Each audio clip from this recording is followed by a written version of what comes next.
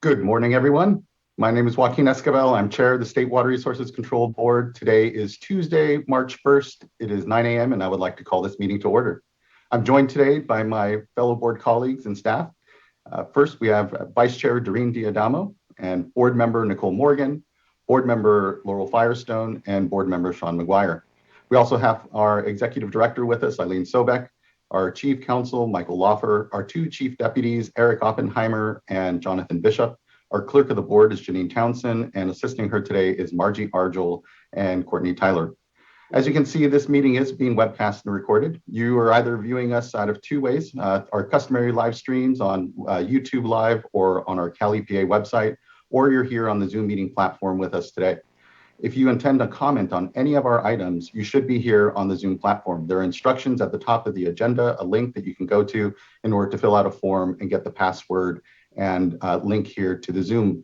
But if you are viewing from one of those other places, you have not been able to do so or having difficulties, you can also email the clerk of the board at commentletters@waterboards.ca.gov, and she can help get you here onto the platform. Once here, your cameras will be off. We will be on mute until your item is up and it is your turn to speak on your item. And with that out of the way, before we do get into our agenda today, I do want to note that a revised agenda was released. We are postponing item number 3, our urban water conservation update, to the next board meeting. As some of you may know, that was usually, we usually had that urban water conservation update on the second board meeting because it's at the end of the month that data was due, but we really wanted to move it up because we wanted to make that data as timely as we could. This time around, though, it fell with the due date on that data from water systems being just yesterday. And so we had to make a call whether or not to send out provisional data or just come back with the full numbers. And that's what we'll do. Until then, it is certainly dry out and there is a critical need to conserve. So appreciate everyone's patience on that.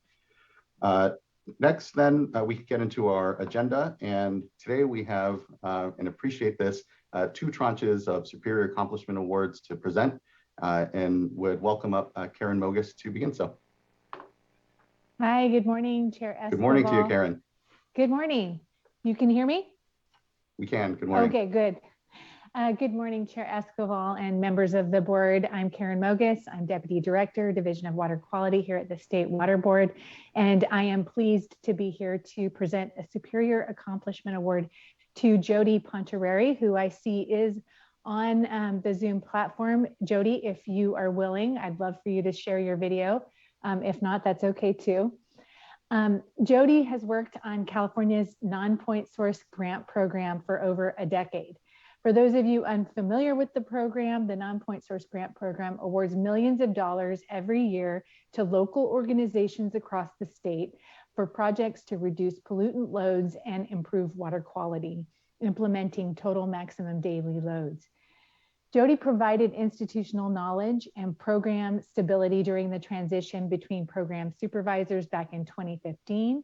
She educated the incoming supervisor on many of the tasks necessary to manage the non-point source grant program, ensuring the effective and efficient administration of the program continued during and after the transition period. Jody provides excellent customer service, consistently and thoroughly responding to inquiries about the program from both internal and external parties.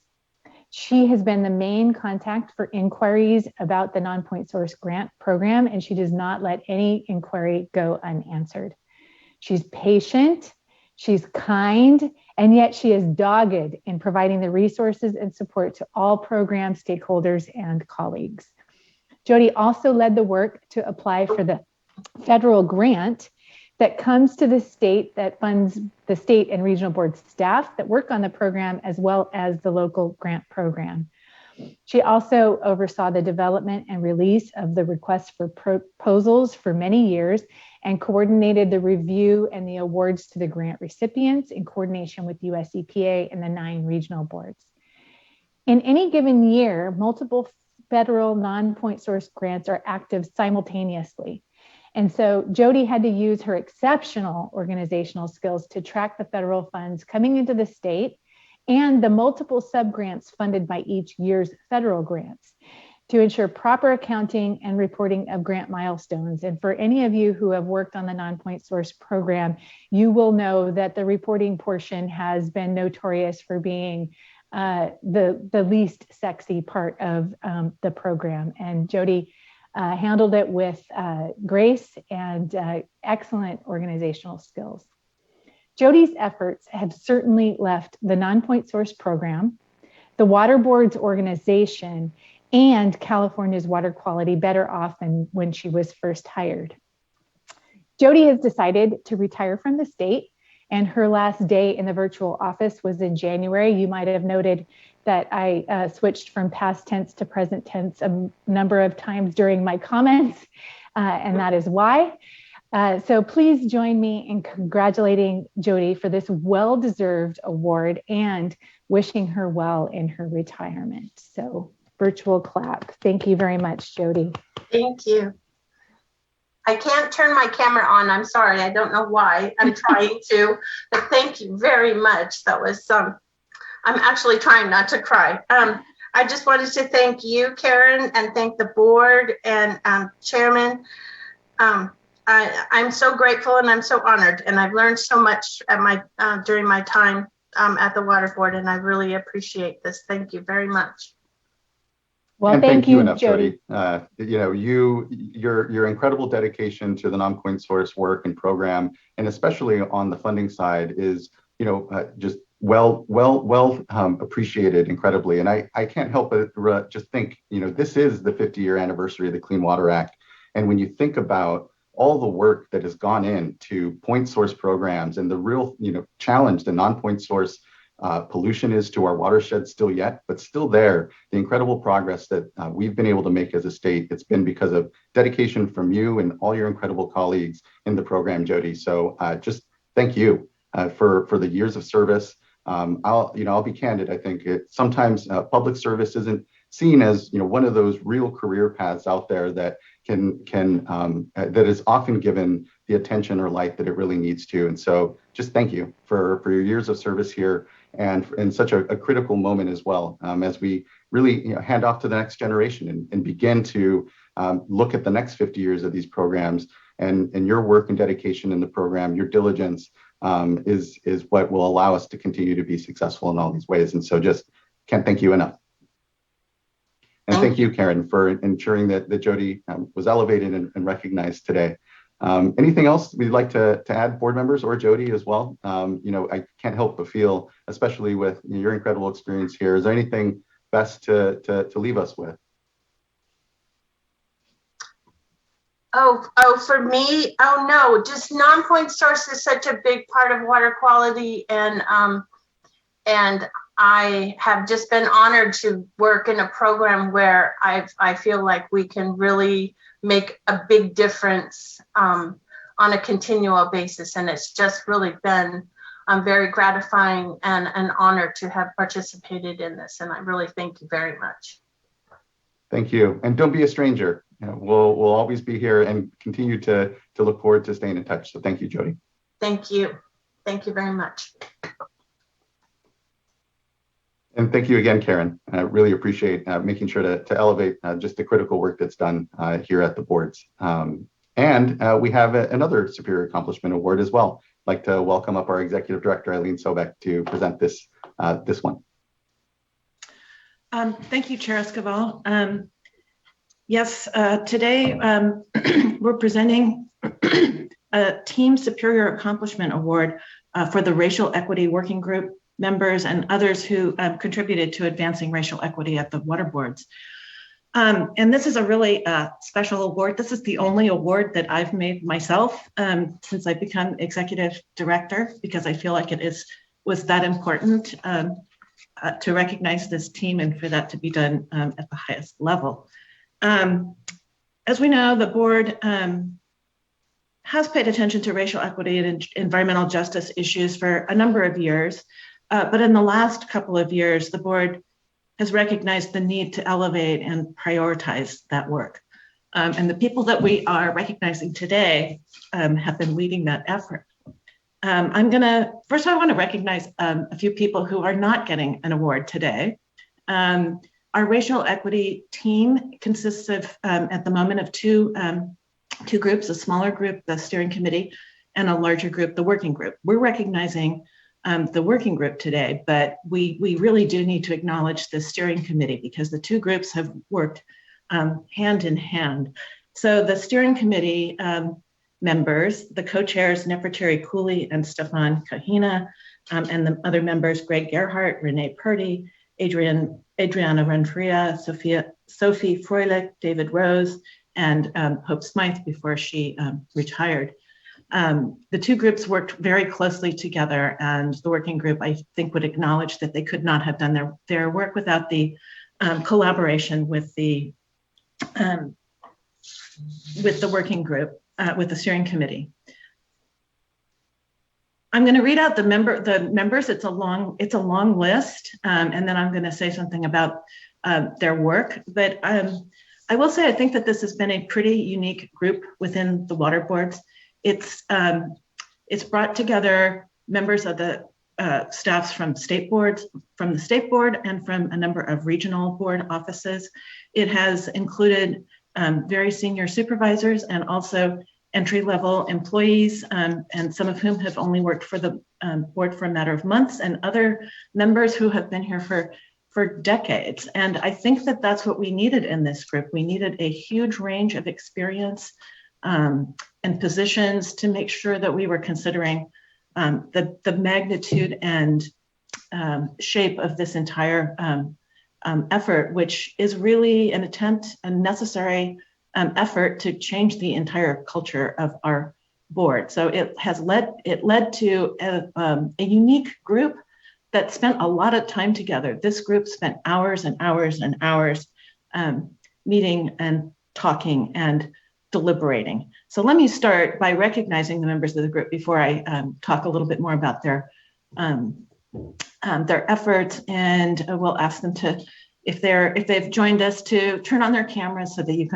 you can see their faces. So the individuals that we're recognizing today include Rebecca Asami, Aiden Cecchetti, Brittany Evans, Nicole Jurgens, Betty Germa, Amelia Gomez, Paula Gonzalez, Diana Henriel, Caitlin Hilty, Charla Holmes, Lauren Hubbard, Annalisa Kihara, Jennifer McGovern, Laura McClellan, Celia Pazos, Elena Joy Palin, Taryn Sahota, Angela Schroeter, Denise Soria, Angelica Torres Olazaba, Claire Wagoner, Joseph Westhouse, Lindsay Whalen, Tien Tran, Devin Burke, Marina Perez, Mandy Roman, and Katie Landau.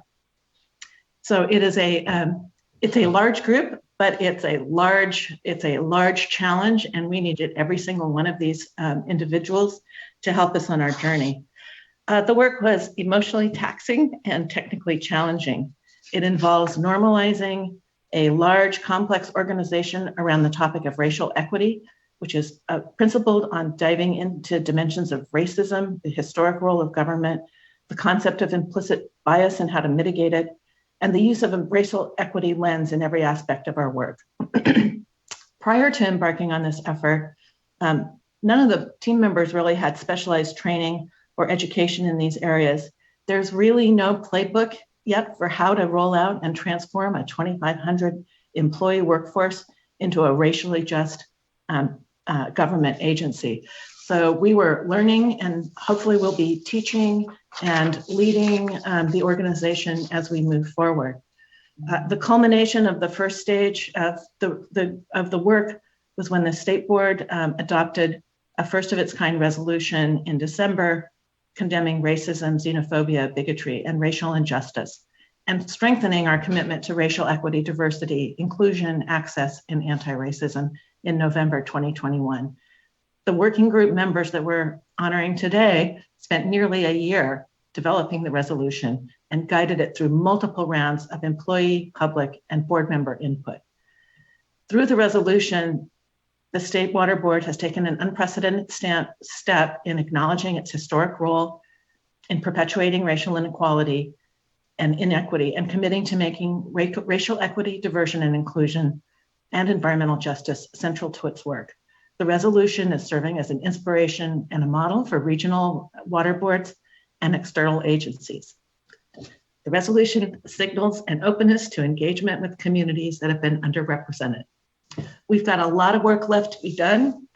This group, in perhaps a slightly reconstituted way, is not stopping with the resolution. We've already spent a lot of time working together and thinking through the next steps, developing the action plan that the board has directed us to work on. And we're all looking forward to rolling up our sleeves and making sure that racial equity is a part of every decision, starting at the very beginning of every project and every policy that the water board works on. This is going to be a long journey, but these folks started the marathon, and many of them will continue in some way, shape, or form. So thank you all, and well deserved.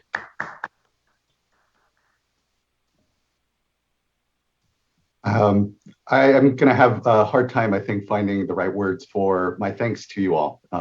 We as a board in that summer of 2020, I think, like so many across the nation, we're here really struck and needing to own what is incredible inequities in our society that impact everything that we do here in a way that I think it is hard to completely really give the right credence to, but you all have the work and the way that you approach the discussion, the openness, and way that you not only communicated with your fellow board colleagues, but also the public around a topic that government doesn't often do well in trying to speak about.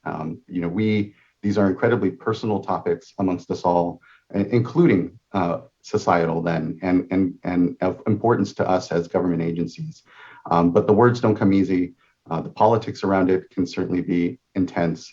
But the way that you approached it has I built trust in what is a really critical discussion, and that I'm just so incredibly proud of to be a very small part of here amongst all your incredible work. And to Eileen's point, the fact that you all represent not just the Division of Water Quality or the Division of Financial Assistance or Water Rights or Administrative Services or with a regional board, but that here the water boards as a whole has come together to reflect, to lead, and to have some of the most important conversations we can in a way that I just have been blown away. And I just thank you incredibly for the good work that you've all done. And I know it's not always easy. So thank you. I wanted to just, please. I just wanted to say one more thing, which is somebody else who did not receive an award because they moved on was current board member Nicole Morgan, who had been an incredibly active member of the working group. So we were, given her destination, we were happy to see her move on. Thank you. I also wanted to thank the working group. The group came together from offices across the state to truly form a team, have respectful and open conversations, learn from each other, conduct internal and external listening sessions, draft the racial equity resolution that was adopted by the board, advance racial equity at the water boards. And they did this all in addition to their regular jobs. And so I just really wanted to say thank you to all of you. I know this was a heavy lift and you guys did it with grace.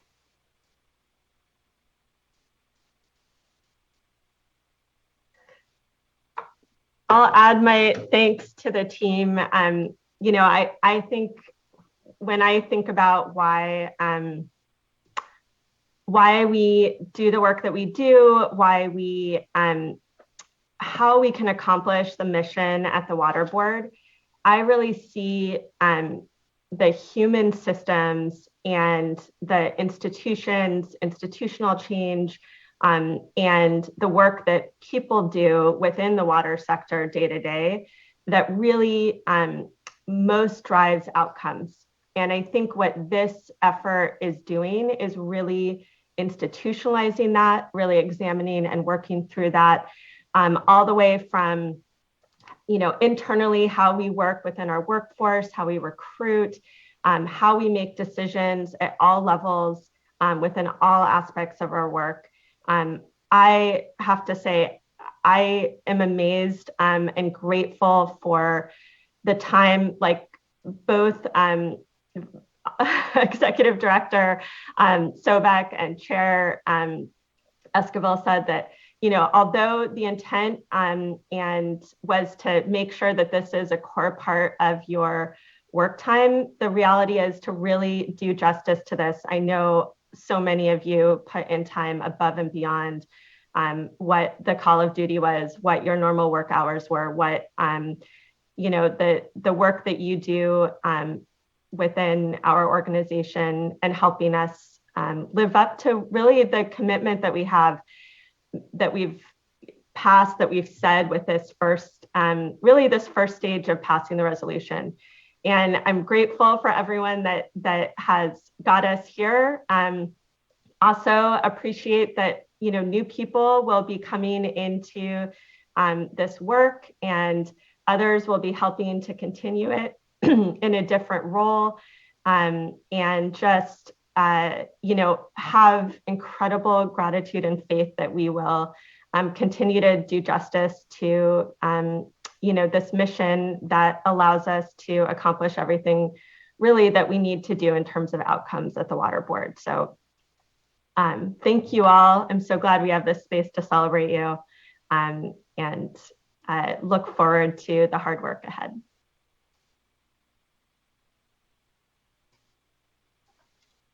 Thank you all again. And here, let me do a quick print screen, because that's our version of a photo now for all of this. So everyone smile. All right.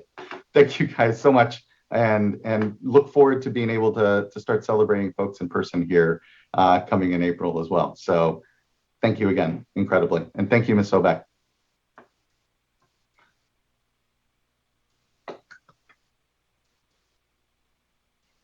Okay, that now concludes our presentation of the Superior Accomplishment Awards. And again, I can't thank enough supervisors and managers here for making sure to elevate the work of your programs and the people, the most important part of us as an organization. Okay, that moves us on to public forum. And I believe we have about 3 or so commenters, I believe. And our first commenter is Zach Gilmer, who will be followed by Phil Williams and then Benjamin Harris.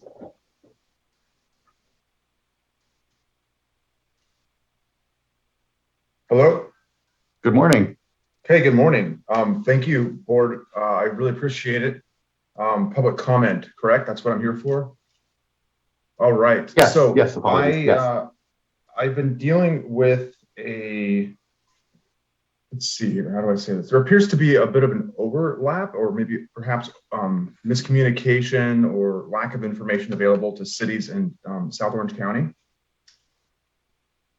And specifically when there's these redevelopments that are happening on sites that are contaminated or have been contaminated, and most of them have some sort of record on GeoTracker, and some have caps that are on there where it says nothing more should happen, right, without letting the regulatory agency know. However, cities are still proceeding with issuing building permits and claiming that sites are CEQA exempt. I don't think they know exactly what that entails when they say that. It's complicated, and I'm wondering if, in South Orange County in particular, there's a bit of an overlap, because there's Orange County Environmental Health, which is great. However, South Orange County is technically covered by San Diego Regional Water Quality Control Board. And so there's a large military base that separates. And I think it's from Laguna Beach all the way down to San Clemente. And I'm wondering what sort of resources would be available to help cities know that, hey, this was an old gas station. Hey, this is a dry cleaner. Hey, this is an existing site that has maybe soil closure. And if anything happens, the agency needs to be made aware of it. These commercial buildings that are being redeveloped, I know, for example, San Clemente, they rezoned all their old gas stations for mixed use to try to revitalize the community. And these properties are adjacent to residential. And it just seems like the cities don't want to be bothered with it. And it's frustrating to watch this sort of thing happen. And so I'm reaching out to see, and I honestly think I was trying to get a hold of the San Diego regional board, and I know that the state and the regional boards are separate. But is there anything that can be done? Yeah, I appreciate the flag, Mr. Gilmer. I mean, this is very much why public comment is here, to provide these opportunities where if folks are seen or concerned around some disregard for what is an important role, to your point, of the regional water quality control boards in identifying remediation needs for properties or not. Perhaps it's another agency. I'll actually look over to our staff, Jonathan Bishop, and I'll let him be able to explain. But I appreciate you flagging this. And yeah, I mean, it's something really that we want to address. Soils management plan, for the most part, is probably all these sites need. But there's a big redevelopment planning in Dana Point, right? There's a massive plan to redevelop the harbor. I'm fairly certain the water table is going to be pretty low there. Yeah, so there actually is procedures in place, and if there's a breakdown, we'll contact the San Diego board to ensure and give them your information off of your email so they can touch bases with you. But you should rest assured that a city can't redevelop without doing a phase 1 and a phase 2 site assessment of the property, which identifies what the past use was there any contamination, so that those are already built in and required. If there's a breakdown that they're not following that, that's a different story. And so that's why we want to follow up with, have the San Diego board follow up with you, make sure that the city is following the procedures and the requirements under the law. Yeah, Mr. Bishop, I do appreciate that. However, I don't think that that's actually happening. And I am also concerned to be a citizen and, having my name being on public record for developers to then go find, who have literally millions and billions of dollars to make my life miserable. We won't put your name on any record. We just want to find out what information you have so that we can follow up. Yeah, I do appreciate it. I mean, it's just trying to have developments be responsible is all that. Yeah, and what we can recommend to the Regional Water Quality Control Board is just to actively reach out to the city and make sure where folks are being reminded of what the requirements are, because there is a lot of and needing a lot of redevelopment that's going on. We want to see properties that have challenges to be remediated in a correct way and redeveloped and reinvested in. It is really important, and that work is very much accelerating out there, I think, in a number of communities, and we want to make sure that the right protections are certainly in place. And so we appreciate the flag, and yes, we won't be passing your information on personally, but we will follow up with you just to see if there's any specific properties that you have that you're concerned around or issues, and more importantly, this is something that we'll work with the Regional Water Quality Control Board to make sure they're following up. Yeah, I think the CEQA exemption that the cities are kind of relying on, or if the property's under a certain size from a stormwater standpoint, to be CEQA exempt from stormwater. I don't know. I don't really practice BMPs a whole lot or deal with SWIPs a whole lot. But that CEQA exempt seems to be all encompassing in the city's eyes. Right, and it certainly doesn't, push away these other requirements from the city when it comes to redevelopment. So, yeah, thank you. I really do appreciate it. Yeah, thank you, board. Thank you for your time. I appreciate it, Mr. Bishop. I thank you for letting me know about the phase 1s that the city's supposed to be reviewing as well. You're welcome, and we'll get in touch with you. Thank you. Fantastic. Yes, definitely. Appreciate your time this morning. Thank you. Thank you. Bye. Next, I would like to call up Philip Williams.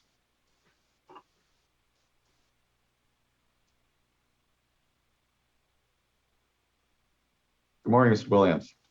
Good morning, sir. Can y'all hear me okay? Good morning, Mr. Chair. Good morning, members of the board, and very happy Mardi Gras to you all. My name is Phil Williams. I represent the city of Ukiah up in the Russian River watershed.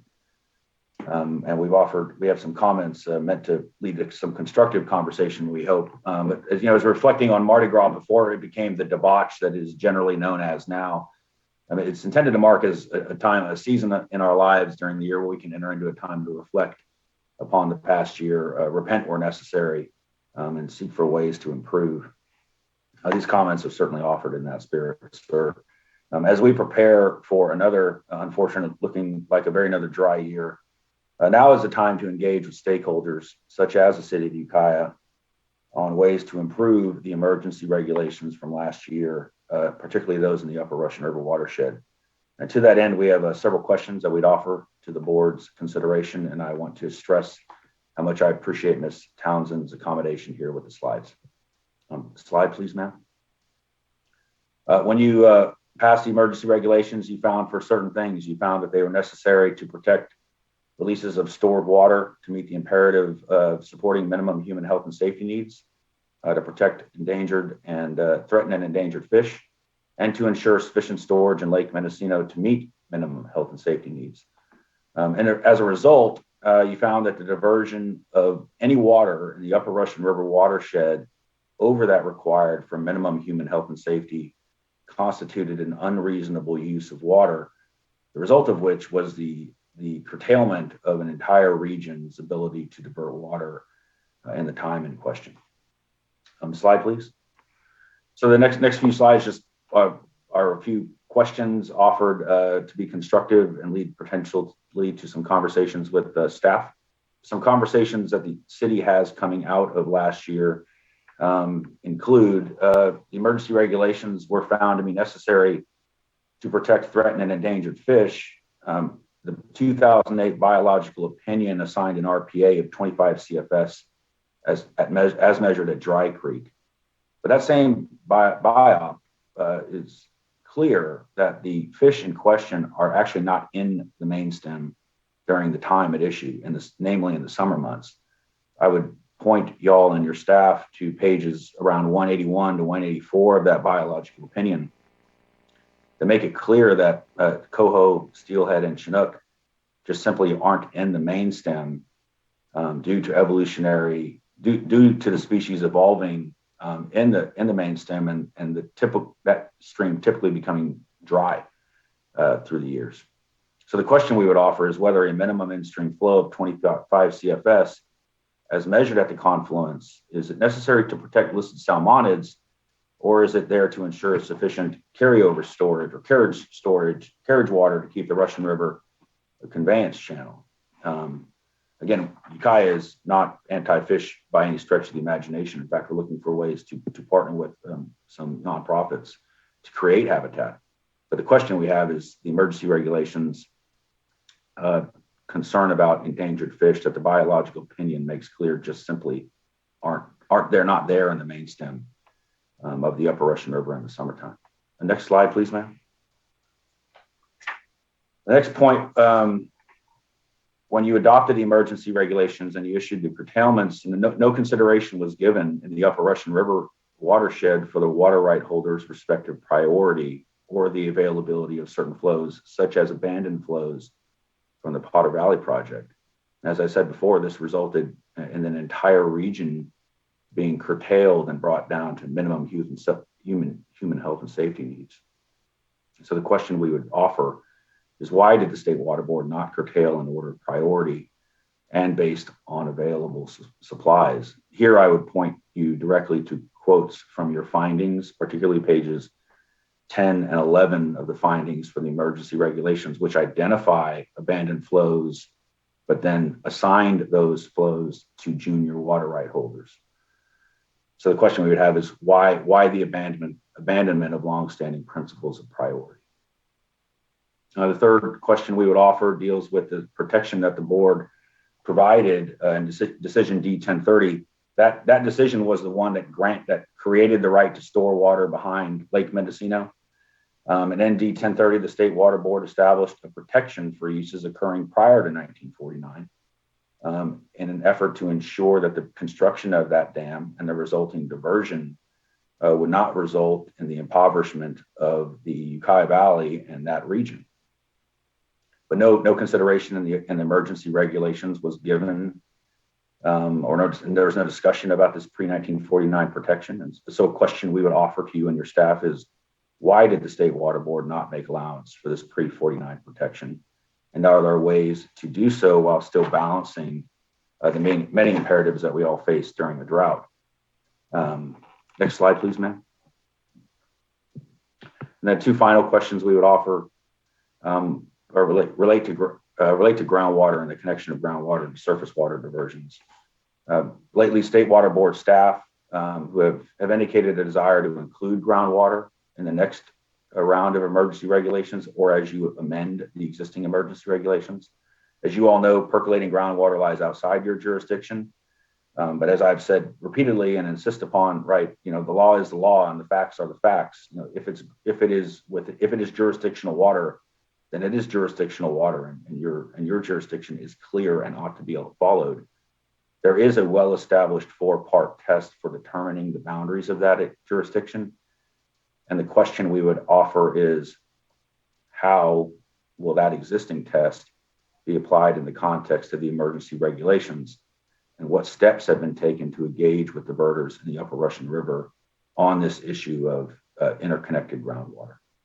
And then finally, Mr. Chair and members of the board, we have a groundwater sustainability agency up in the Ukiah Valley. Our GSP was recently adopted and approved and is out for public comment.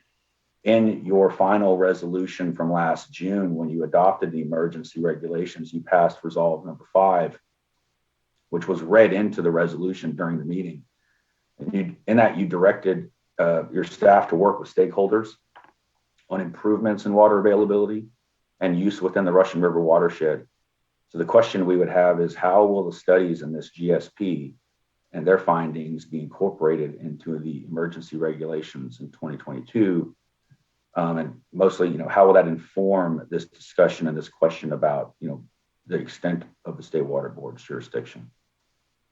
In closing, with an eye to, it hasn't rained in a couple months, unfortunately, and with an eye to the coming summer, we would ask for a chance to engage with staff and engage with the board.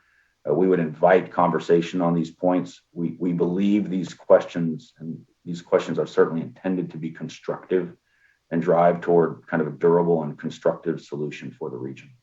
We would hope that you would see the city of Ukiah, which has senior water rights far up on the Russian River, that you would see us as a partner to help you balance the many imperatives you will face in the coming year.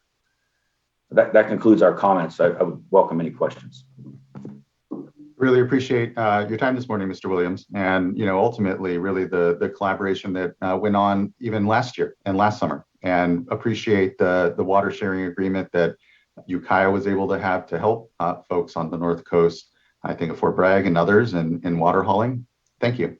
What our door is always open, that, and so we're glad to be able to make sure that we're further exploring how best we implement curtailment this coming summer, knowing that things are dry. And it's given that Lake Mendocino is pretty much, and we've heard here in previous updates, we'll hear, I'm sure, here in a moment with our hydrologic update discussion around the work going on the Russian River. It includes a lot of collaboration and a lot of opportunity to make sure that all parties are informing the board's approach so that we can best balance what are these incredibly difficult circumstances, and that I certainly don't have to tell you, given what Ukiah and the watershed had to live through this last summer. So thank you for that. And I know I don't think I'll let Vice Chair for sure chime in here.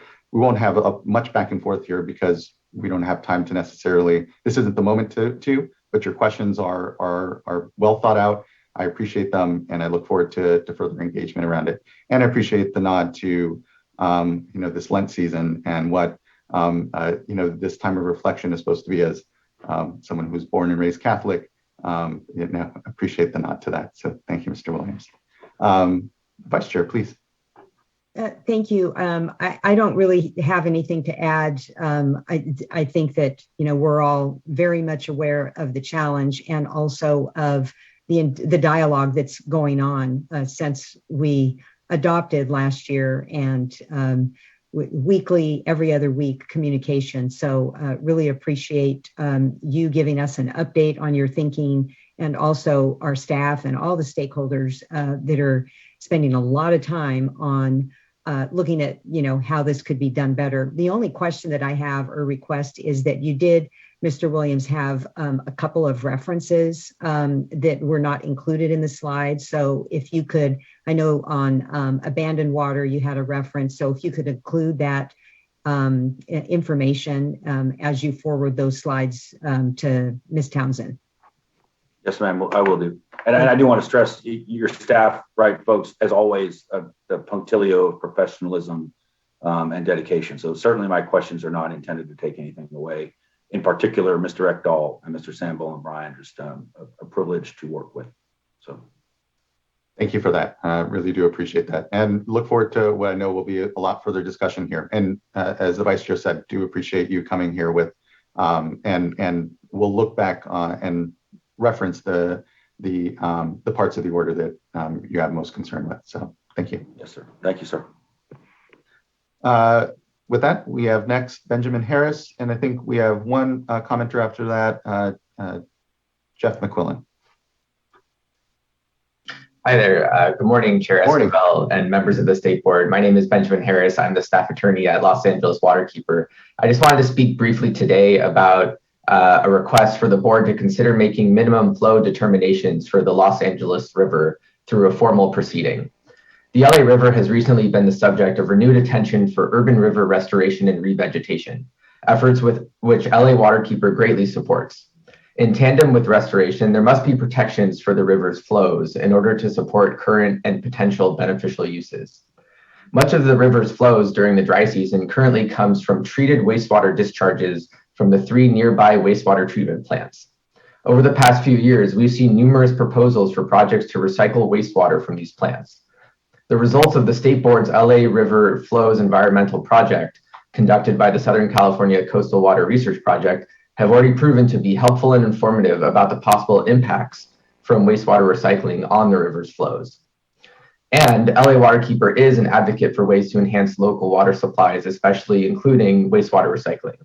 But unfortunately, the problem is that the current absence of a definitive minimum flow finding for the LA River is causing a race to the bottom between wastewater recycling projects at the expense of the river. Local water agencies in LA are using the flow study for one-off recycling projects rather than undertaking a coordinated and holistic approach to assess the necessary minimum flows in dry weather for the LA River that would help support the beneficial uses.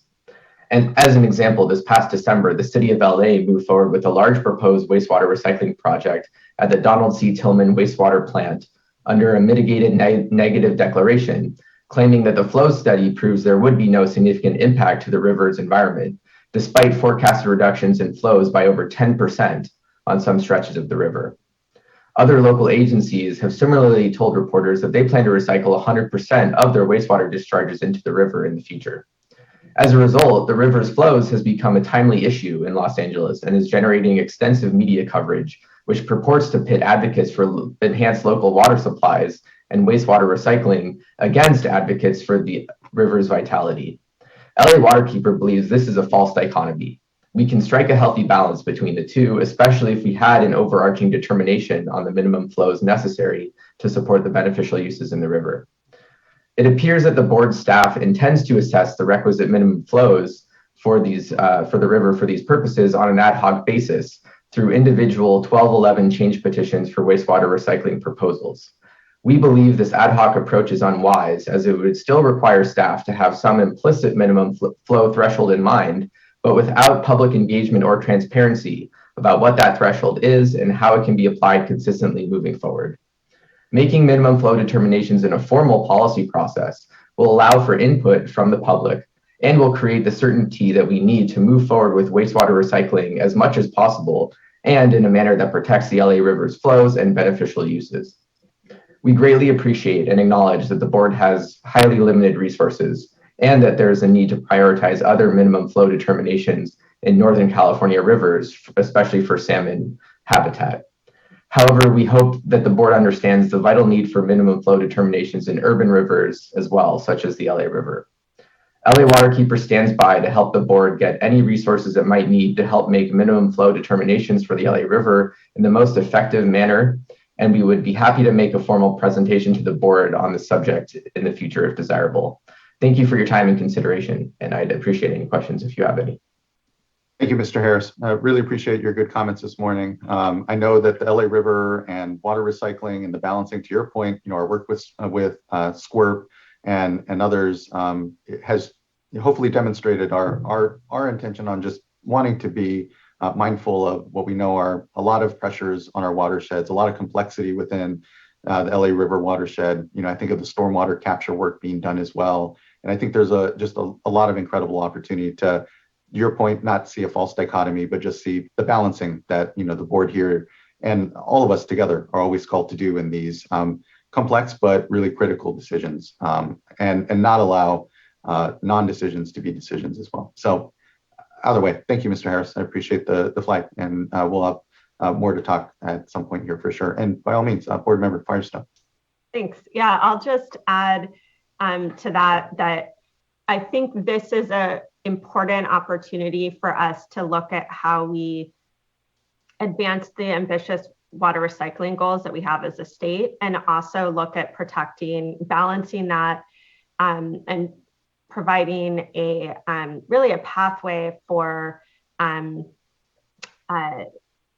addressing beneficial uses, also a lot of environmental justice, access to green space and waterways, and it's a really timely and important opportunity to balance that and find a pathway forward. So I do feel like, this, obviously we have resource issues, every meeting, there's a host of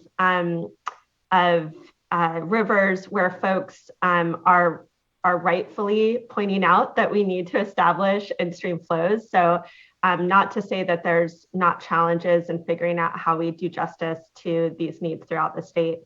But I also think in particular, this is a timely and unique and important opportunity to get in front of this issue that I think will just continue more and more, so that we can, like you said, avoid this false dichotomy, and do justice to the goals that we have. So thanks for bringing this up. And I think as we look at priorities, our priority setting with the board, we really do that through a transparent process. And I think this is a good point for us to be looking at within our priority setting process. So thanks.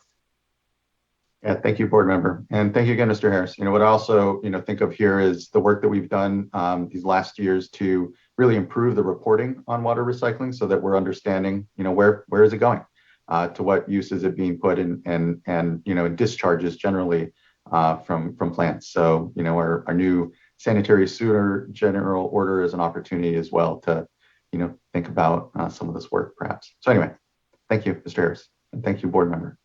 I think that actually wraps up our public commenters. We don't have one last commenter here. So with that, thank you everyone for your time and patience for both the awards and public comment, an important part of the board's business.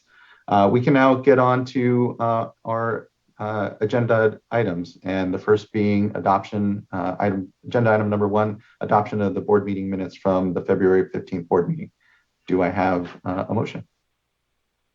Or are there any edits? Yeah. Move adoption of the minutes. I'll second. Thank you, Vice Chair. Thank you. Ms. Townsend, can you please call a roll call vote?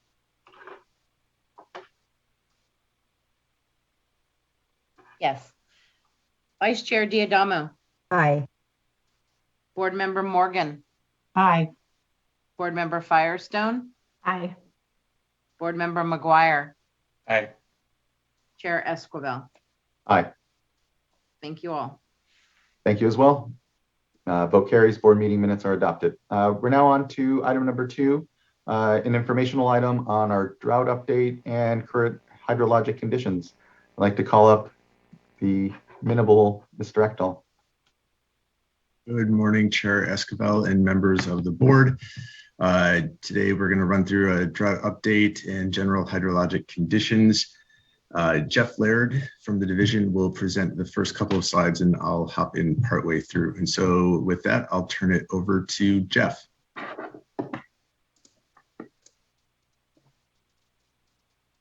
Thanks, Eric. Good morning, Chair Esquivel and members of the board. My name is Jeff Laird. I'm a Water Resources Control Engineer in the Division of Water Rights Bay Delta Sacramento Unit, and I'll provide you an update on the precipitation summaries of the water year, the status of reservoirs across the state, and some other relevant hydrologic updates. Next slide, please. One more. Thanks. We'll start off with an update on our precipitation indices. Unfortunately, our major precipitation indices remain largely unchanged for the past few months. Here with the Northern Sierra Index, we have just under 32 inches of total precipitation, which is slightly below average for this point in the year at 92% of average. Next slide, please. In the San Joaquin Basin, there's been about 20.4 inches of precipitation, which is 80% of average. Next slide. And in the Tulare Basin, we've had a total of about 13.5 inches of precipitation, which is 74% of average. Next slide. In terms of the snow or our snowpack, snow water content, each basin has just kind of been slowly dropping off since our last storm. And the basins respectively sit at 52%, 59%, and 53% of the April 1st average. And that's for the Sacramento, San Joaquin, and Tulare basins from top to bottom. And overall, we're looking at about 65% of average overall. Next slide, please.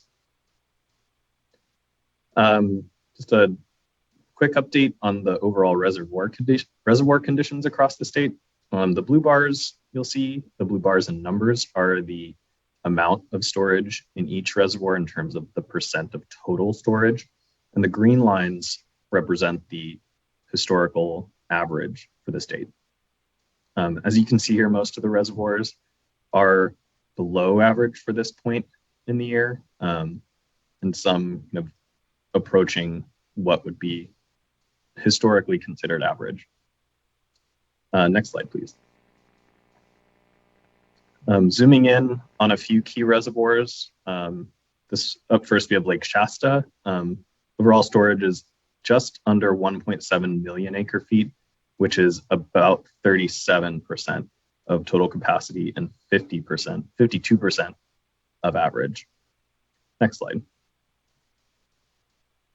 At Lake Oroville, storage is about 1.6 million acre feet, 47% of total capacity, and 76% of the historical average. Next slide. Further south at Folsom, storage is just under 530,000 acre feet, 54% of total storage, and 110% of historical average. Next slide. And our last zoomed in look, we have New Melones, and right now that reservoir holds about 986,000 acre feet of storage, which is 41% of total capacity and 69% of the historical average. Next slide. Here we have a couple of other reservoirs, Cachuma, Diamond Valley, and San Luis. Cachuma is about 48% of capacity, 66% of average.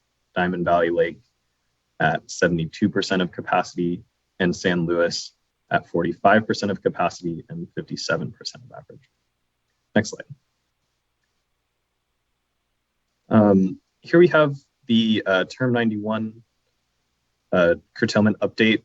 This update was produced last week, and since then, supplemental project water values have been fluctuating between positive and negative values.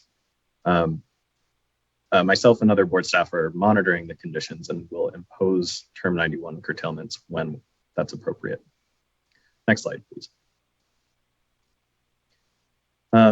Here we have the overall drought monitor for California as of late last week. Most of the state is in the moderate to severe tier of drought conditions, and that's the orange colors. But some areas have crept into the more severe tier of extreme drought. Next slide, please. In the Colorado Basin, conditions are similar to California, and we see the majority of the basin, about 80% in the moderate to severe range, with some in the extreme to exceptional range of drought conditions. Next slide. Across the US, or across the Western US, drought conditions are expected to remain in place over the next few months. These predictions are valid until early in the summer. Next slide, please. And this is the monthly temperature outlook from Noaa, and these forecasts show that California and most of the West are expected to have a more or less normal March in terms of temperature. Next slide, please. And looking at precipitation, this forecast also predicts a relatively average month ahead, with the possibility of above normal precipitation in the northern parts of the state and at higher latitudes. Next slide. And this is where I pass it back to you, Eric. Thank you, everyone. Great, thank you, Jeff. Some additional, maybe sobering context for that first bullet: historically dry conditions in January and February, which are starting to impact very low storage conditions or result in very low storage conditions in many reservoirs. Just this morning, we got an update from the California Nevada River Forecast Center. So I didn't have time to put it into the slide here, but it compares precipitation for January and February relative to other critical drought years in the Central Valley.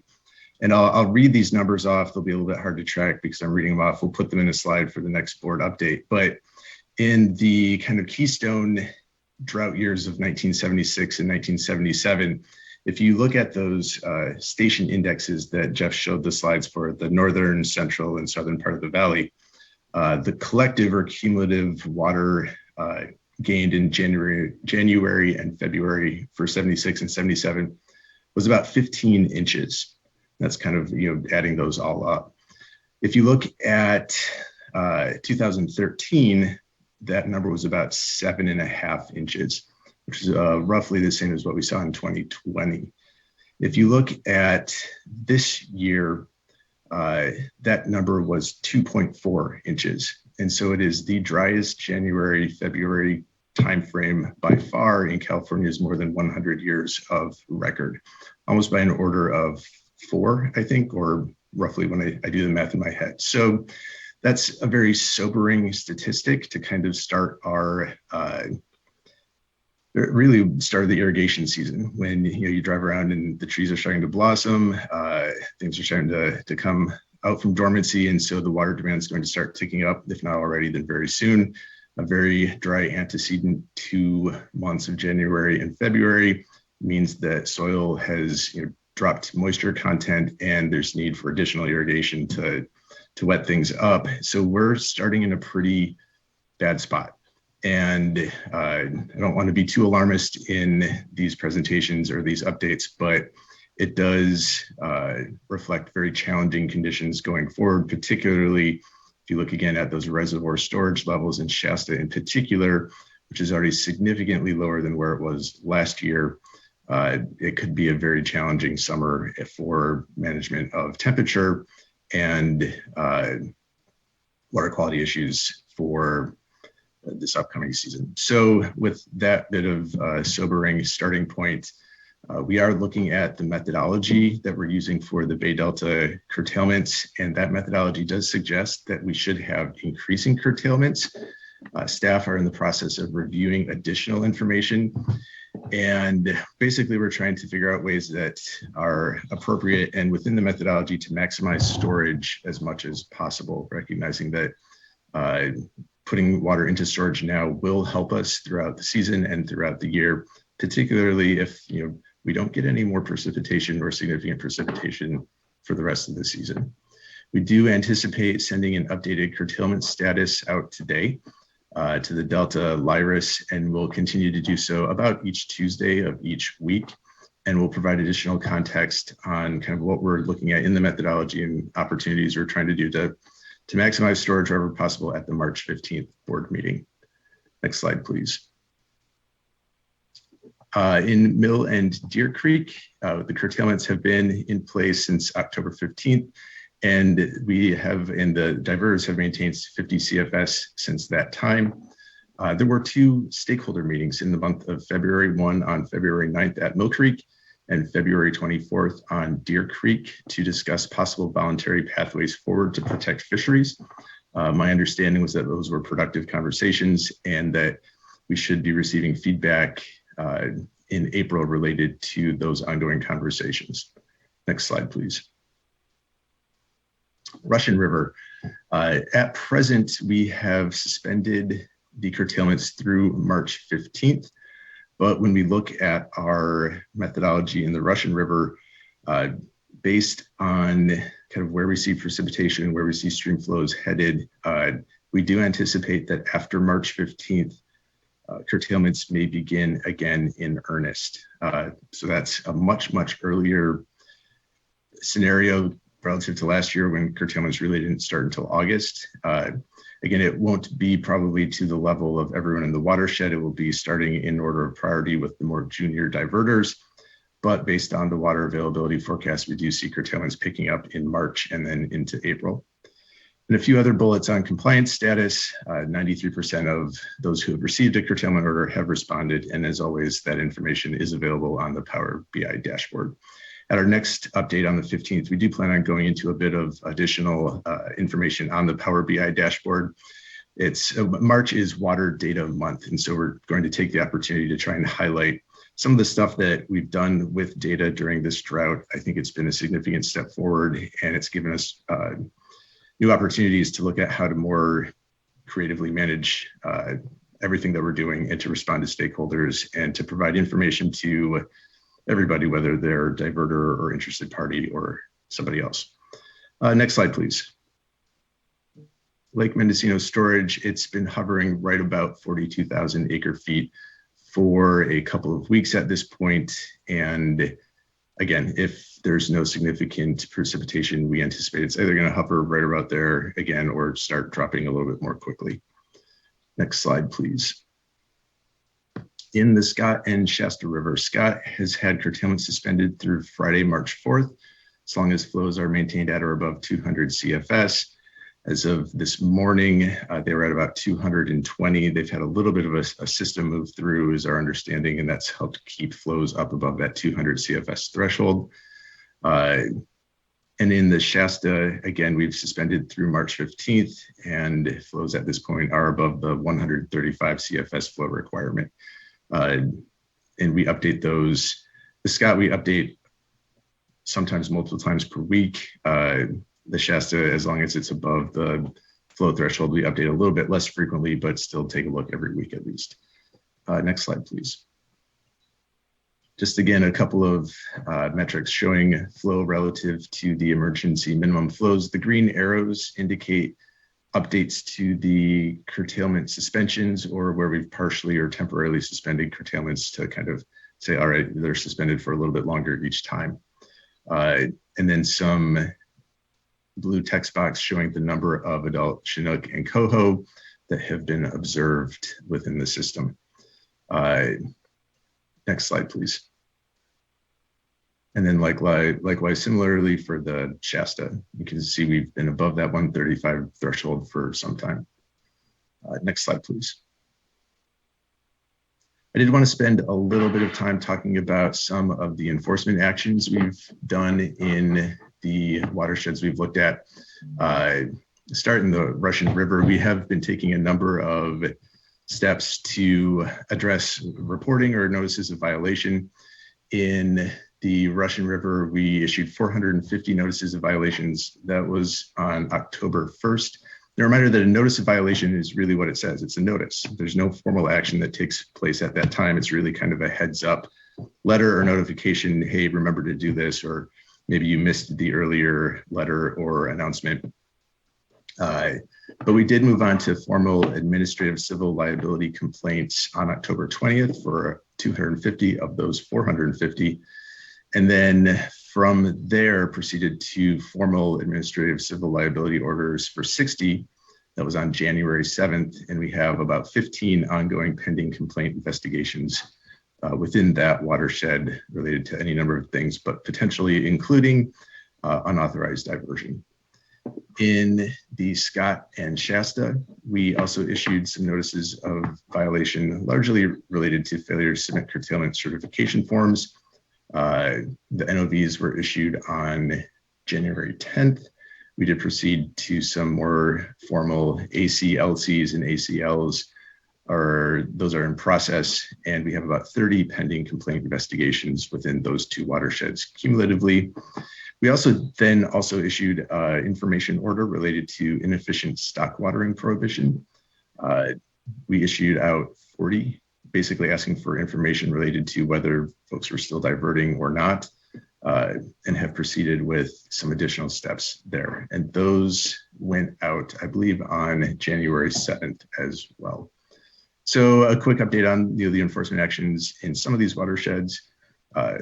The process is a lengthy process, but staff have been diligent in kind of pursuing and following up where appropriate, and then also, using judgment and kind of trying to find a best path forward. The best outcome isn't always an ACLC or a monetary fine. A lot of these are, or if not all of these, are focused on just achieving compliance and bringing people into compliance rather than going through a lengthy informal quasi-adjudicative process to bring about a resolution.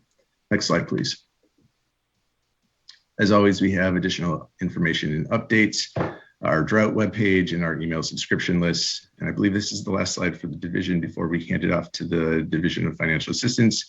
I think we can pause for questions here. We can wait until the end. Thank you so much, Mr. Ekdahl. Looking at my colleagues, seems nothing pressing now, but we can follow back. Oh. Board Member McGuire, please. Yes. Thanks, Mr. Ekdahl, for the update. Really helpful and just, I think, important to just confront the reality that we're all facing here, head on. It's dry. The best approach here is just to assume it's going to be dry going forward and figure out what our steps are and deal with the resources that we have and figure out how to balance those the best we can. I also appreciate your update on the enforcement actions, and just noticed that the Bay Delta watershed was not included in that list, and so I was wondering if not today, maybe at a near-term future board meeting, if you could just provide a summary of the type of actions that you're either taking or have under investigation in the Bay Delta watershed. Yes, we can provide additional information, although I will highlight now, as of this point, we don't have a significantly correlative effort in the Bay Delta watershed. In large part because the curtailments shifted so quickly after we had put them in place. So they really started late August and then early September, but by the time we kind of ramped up and got staff in position, by October, we were in the position of lifting curtailments. And so it hasn't had that same level of follow-up yet. Okay, I appreciate that. Just still, just anticipating the coming months here and what that might look like in terms of compliance assistance and those types of steps. So understanding where the challenges were, even though it was a short time frame, still thinking through that would be appreciated. So any update that you have, thank you. Yep. All right, let's go to the next slide and we'll hand it off to DFA. Thank you. All right. Good morning, Chair Esquivel and fellow members of the board. My name is Matt Pavlicek. I'm a senior engineering geologist over the Cleanup and Abatement Account and Emergency Drinking Water Unit with the Division of Financial Assistance. And today I will be providing a brief update on drought-related funding. Next slide, please. So again, this map shows all of the urgent drought projects that we have committed funding to since July 1st. We're now up to a total of 16 projects for just under $2 million. And as a reminder, we are continuing to coordinate closely with our colleagues at the Department of Water Resources, who also have some drought-related funding available regarding urgent drought response, as well as the development of county level or regional scale programs to assist those served by state smalls and domestic wells that have gone dry. Next slide, please. So this map shows the existing regional and statewide programs that could help with drought response for services such as well repairs and replacements or provisions of bottled and or hauled water. In our programs, there are currently about $49 million in funding available. Additionally, we have technical assistance that is provided across the state through a number of funding agreements with various technical assistance providers. These technical assistance agreements could potentially also assist with drought-related issues, and there's still approximately $54 million remaining in these programs. And more information regarding these programs is available on our webpage. Next slide, please. So this slide just summarizes our drought funding activities since July 1st. We've committed funding to 5 urgent repair projects, plus an additional 10 emergency projects through Self-Help Enterprises Emergency Funding Program for a combined total of just under $2 million. We've added an additional $34.8 million to our existing regional programs, and we've provided interim solutions to 10 communities so far, specifically related to drought issues, providing assistance to over 7,500 people. Next slide, please. So going into a little bit more detail on our recent funding approvals, we didn't approve any requests for urgent drought projects in February of 2022, and there were also no amendments to our existing regional funding programs. Through the Self-Help Enterprises Emergency Fund Program, we recently approved a well repair project for William Fisher Memorial Water Company for about $15,000. For our county programs between the State Water Board and DWR, we are still in discussions with several interested counties. And the State Water Board recently launched a countywide and regional funding program solicitation that is now live in our financial assistance application submittal tool. Next slide, please. So today I wanted to go into a little more detail on the countywide and regional funding program. The solicitation opened on February 22nd. Applications for the solicitation are not scored competitively and will be accepted continuously, subject to funding availability. The funding is intended to address drought-related and contamination issues faced by state small water systems and domestic well users in disadvantaged communities. And staff are holding 2 workshops with RCAC to provide an overview of the funding available and the application process on March 2nd and March 4th. And more information regarding this countywide and regional funding program is available on our webpage as well. Next slide, please. I also wanted to highlight our recent work with Spring Mountain Mutual Water Company that I had mentioned previously. They serve a small disadvantaged community with a population of about 26 people. The water system's well failed on February 4th, and utilizing our existing regional funding programs implemented through Self-Help Enterprises, we were able to quickly respond with bottled water deliveries beginning on February 7th and hauled water deliveries beginning on February 9th.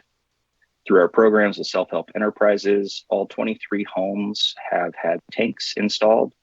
As of yesterday, we have provided a little over 62,000 gallons of hauled water, and to date, 13 households have enrolled to receive bottled water as well. Next slide, please. And lastly, here are some links to various resources that are for drought-related funding resources, and we are available for any questions that you guys may have.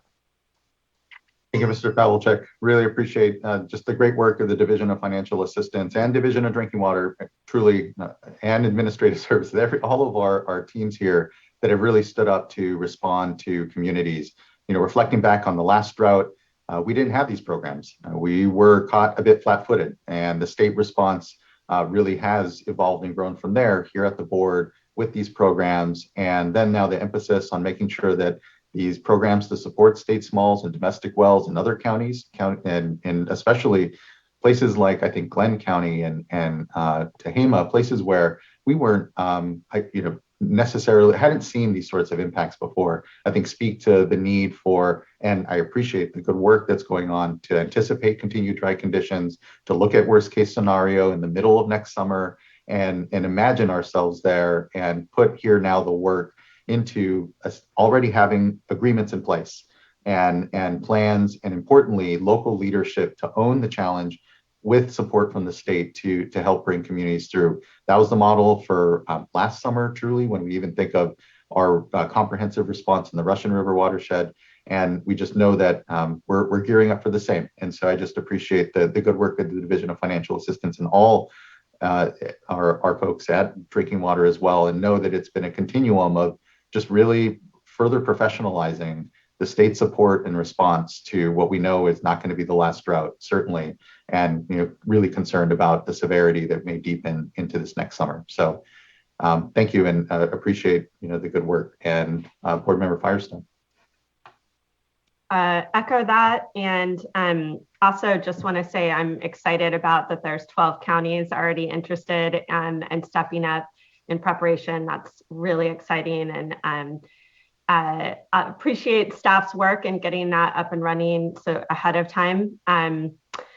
I would just say, in the future for updates, it would be great. The focus is has really been on response and emergency response, and we're doing a ton on that, and that's really been the focus of this. I would love to just add a little bit when we give updates on all the investments and work we're doing to prevent those emergencies, so that we aren't having to do the hauled water and emergency response. I know we're investing a ton in trying to get systems interconnected, get the kind of infrastructure in place so that communities don't run out of water. So it'd be great just to highlight that in a future update, so that we don't misrecognizing that work and kind of understanding that piece of it. And then just lastly, I also feel like it would be great to better understand and recognize the neighboring water systems that are providing water for these sort of emergency hauled water. I know Ukiah was represented before and did that for a number of communities in their area. I know Cal Water is doing that around in Visalia. And I don't know if that's through this presentation. It could be just through another avenue, but I think just recognizing, both the counties and the other water systems that are really stepping up to help prevent and be ready for response and for neighbors is just helpful to recognize and celebrate a bit. So thanks so much. It's really amazing work, and I feel relieved that we are going into this next spring and summer with a lot of good things in place, and hopefully we can prevent as many emergencies as possible and be ready when there are some. So thanks for everyone's work on that. Hear, hear. Thank you, board member, and really good suggestions there. Others with questions for DFA? Okay. Thank you. Thank you again, Mr. Pavlicek. And I think we are, I don't know if we have an update from the Division of Drinking Water. I think at the next board meeting is when Eric Zuniga will have returned, and we'll have updates on the work I know that has been ongoing here, even without him necessarily presenting. So unless there's anything that Mr. Polhamus wanted to add. And then otherwise, thank you. Okay, that wraps up this item. Appreciate everyone's update here. And again, item number 3 has been postponed to the next board meeting, which brings us to item number 4. And I'll still call up here Darren Polhamus to kick us off on what is a consideration of proposed resolution adopting the proposed prioritization of drinking water regulations development for this calendar year. Excuse me, Chair Esquivel. Oh, we yes. have 2 speakers. Oh, I apologize. I do that too often. Item number here, 6 is not complete. Apologize. Item number 2 is not completed. It's still open, and we actually have a couple of commenters, so I apologize. We have Jamie Nearney and then Don Mickenhill.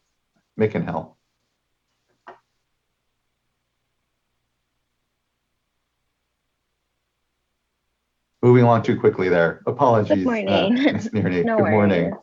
Glad to have you Good with us. morning. Thank you.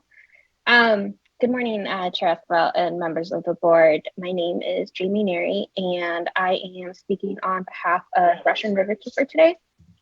We submitted written comments last week to the board in regards to the situation in the Russian River watershed, and we want to thank you for the opportunity to provide oral comment again here today. In our written comments, we noted that we had heard how this board provided a facilitator to help ensure demand management in our watershed is successful this summer, and to hopefully help us avoid entering into as precarious a situation as we did this past summer. We thank the board and staff in our written comments for those continued efforts, and we want to reiterate those things here. So thank you again, we appreciate it.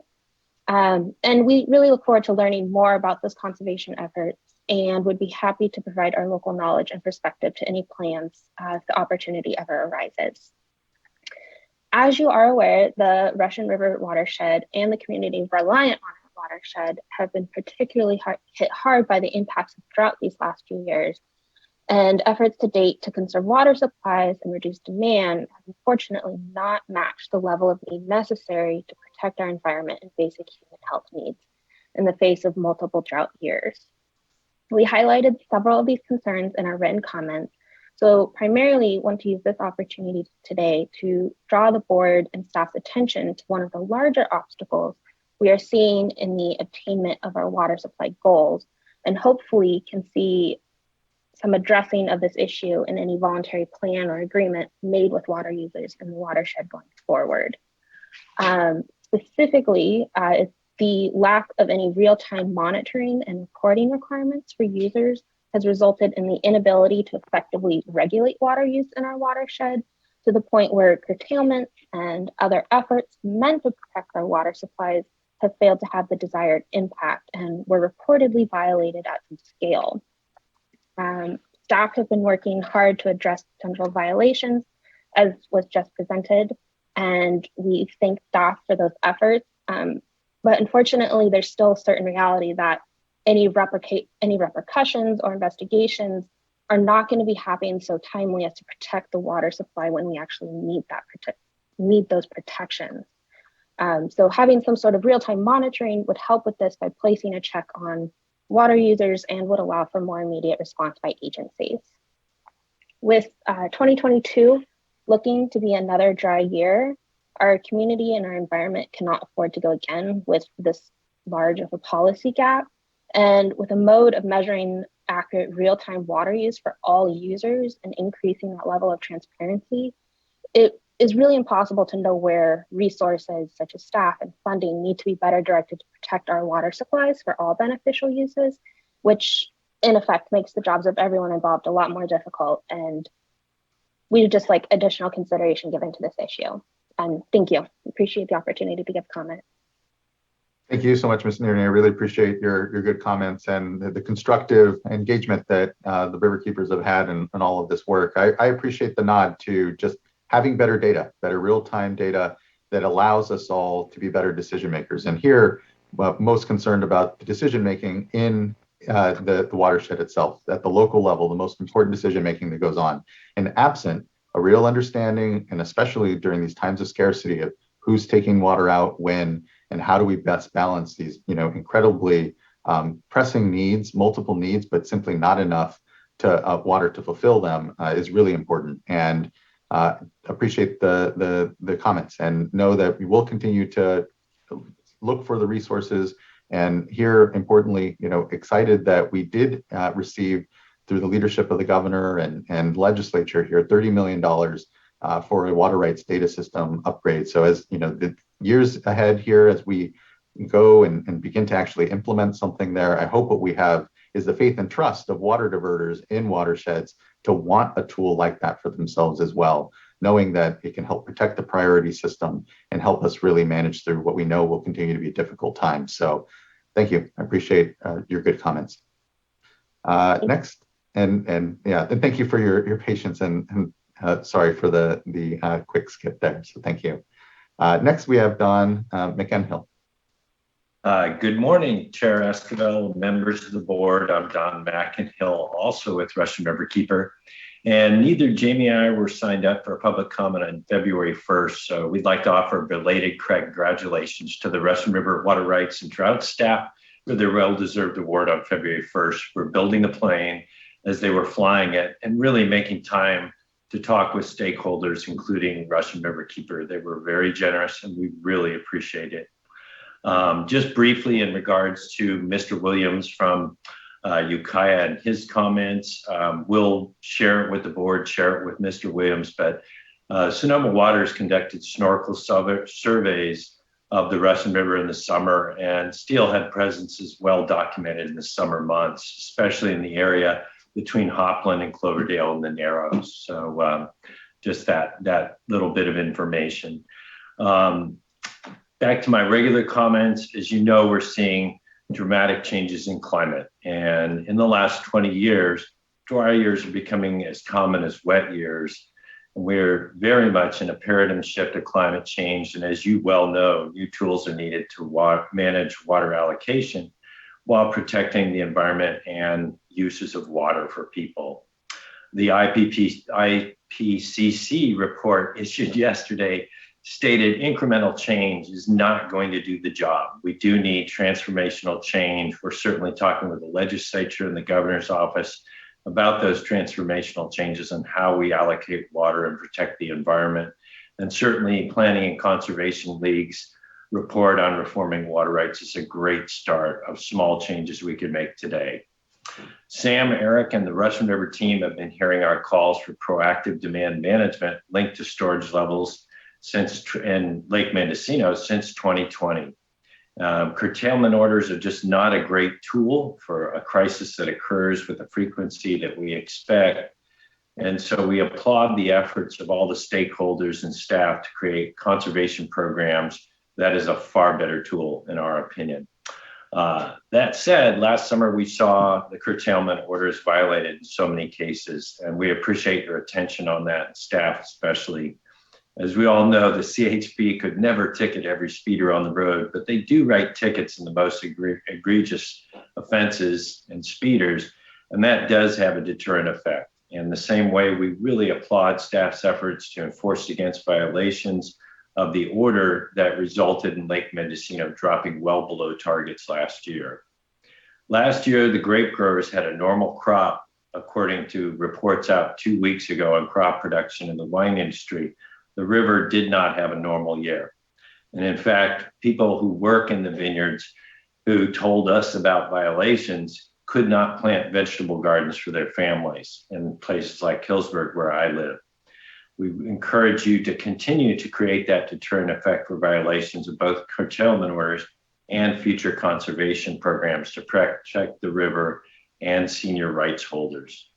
And one thing I'd like to just bring to your attention and staff's attention is last week we witnessed many vineyards using overhead sprinklers, some for 4 days straight, 24/7, to mimic the rain that has not fallen. And unfortunately, that caused the water agency to have to increase their releases from Lake Mendocino on Monday morning, 20 CFS. That's going to drain 40 acre feet per day, and we're not even into the hot season yet. So we encourage staff to consider declaring overhead sprinklers for irrigation and not frost protection to be an unreasonable method of irrigation and protect the river and senior rights holders. Thank you so much for this comment. Thank you, Mr. McEnhill. Appreciate your comments and again, the engagement around what are going to be a lot of difficult discussions, but important work in the coming months. So thank you. Again, I appreciate everyone's patience as I skip public comment on accident there. So thank you. That does now conclude item number 2. Unless there is further discussion from any board members, but seeing none, then Again, item number 3 has been postponed to the next board meeting. And now we come to item number 4. Good to see you, Mr. Polhamus. Thanks for the patience.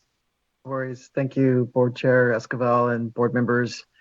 As we are getting ready to present the proposed prioritization of our drinking water regulation work for the upcoming year, I'm struck by both the fact that it seems like we were here yesterday, yet it seems like it was a lifetime ago that we were here, just of all that has happened between the last time we were presenting and then realizing how quickly the year went by.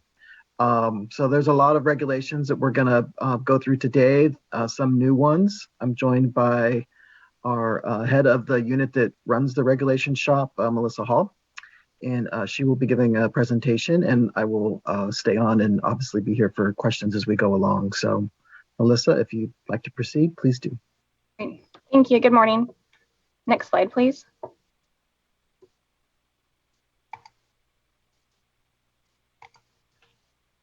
In addition to Darren's staff available to answer questions for this item are pictured here and include Randy Bernard, supervising engineer for the technical operations section, and Robert Brownwood, principal engineer and branch chief for DDW's program management branch. Not pictured are David Rice and Zach Miller, legal counsel for this item. Next slide, please. I'm going to start by reviewing progress on recent priorities, followed by the proposed priorities for this year, and finish with a preview of future year priorities. Next slide, please. While not all items on our priorities list for a given year will be completed in that year, we do want to review some regulation packages from recent priority lists that have been completed. The Environmental Laboratory Accreditation Program regulations were adopted in 2020 and took effect as of January last year, and you'll be hearing an update on how implementation has gone on that later today. The revised perchlorate DLR and detection limit for purposes of reporting, or DLR, and revised total coliform rule regulations on the 2020 priorities list were approved and took effect in July of last year. In a before and after comparison of the perchlorate data received since the DLR revision, the count of sampling stations with quantified detections at the lower DLR has increased over 60% just in the last 6 months. So that's already showing significant data contributions. And in December of last year, California received formal approval of its primacy package for its administrative penalty authority. Next slide, please. For this year's proposed priorities, we'll be starting with several maximum contaminant levels, or MCLs. At the top of the list is hexavalent chromium. Hexavalent chromium is a naturally occurring element found throughout California and is also produced by certain industrial processes. It has a public health goal, or PHG, of 0.02 micrograms per liter, or parts per billion, and is based on small intestine carcinogenicity and a health protective value of 2 micrograms per liter based on liver toxicity. In its 2017 order invalidating the California Department of Public Health's 2014 hexavalent chromium MCL, the Sacramento Superior Court ordered the board to adopt a new MCL in compliance with the Health and Safety Code section 116365, especially in regards to economic feasibility, paying particular attention to compliance alternatives for small water systems and their users, and setting the MCL as close to the public health goal as is economically feasible. Because analyzing economic feasibility is at the foundation of developing the revised MCL, a review of various options and ways that we might consider it, especially for the multitude of small water systems we have in California, was undertaken in 2020, with a white paper describing the findings issued for public comment that March, followed by a workshop in April. Following receipt and consideration of comments, staff commenced work on a new MCL. Preliminary occurrence data were released that October, with treatment cost estimates following in November and 2 webcast workshops held that December. A CEQA scoping meeting was held last November, and comments from the external scientific peer reviewers on best available technologies were posted to our website this January. Staff are preparing to release a draft regulation text for public comment, hopefully this month, and hold 2 workshops to receive comments. Following consideration of public comments, the formal rulemaking process is expected to start in late spring to early summer this year. Next slide, please. Like hexavalent chromium, arsenic is a naturally occurring element found in soil and mineral deposits throughout California. It's also found in commercial and industrial products such as wood preservatives, ant bait, agricultural pesticides, anti-fouling paints, dye, and pharmaceutical compounds.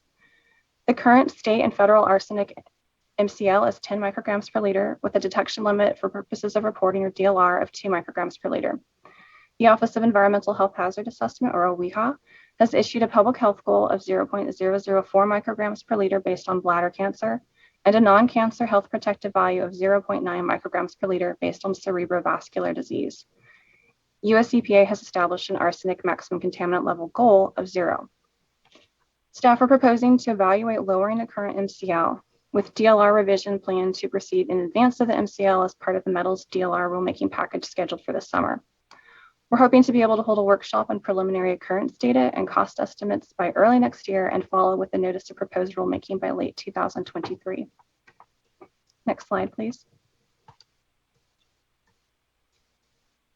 Next on our list of proposed MCLs are per and polyfluorinated substances, or PFAS. PFAS include a large group of synthetic compounds widely used in nonstick cookware, food packaging, stain repellents, firefighting foam, and other applications. In 2018, the Deputy Director for the Division of Drinking Water issued interim notification and response levels for perfluorooctanoic acid, or PFOA, and perfluorooctane sulfonic acid, or PFAS. In August 2019, based on a recommendation from OWHA, the division updated the notification levels and requested that OWHA develop public health goals for these contaminants. In February 2020, the director lowered the response levels for PFOA and PFAS and requested notification level recommendations for 7 other PFAS compounds found through water system monitoring. And in March of last year, notification and response levels were issued for perfluorobutane sulfonic acid, or PFBS. DDW continues to investigate the extent of contamination of these and other PFAS materials in drinking water sources throughout the state.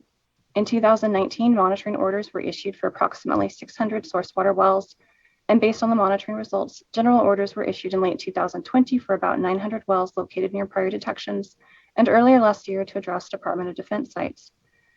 Future monitoring actions would be informed by data collected at wastewater treatment and chromium plating facilities, as well as bulk fuel terminals and refineries. This information will be used to determine whether DDW should request that OWHA develop public health goals for additional PFAS compounds, what public exposure there is, and how much water might require treatment. OWHA issued draft public health goals for PFOA and PFAS on July 22nd last year and closed the corresponding public comment period on October 28th. We're expecting final public health goals by the end of the year, at which point we can begin working on MCLs in earnest. Next slide, please. Fourth on the list of proposed MCLs is N-nitrosydimethylamine, or NDMA. NDMA is part of a larger class of disinfection byproducts known as nitrosamines and is formed in chloramine disinfection of drinking water and chlorine disinfection of domestic wastewater. Unintentionally formed in certain industrial processes and formerly used in production of liquid rocket fuel. While there is currently no federal or state drinking water standard for NDMA, California's initial 1998 notification level was revised to its current 0.01 micrograms per liter concentration in 2002, with a corresponding response level of 0.3 micrograms per liter. And in 2006, OWHA established a public health goal of 0.003 micrograms per liter based on carcinogenicity. Development of an NDMA MCL will follow release of the proposed hexavalent chromium MCL. Staff are hoping to be able to hold a workshop on preliminary occurrence data and cost estimates around the middle of next year. Next slide, please. Fifth on our list of proposed MCLs is styrene. Styrene is an organic chemical, a precursor to polystyrene, and widely used to make rubber and plastics.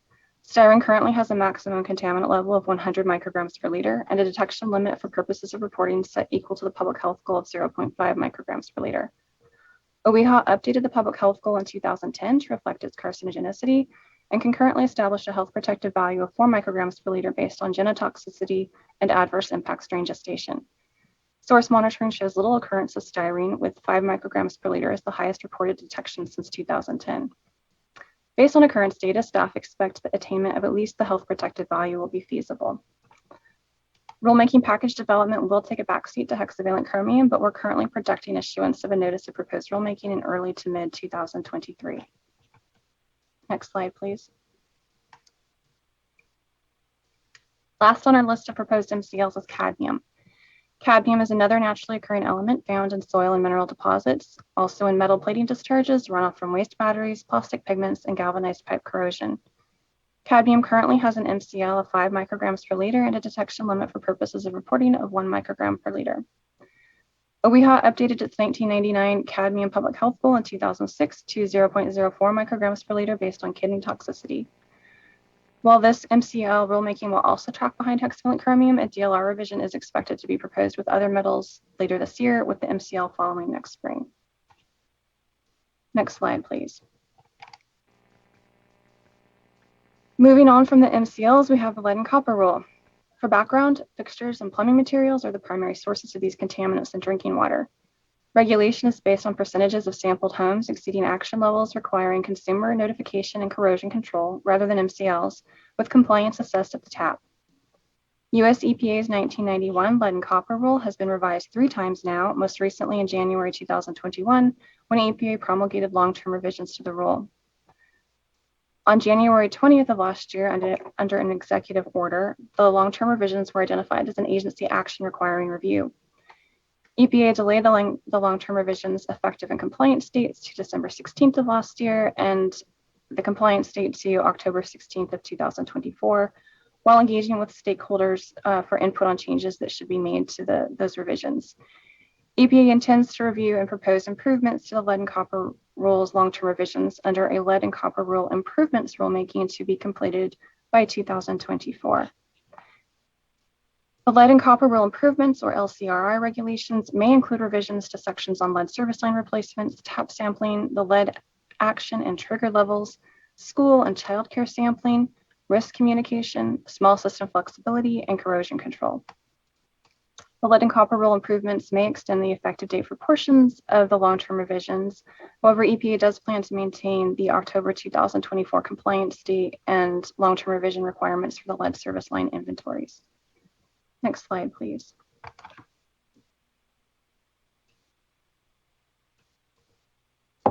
Some other key changes in the long-term revisions include the addition of school and childcare facility sampling requirements.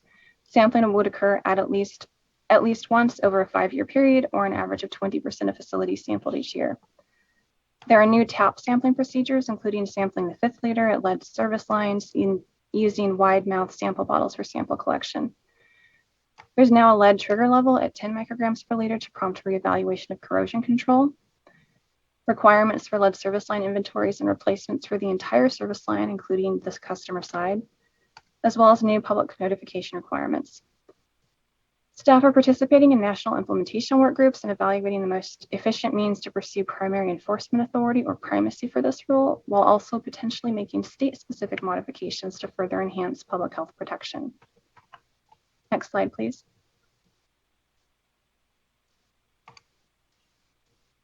Other continuing efforts to evaluate lead exposure include lead service line inventories, monitoring of child daycare facilities, and monitoring of child daycare facilities. Under Senate Bill 1398, community water systems were required to compile an inventory of known partial or total lead user service lines by July 1st of 2018 and identify where the service line material is unknown. For all user service lines constructed of either lead or unknown material, water systems were required to propose a schedule to replace them by July 2020. 2018 legislation also imposed several requirements on the Department of Social Services relative to lead in drinking water at child daycare centers located in buildings constructed before 2010. These require coordination with the drinking water program regarding receipt and posting of lead results. They also require social services to consult with us on development of their own regulations for lead monitoring. And back in 2019, we recommended an action level of 5 parts per billion and a detection limit for purposes of reporting of 1 part per billion for child daycare centers.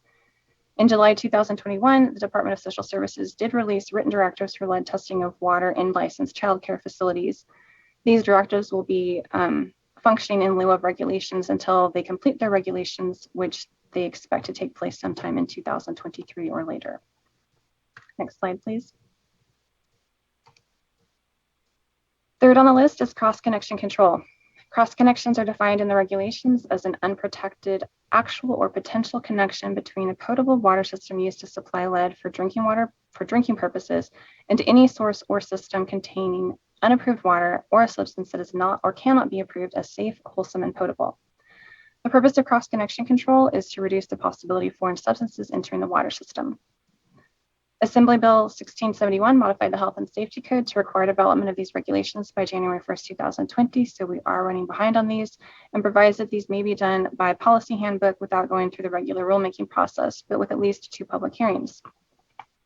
These regulations or policy would consist of 2 main components. The first would be the update and replacement of existing cross-connection control regulations, and the second is a development of cross-connection control specialist and tester certification criteria. A public workshop was held a couple of years ago to solicit input. Draft standards were released for public review a year ago, with the first required public hearing held last April. We received 45 comment letters totaling approximately 1,400 comments, most of which were unique, and have been working our way through those. The second public hearing, however, is planned for late spring with board consideration toward the end of this year. Next slide, please. Direct potable reuse is next on the list. Direct potable reuse, or DPR, is the planned introduction of recycled water directly into a public water system or into a raw water supply immediately upstream of a water treatment plant. In other words, with no significant environmental buffer. Assembly Bill 574 established a statutory mandate to adopt uniform water recycling criteria for raw water augmentation by December 2023, as well as requiring that certain public health research be completed before adopting these criteria. As required by statute, a proposed framework for regulating direct potable reuse projects was presented to the board as an information item back in summer 2018, with an update provided in September 2019. A framework addendum was released for public comment last March, and 4 public expert panel meetings have been held since last August, with the most recent completed yesterday. These regulations are on track to meet the statutory deadline, with a notice of proposed rulemaking expected early next year. Next slide, please.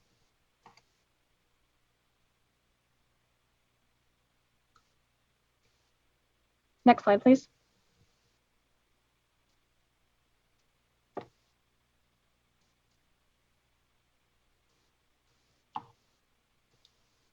Sorry, my computer might be a little bit frozen. I keep Oh, it's okay.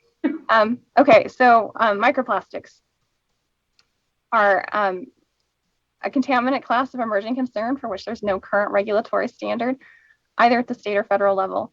In 2018, the Senate Bill 1422 added Section 116376 to the Health and Safety Code, requiring the board to develop monitoring and reporting requirements for microplastics in drinking water, starting with the definition by July 1st of 2020 and followed by adoption of standard analytical methodology, adoption of requirements for 4 years of testing and reporting of drinking water microplastics levels, including public disclosure of results, consideration of a notification level or other consumer guidance, and accreditation of qualified laboratories for analysis using the adopted analytical method or methods, all by July 1st of last year.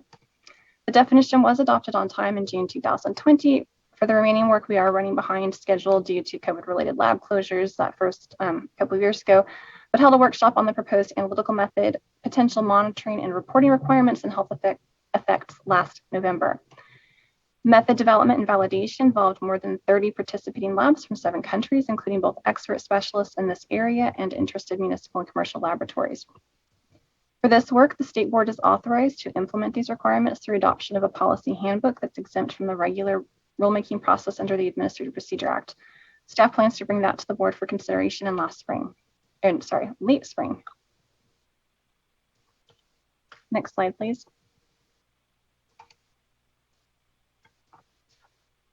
In conducting the most recent MCL review, staff found that approximately 1/3 of the contaminants have detection limits for purposes of reporting, or DLRs, set at higher concentrations than their corresponding public health goals. For those contaminants, staff's ability to evaluate public exposure between the public health goal and the DLR is limited, as is our ability to evaluate the economic and technological feasibility of lowering the MCL.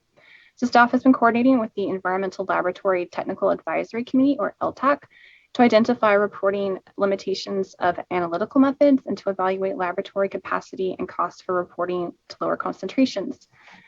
As staff determined that lower reporting levels can be achieved with adequate lab capacity, we're proposing revising DLRs to allow collection of data to better inform the MCL review process. And we're starting with metals. In a preliminary laboratory survey, we prioritized lead, which has a public health goal of 0.2 parts per billion. And based on the results we're seeing so far, we expect to be able to lower the lead DLR at least to the 1 part per billion that we recommended to social services and still have adequate lab capacity. So we're planning to notice that and present it to the board later this year, along with DLR revisions for a few other metals that are picked up by the same suite of analytical methods. As mentioned earlier, arsenic and cadmium would be included in the proposed DLR revisions. We are also looking to propose initial DLRs for metals with secondary standards. We've been working with laboratories and surveying them on capabilities and costs and are planning to hold a workshop later this spring with formal rulemaking starting this summer. Next slide, please. Next on the list is primacy package approvals. California has been granted primary enforcement responsibility for the Federal Safe Drinking Water Act, known as Primacy, by US EPA for California public water systems. To maintain privacy, we must promulgate legally enforceable regulations for California that are no less stringent than federal regulations. To demonstrate this to EPA, states submit primacy packages for each federal rule, confirming the enforceability of the state regulations and including a crosswalk to show how adopted state regulations align with all provisions of the federal regulations.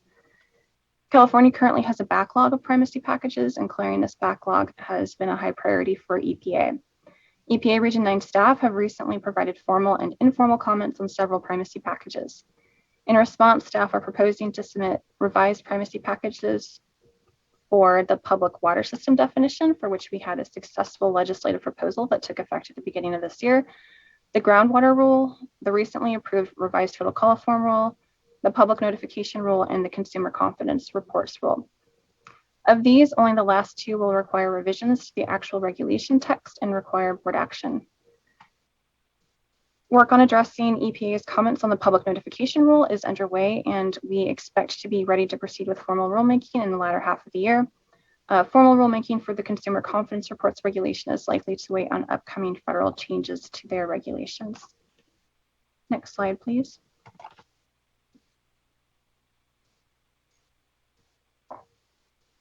Many of the regulations and policy handbooks included in this year's priorities are heavily dependent on water quality data. Water quality data are necessary for compliance assessment, health exposure estimates, and economic and technological feasibility evaluations. We would like all of those analyses to be conducted with data in which we have a high degree of confidence, data of known and documented quality.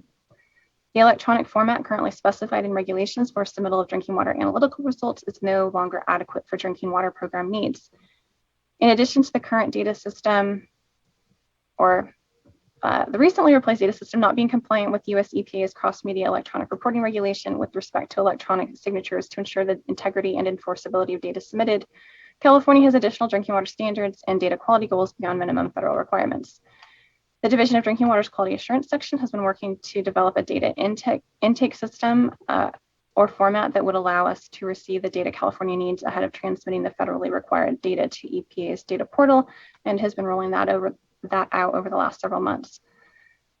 The current electronic reporting regulations need to be updated to specify the selected system, and we expect to be able to issue a notice of proposed rulemaking for this in the next couple of months, with a board adoption hearing toward the end of summer. Next slide, please.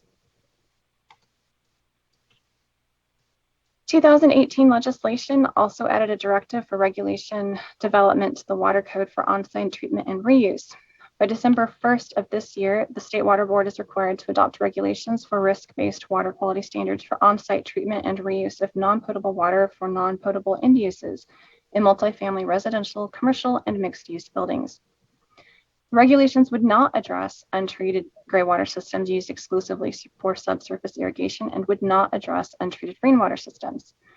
The regulations are required to include at a minimum risk-based log reduction targets for the removal of pathogens, water quality monitoring and reporting requirements, notification and public information requirements, and cross-connection controls. In addition to developing regulations of our own, we're also, similar to the daycare-led regulations, required to act as a consultant, this time to the Department of Housing and Community Development, as they prepare any necessary corresponding building standards to support the risk-based water quality standards. Targeted stakeholder outreach began around the middle of last year. Formal rulemaking is expected to start later this spring, with board consideration at the end of the year. Next slide, please.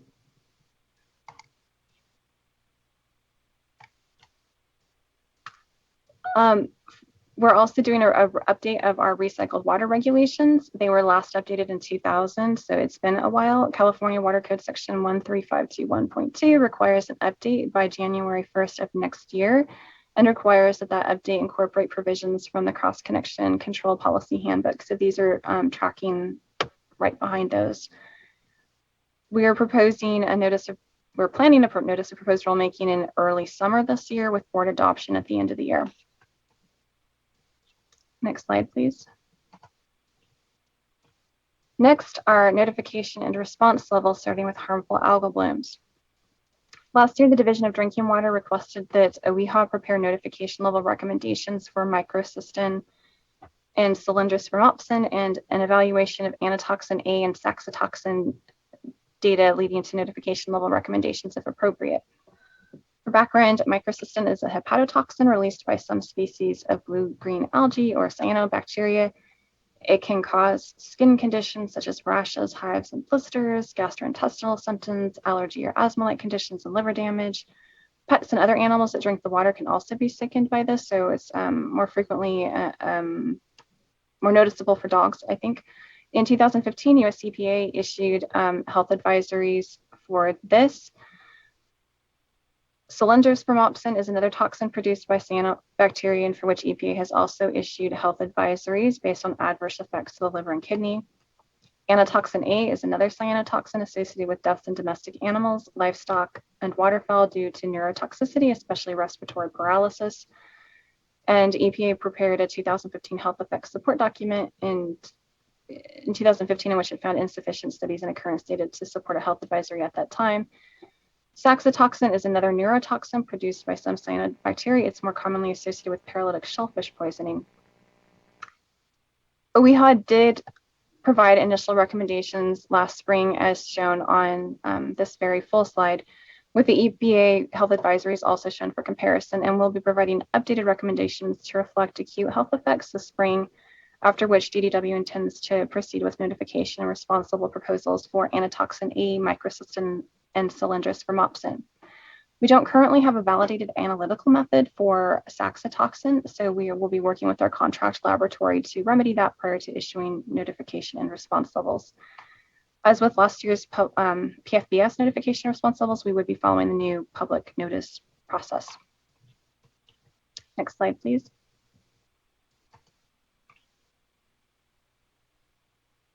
Manganese is a naturally occurring element and essential nutrient, and elevated levels, however, in delivered drinking water may be, elevated levels in delivered drinking water may be episodic in response to distribution system maintenance, so another source of manganese.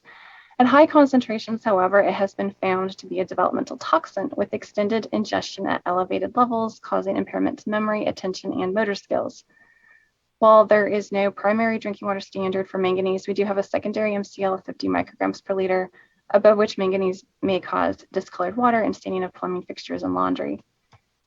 California has established manganese notification and response levels of 500 and 5,000 micrograms per liter respectively, while the US EPA has established a health advisory of 300 micrograms per liter. There's currently no public health goal. Staff intends to propose a revised manganese notification and response levels in complete consultation with OEHA by early this summer and propose a DLR as part of the metals DLR revisions package and consider requesting development of a public health goal. Next slide, please. We're getting close to the end of the list, but it's time for our 5-year review of MCLs. Since 1997, Health and Safety Code Section 116365 has required that maximum contaminant levels, or MCLs, be set at concentrations as close to the public health goal as is economically and technologically feasible, placing primary emphasis on protection of public health. And then to come back and review existing MCLs at least once every 5 years to evaluate whether it's feasible to achieve greater protection of public health and closer attainment of the public health goals. When reviewing existing MCLs, we're trying to see if there are any technological or economic feasibility barriers to providing materially greater protection of public health or closer attainment of the public health goal as required by statute. Our most recent review was conducted in 2018 and is available on our website, so it's time for our next 5-year review. Of the existing 91 MCLs, 60 are not yet at or below their respective public health goals and will be considered as part of this review. Staff will be conducting a comprehensive review of best available technologies and technological feasibility and looking to prioritize MCLs for revision based on health impacts. Next slide, please. Last on this year's list of proposed regulatory priorities is an entirely new regulation for drinking water. Health and Safety Code Section 116375 since the mid-1990s has required that regulations be adopted establishing minimum acceptable financial assurances that a public water system must submit as a demonstration of its capability to provide for the ongoing operation, maintenance, and upgrading of the system, including compliance with monitoring and treatment requirements and contingencies. For privately owned systems not regulated by the California Public Utilities Commission, the financial assurance may be in the form of a trust fund, surety bond, letter of credit, insurance, or other acceptable equivalent financial arrangements. These regulations have not been established, and we're proposing to do so. Inadequate financial reserves have been found to be a significant factor in water system inability to maintain compliance, and the lack of any financial standards or financial data reporting requirements has adversely impacted SAFER's ability to assess both risk and needs. While formal rulemaking on this topic is not expected to start for a few years, we are looking to start public outreach and discussions later this year and wanted to make sure that water systems were aware of our plans. Next slide, please.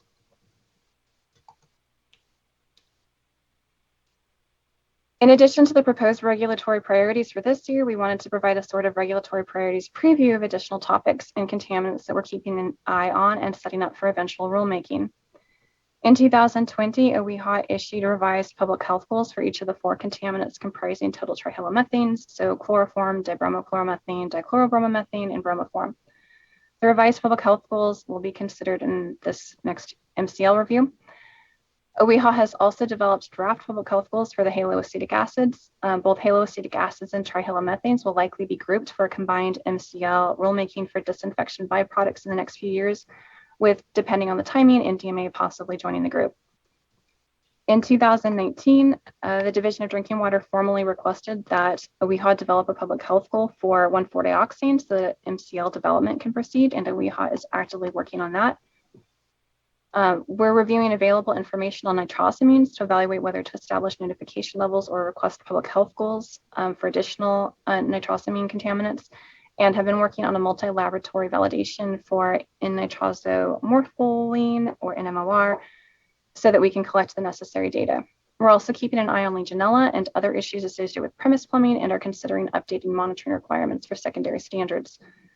And we will continue to coordinate with LTAC to determine whether existing DLRs can be lowered to values closer to the public health goals and where to establish initial DLRs for contaminants we're considering for regulations such as those just mentioned.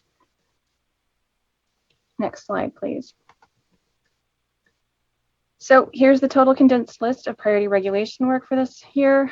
And as a reminder, this is not a ranking of the most important regulations, nor is it in order of expected completion. It's a list of the rules that we are proposing to devote the bulk of our rulemaking resources to this year.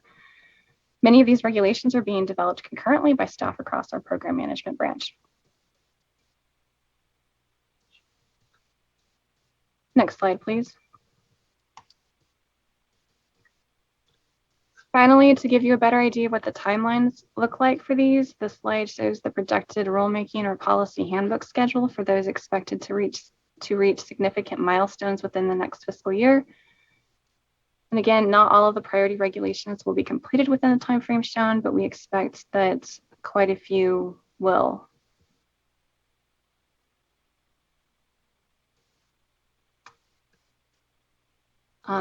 Next slide, please. And with that, we would be happy to answer any questions. Well, of course, just first and foremost, thank you, Ms. Hall. I know that your team is a small but mighty team here. This is an incredible amount of work, but it reflects, again, the emerging contaminants of concern that are out there, the need to hear just better help support systems and keep an eye on public health. And I just appreciate it's a lot of complex work and leading edge in many ways. We're very fortunate here in the state of California to have the Division of Drinking Water and the resources to be pursuing maximum contaminant limits to to better keep assessing and understanding the risks to our water systems with climate change and everything out there. And, this is definitely reflective of that. I think of the harmful algal blooms work that's so important in there. Again, these emerging contaminants. And I'll just note, as we review what can seem like a lot of threats out there, we here in the state of California have incredible quality water, and it's because of the good diligence. And though with challenges, given the inequities in our communities and the million Californians without access to clean water, have a lot of good work to rest on here, and just feel fortunate that the state has the resources to pursue these public health challenges and also help support systems as a whole. But as we also, reflect then on what can seem like a lot of threat out there to systems as we set various MCLs, important to note that we are also here at this generational moment that we've talked about often at the board, where we have a 1.3 billion infusion from this summer. We have billions coming down the line from the bipartisan infrastructure law on the federal side.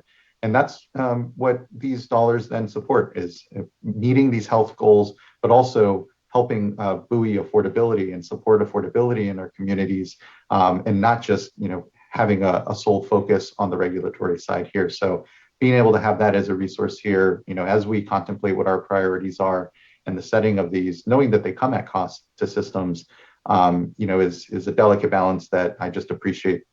Again, the incredible work of the program, you and your folks and everyone throughout the board. I know they contribute to these. I don't think I have any upfront questions here, but looking to fellow board colleagues for any comments or questions as well. We have a couple of commenters, and we can go to them as well, if not. Okay. Hearing nothing from fellow board colleagues right now, we can call up Debbie Webster, and I believe followed by that will be Jared Voskel. Thank you, Chair Escobar and board members. It's great to see you guys. I appreciate the opportunity to talk about this issue. I want to actually just say that we appreciate, the Division of Drinking Water's proposal, and that protection of drinking water is a top priority. But we also want the board to be aware of a dilemma that Civiqua's members and others that are subject to water quality regulations have with the adoption of MCLs. So once adopted, MCLs are incorporated by reference as water quality objectives through most basin plans in the state, especially the two in the Central Valley. In establishing these water quality objectives, Section 13241 requires that a regional board ensure reasonable protection of beneficial use, but also requires considerations of a number of factors, including economic considerations.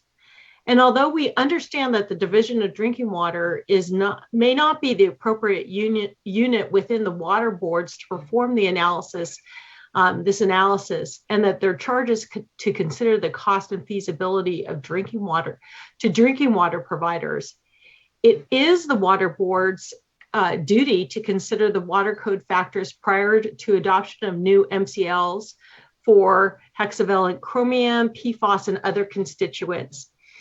In addition to the Division of Drinking Water's considerations for technology and economic feasibility for water suppliers, a parallel analysis is needed by the Division of Water Quality or the Central Valley and other water boards to consider those requirements of Water Code 13241. So in summary, what I'm asking is that process be integrated into what the board is trying to do with the MCLs.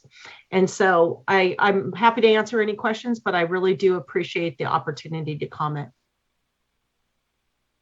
Thank you, Ms. Webster. I appreciate that flag and concern. I know what comes to mind certainly are secondary MCLs, which are often also adopted by reference in basin plans that create issues with other programs in, say, Southern California. So it doesn't sound like it is. Again, it's this by reference that creates the challenge, because it automatically assumes then need for compliance. I think it's something to be discussed. I mean, I think in other places as well. I think it's really the cross connection between the MCL setting, maximum contaminant limit setting at the Division of Drinking Water, and then its impact on then permits because of their incorporation in basin plans is something, probably to better be discussed. And I appreciate the flag around it. And again, to my mind, parallels similar concerns with, like, say, even secondary MCLs and other permits in other parts of the state. So, Board Member McGuire, please. Yeah, thanks, Ms. Webster. I think that's a really great comment and the right time to bring it up, especially given the very long list of MCLs that clearly are being contemplated right now. We should be looking at the whole picture and the whole water cycle and thinking about how different decisions, albeit here to rightly protect drinking water, could have unintended impacts on others. And so I was just wondering, Mr. Polhemus or Mr. Bishop, if you had any initial reaction or thoughts to this, if this is something you look at or consider in your rulemaking processes, or concur that this is an issue that maybe we haven't tackled as head on as we ought to. Yeah, no, I'm aware Ms. Webster's made this comment to me before. Certainly our statutes don't direct us to look at this in specific. And I think it would be a bit difficult to contemplate in under the statutes to be health protective than what a wastewater outcome is. I think it more appropriately raises the question of should the by reference be reconsidered at the regional board level, and then they reconsider an MCL after we've set it for human health protection and drinking water, and contemplate it in their setting of their rules and their basin plans. But this is much more discussion I'm sure is needed on it, but that's kind of my take on it at the moment. Yeah, thank you. I think we should definitely have further discussion. And to your point, Mr. Polhemus, that's where my mind went as well. Again, it's the by reference that's the challenge. And maybe it's a discussion with the regional water quality control boards, and then better understanding how they might want to handle how they incorporate what are these updated drinking water, protective drinking water standards, but that in basin plans are often incorporated by reference. Not all the basin plans, mind you. So it's an issue, I think, at that perhaps regional level discussion. But we'll have further discussion, I think, and I really appreciate again, Ms. Webster, you bringing it up and providing us a basis for better understanding how we can better address that. Thank you. Thank you. Next, I'd like to call up, I believe we have Jared Voskuhl. Hi, good morning, Chair Escobar, board members. Jared Voskuhl, Manager of Regulatory Affairs for CASA, the California Association of Sanitation Agencies. CASA represents more than 125 public agencies and municipalities that engage wastewater collection, treatment, recycling, and resource recovery. We support the comments provided by Debbie Webster and Sabiqua today, and would like to add on that the portion of the Health and Safety Code that pertains to MCLs, Section 116.365, B3 expressly calls for the board to consider the cost of compliance to public water systems, customers, and other affected parties with the proposed primary drinking water standard. So as you're pursuing these MCLs and performing the analysis of the economic feasibility of compliance, we want to request that the cost of wastewater agencies would be included due to how they're impacted by an MCL. And as Debbie mentioned, and you're aware, around the state, there are multiple regions in which those MCLs are incorporated by reference in the basin plans, and they automatically become enforceable water quality objectives.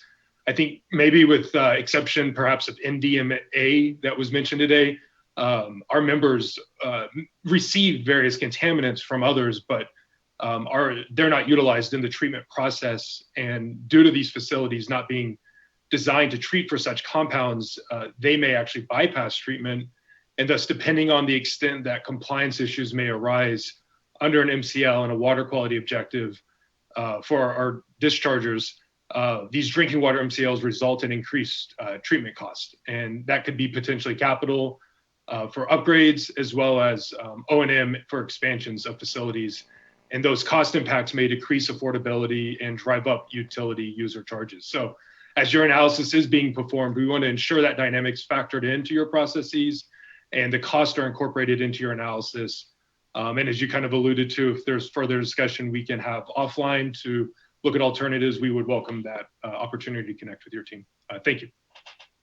Yeah, thank you, Mr. Voskuil. Again, I think, yeah, we'll just have further discussion, but I'm wondering actually, has this been brought up with the regional water quality control boards just insofar as, you know, the reference in them ultimately, and maybe adjusting it there?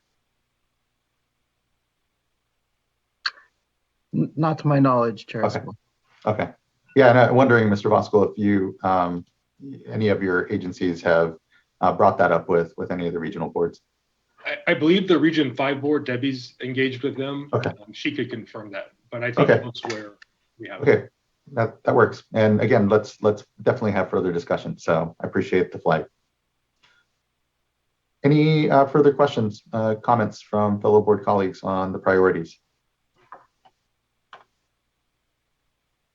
I'll just say thanks. And it's a long list. I think really important stuff on here, a lot of work. I know we have limited staff and resources to get through it. I really appreciate the opportunity we have publicly to lay this all out and help folks understand what's coming, what our, you know, our priorities are and what we're working on. So that can help with planning. A lot of times, you know, it takes a while to get projects in place and to do planning in terms of how water systems are ensuring they can be complying with upcoming regulations. So I think the more transparency like this we have, the better that can be.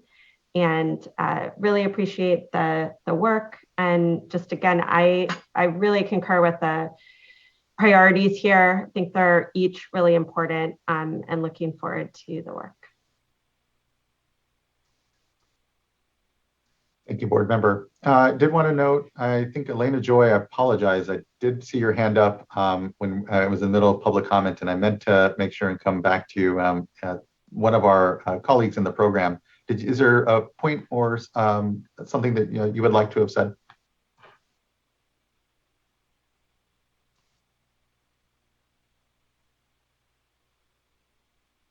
No? Okay. All right. Thank you. Okay. And then other board colleagues, any comments or work? Yeah, I just want to also echo those comments. I'm very impressed with the ambitious list of regulations. I think it is really good to spell out kind of what your thinking is, even acknowledging that even with the really ambitious schedule that you showed there on the screen, that in reality, you know, some of these things will slip and some of these things will fall into subsequent years. But it's important for stakeholders, water systems to understand your thinking, Division of Drinking Water, and where you're headed. And so I think signaling these priorities as early as possible is a really helpful exercise here through this annual discussion. I also want to say that because this is such a long list, and I know you have a very small team ultimately that works on these regulatory packages, I think it is important to reflect on getting things across the finish line. That's always my mantra. And, you know, I'm always looking for ways to do that. And so I am a bit concerned, you know, that there are a lot of irons in the fire here, and you know, some things will maybe unintentionally slip more than they would otherwise. So, you know, I think to our State Water Board strategic work plan and the priorities that we have in there, and there are some drinking water priorities, and I'll just call one out in particular, and that's hexavalent chromium. You know, it's been a priority for a few years now. We've had many discussions. It is in our strategic work plan document, we have asterisks next to priorities that are super priorities, if you will. And so I just hope that, you know, as we, you know, kind of reflect on that and the need to finish MCLs, these are all long due, overdue in many cases actions. But when we have special cases like that, just to put added emphasis and resources to make sure that those are focused on and completed as quickly as we can. So I think I'll leave it at that, but all in all, you know, great work, and you know, thank you for everything that you do. Thank you, board member. Vice Chair. Oh, apologies, Vice Chair, you're on mute. sorry about that. I'll just say ditto to Board Member McGuire's comments. That's exactly what I was wanting to say. First of all, thank you. And then secondly, just really looking forward to completing the rulemaking process on Chrome 6 this year. And if I may comment, Chair Escobar, to both board members, McGuire and Diodambo, I will definitely confirm for you that Chrome 6 is our utmost highest priority. It will be worked on first and foremost. The other items will slip first. That's why we do have it at the top of our list, and it is our utmost priority to reflect the board's other strategic priorities as well. So it kind of wins over all others in this coming year, and so we will definitely push hardest on that one. Thank you. Especially as we really begin the discussion, be able to carry it consistently through the year and make sure it is a priority. So thank you. And thank you, board members. Any other board member, Morgan? Yes. I just want to thank staff for the open discussion and really just laying out just all the work that is ahead. It's a lot. And showing just kind of, hey, here are some of these critical milestones so that we can all transparently see what that work ahead is. The water systems can see what is coming. And I also think that it's important to have these type of discussions so that we can really see what the variable impacts may be to all communities, especially those small disadvantaged communities. And to really understand what those impacts are, especially now where we have this historical moment where we have some infrastructure funding that's available to have those cross conversations with the regional boards, with the Division of Financial Assistance, so that we can really make the investments to our infrastructure, upcoming to where those investments are needed, and make sure that all Californians have access to safe and affordable drinking water, but also access to sanitation, and understanding that where there's MCL here, how it's being applied also to the sanitation, how those impacts are, so that we can also have those conversations and bring that to light and have the conversations to make sure that as we're moving forward, we're not doing something on one side that's going to impact the small disadvantaged community. And where we're maybe not enabling that equitable access to sanitation. So I just wanted to thank staff for having this open conversation today and helping to bring these things to light so we can have those future conversations. Here. Thank you, board member. Yeah, the transparency is just an important part of the work that we do here, because we need everyone to come into our decision-making space to participate in it, to contribute, and this is why we very much want to broadcast what's going on. So just thank you. Okay, I think I still need a motion. I'll move to adopt the resolution. I'll second. Thank you both. Ms. Townsend, can you please call the roll call vote? Yes. Board Member McGuire. Aye. Board Member Morgan. Aye. Board Member Firestone. Aye. Vice Chair Diodambo. Aye. Chair Esquivel. Aye. Thank you all. Thank you as well. The vote is unanimous and the priorities are adopted. Thank you again, Darren and Ms. Hall, everyone, for the incredible work, and looking forward to, and maybe get an update at some point. And I'm sure maybe the executive director's report is a good place or something 6 months in, just to see if there's any change in the timelines that we saw, perhaps. It doesn't count as actual direction because it's after the vote, so you're fine. Okay, next then, let's go ahead and take a break. We'll take a 15-minute break, come back then at 11:40, and we will start in on item number 5. And try to hear item number 6 then as well before we break to lunch, but we'll see. But 11:40 we'll return back, and it would be a late lunch at around 1, but we'll see how long our conversations go. See you now at 11:40. Thanks everyone for the good morning so far. See you soon.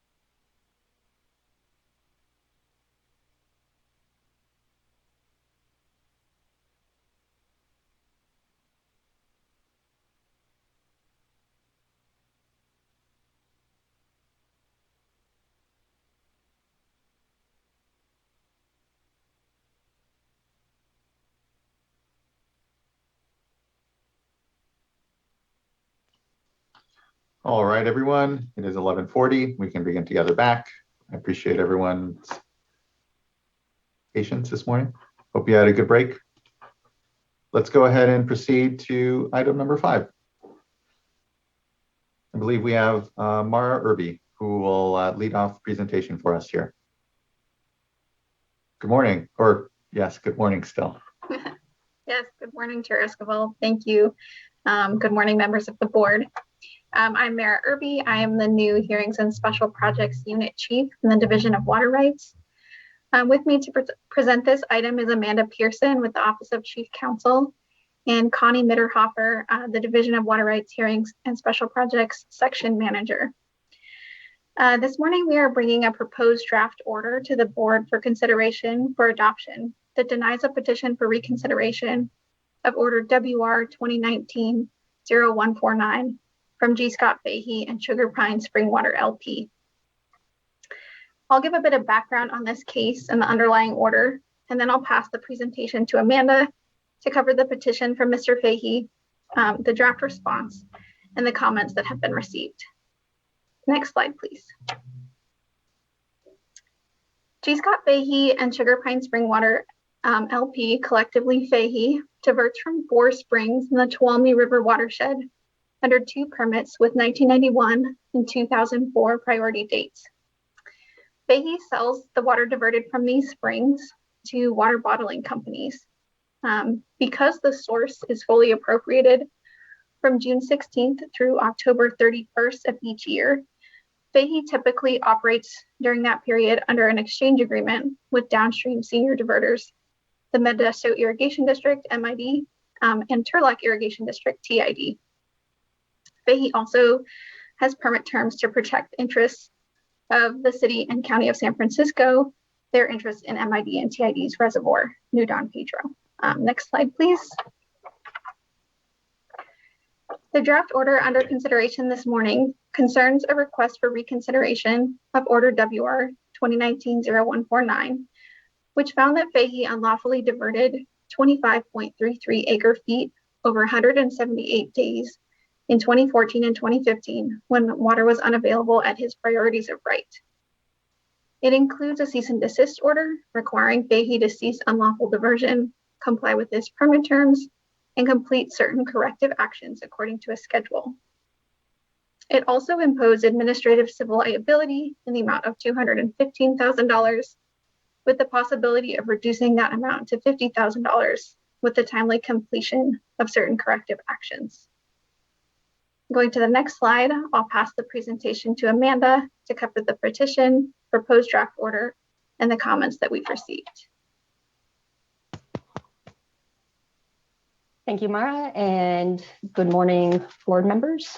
Next slide, please. Oh, no, we're on the right slide. Thank you. I'm not sure my video is working for you, but I hope you can hear me. Yes, we can see and hear you. Okay, good. The petition, well, before we get started here, I want to take a minute to note that the draft order that we are discussing today relates to the 2019 petition for reconsideration Mr. Fahey filed. There is also a pending petition for reconsideration from Mr. Fahey that was filed in 2021, but that petition, the 2021 petition, is not on today's agenda. We are discussing the 2019 petition. So in the petition for reconsideration, there are 9 arguments. They present multiple grounds that range from alleged due process violations to the existence of new evidence. The proposed order addresses the petition in 2 ways. It first finds that the petition is procedurally deficient and does not meet the requirements of the State Water Board's regulations. But then it goes on to address and respond to each argument in the petition to provide some clarity regarding what Order 2019-149 requires, and to also provide some clarity regarding the procedures at the order's adoption meeting. In general, the proposed order on the petition for reconsideration finds that the adoption meeting procedures did not violate Fahey's due process rights, that there was appropriate notice, and that the evidence in the record supports the order's conclusions. Next slide, please. We put the draft order on the petition for reconsideration out for public comment. We received one comment letter from Mr. Fahey, which can be summarized into 3 points. Point number 1 relates to the petition's arguments regarding the order's findings of permit term violations. And there may be some confusion regarding the application of the current emergency drought regulations that I will address in a minute. The basic staff response is that the evidence supports the conclusions of Order WR 2019-149 regarding the permit term violations and replacement water. Point number 2 of the comment letter focuses on the order's directives regarding bypass flows. Staff response is that the evidence supports the findings and directives of the order regarding the bypass flow requirement. And I will discuss those 2 points in a little more detail coming up. Point number 3 regards the finding of procedural deficiencies. On this point, staff continues to disagree that the petition meets all of the requirements, but we note that that was not used as a reason to not address the arguments in the petition. The draft order on the petition responds to each of the arguments presented. Next slide, please. Before I start here, I do want to speak a little bit about the comment letter's reference to Section 878 of the Emergency Drought Regulations. Section 878 is a specific carve out for non-consumptive uses that is part of the current emergency drought regulations. These emergency drought regulations that are in effect now went into effect in July 2021 and do not apply retroactively. During the last drought in the mid-2010s, the unavailability notices the board sent out in 2014 and 2015 did include a form with a checkbox for a certification that the right holder is, quote, diverting water for hydroelectric power generation or other non-consumptive use, and all water diverted is returned to the stream, unquote. And that might be what the certification that the comment letter is referring to. However, Order WR 2019-0149 states that the basis for the proceeding was investigation into unlawful diversions under Water Code Section 1052 and not the 2014 or 2015 unavailability notices. I think really the key point here is that the 2021 emergency drought regulations do not change the findings that underlie the conclusions regarding unlawful diversions and the restitution portion of Order 2019-149. Turning to those portions of the order, the draft order on the petition for reconsideration explains that Order 2019-149 evaluates the diversions that occurred during the non-Pfas period, and Pfas here stands for fully appropriated stream. The order treated non-Pfas diversions separately from diversions that occurred during the Pfas period because there are different requirements that apply to the diversions during those two different times. For the non-Pfas period, the order finds that and this is Order 2019-149, the order finds that there was not sufficient evidence to support a finding of unlawful diversions and that there was no obligation for Fahey to provide replacement water for those diversions. Because there was a finding that there was not an obligation to provide replacement water, the board did not reach the question of whether any water Fahey had pre-positioned in New Don Pedro Reservoir mitigated or otherwise made up for those diversions. Next slide, please.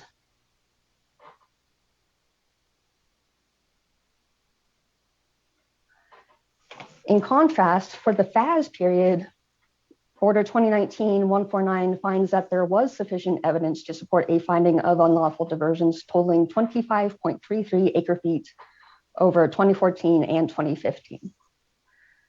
The diversions were unlawful because they violated the terms of the permits, which require makeup water for the Pfas period diversion to be provided in the same year as the diversion. The order finds that carryover of water from one year to the next to meet this makeup water requirement was not permitted, and that makeup water had not been provided since 2011. and so there could not be coverage for the 2014 and 2015 diversions. The restitution portion of the order, which is order section 1F, is specifically related to the Pfas period diversions. Next slide, please.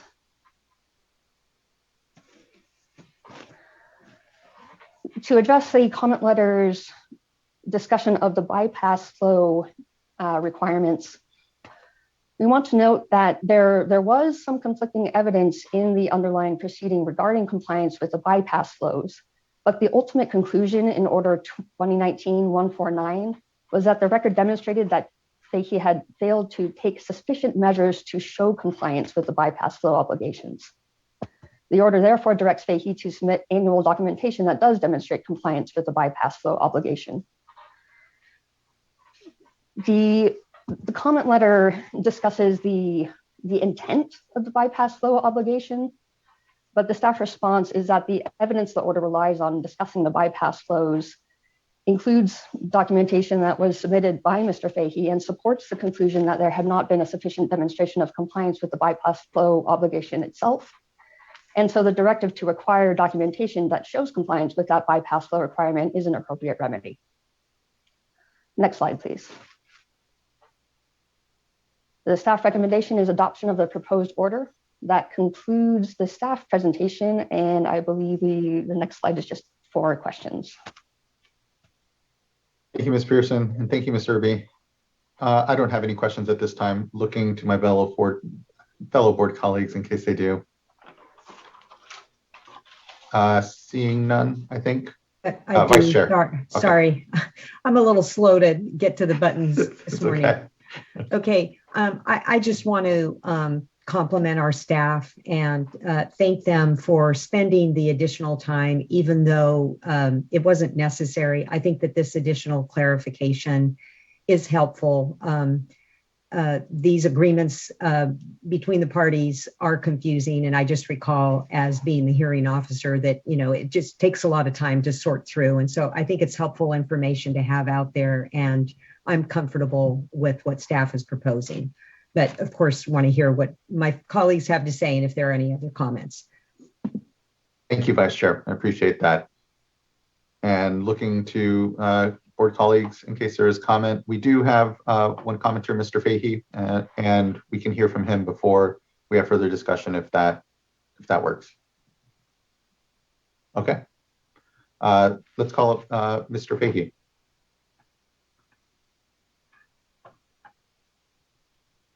And Mr. Fahey, you've been asked to unmute. It should be *6 since I see you're participating via phone.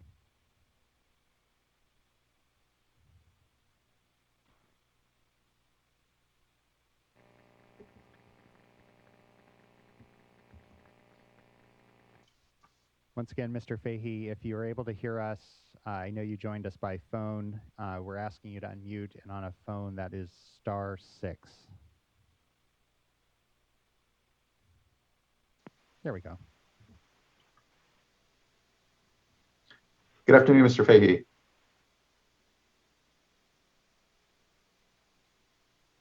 We can see, at least when it comes to the platform here, it says you're unmuted, but you still may be muted on your phone. Can you hear me, Chairman? We can. Okay, sorry. Oh, no, sorry in the least. Good afternoon. Good afternoon. Let me have a moment here to collect myself. Yes, please.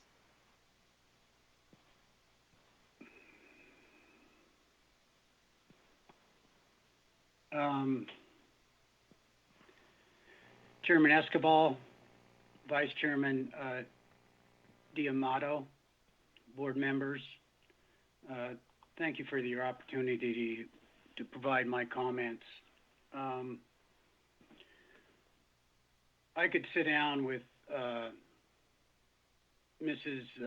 Pearson and have an hours-long discussion on my disagreements with what she just stated, but I'll just make a brief statement here.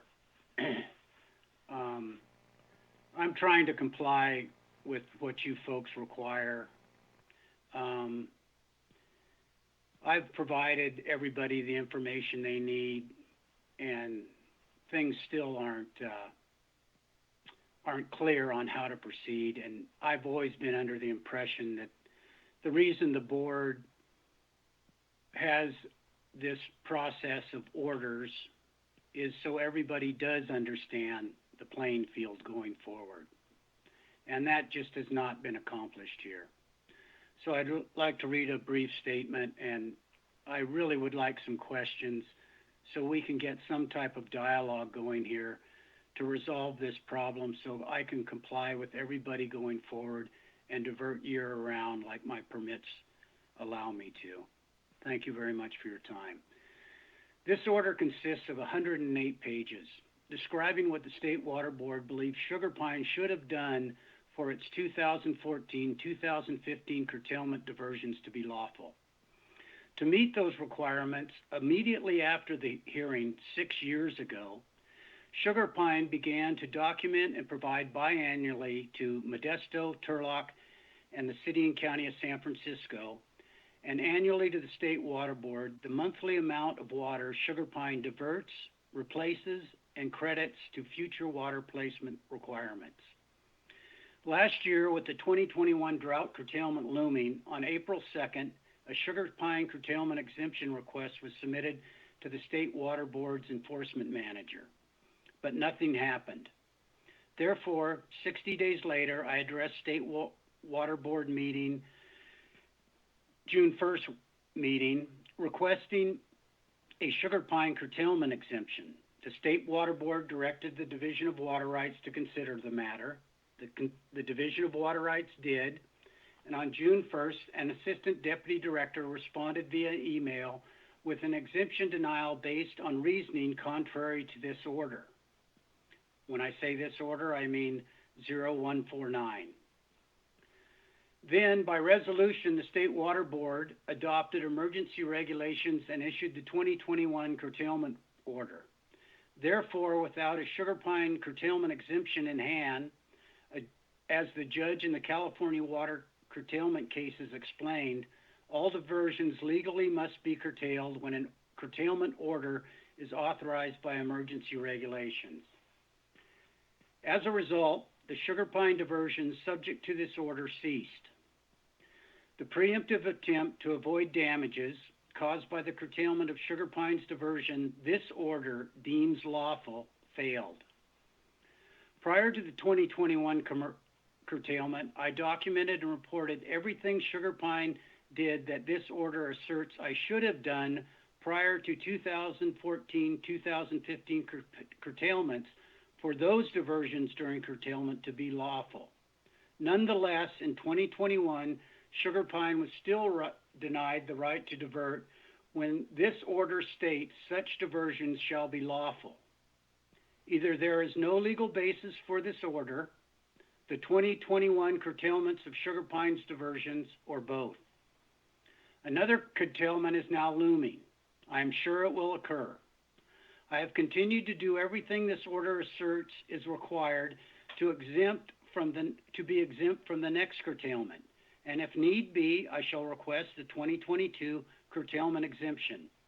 However, if nothing changes, the State Water Board shall cause Sugar Pine to suffer damages again.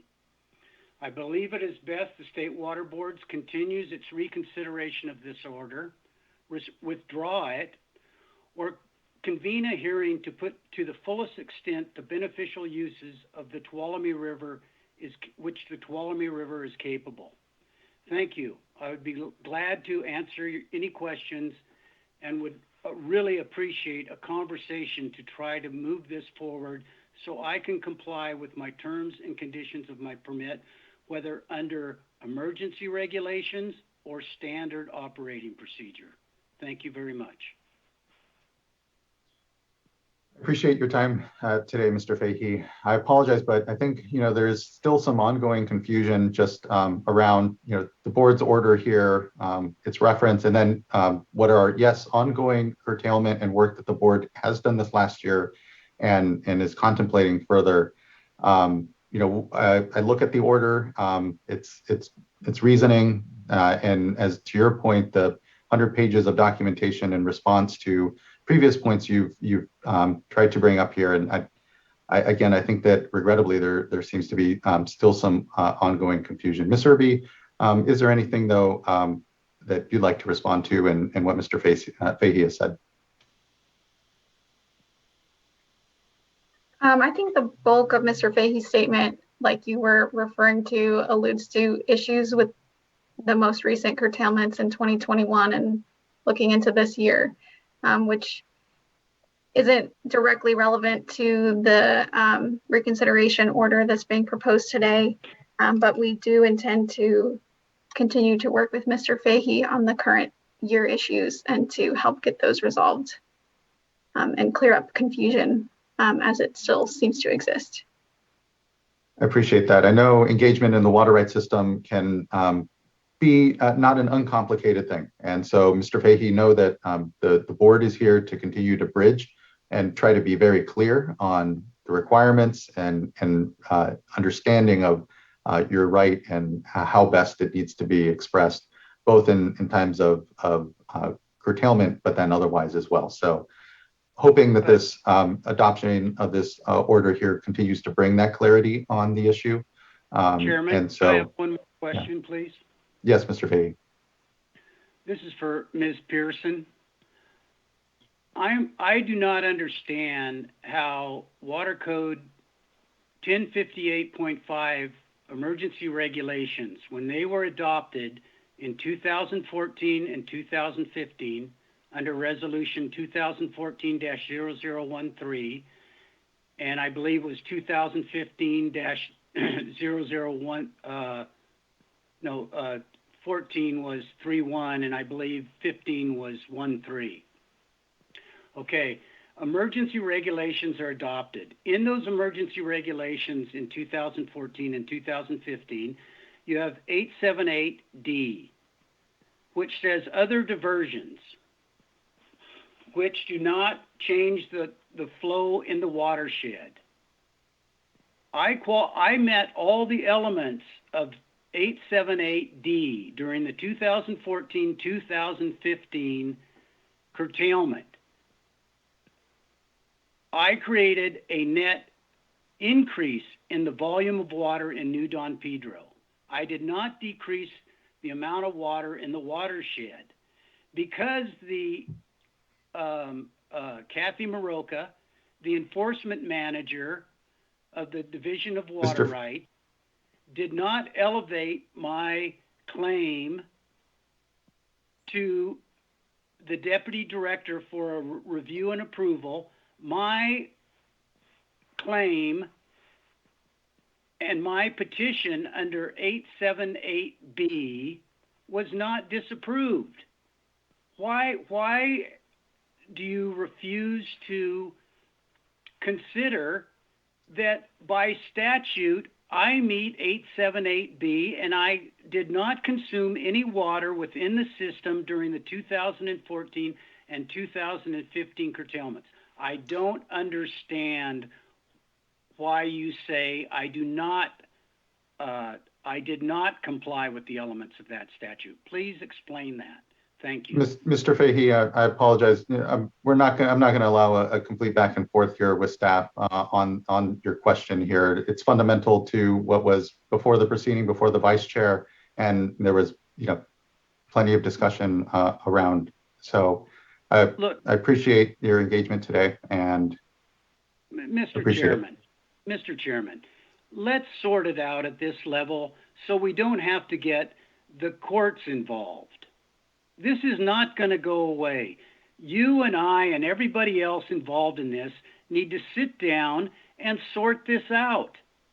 Otherwise, it's going to have to go before the into the judicial system. I am not going to just voluntarily be beaten up by a bunch of people that won't listen to me. I am trying everything I can do to comply. I am not. Mr. Fahey, I appreciate your comments today.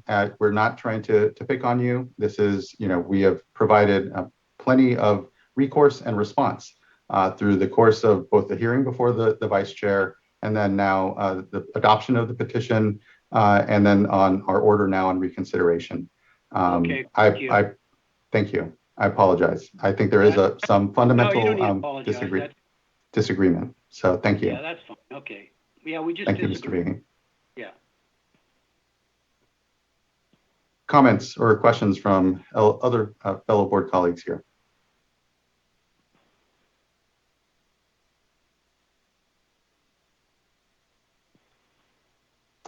And if not, then we can entertain a motion. I'll move adoption of the order. Thank you, Vice Chair. I'll second. Thank you. Ms. Townsend, can you please call the roll call vote? Yes. Vice Chair Diadamo, Aye. Board Member McGuire, Aye. Board Member Morgan, Aye. Board Member Firestone, Aye. Chair Esquivel. Aye. Thank you all. Thank you. The item carries and is adopted. Next, let's move on to item number 6.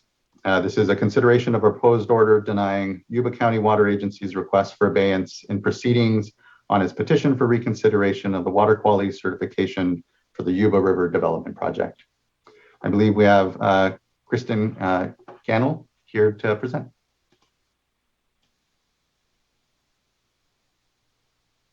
Oh, apologies, you're still on mute.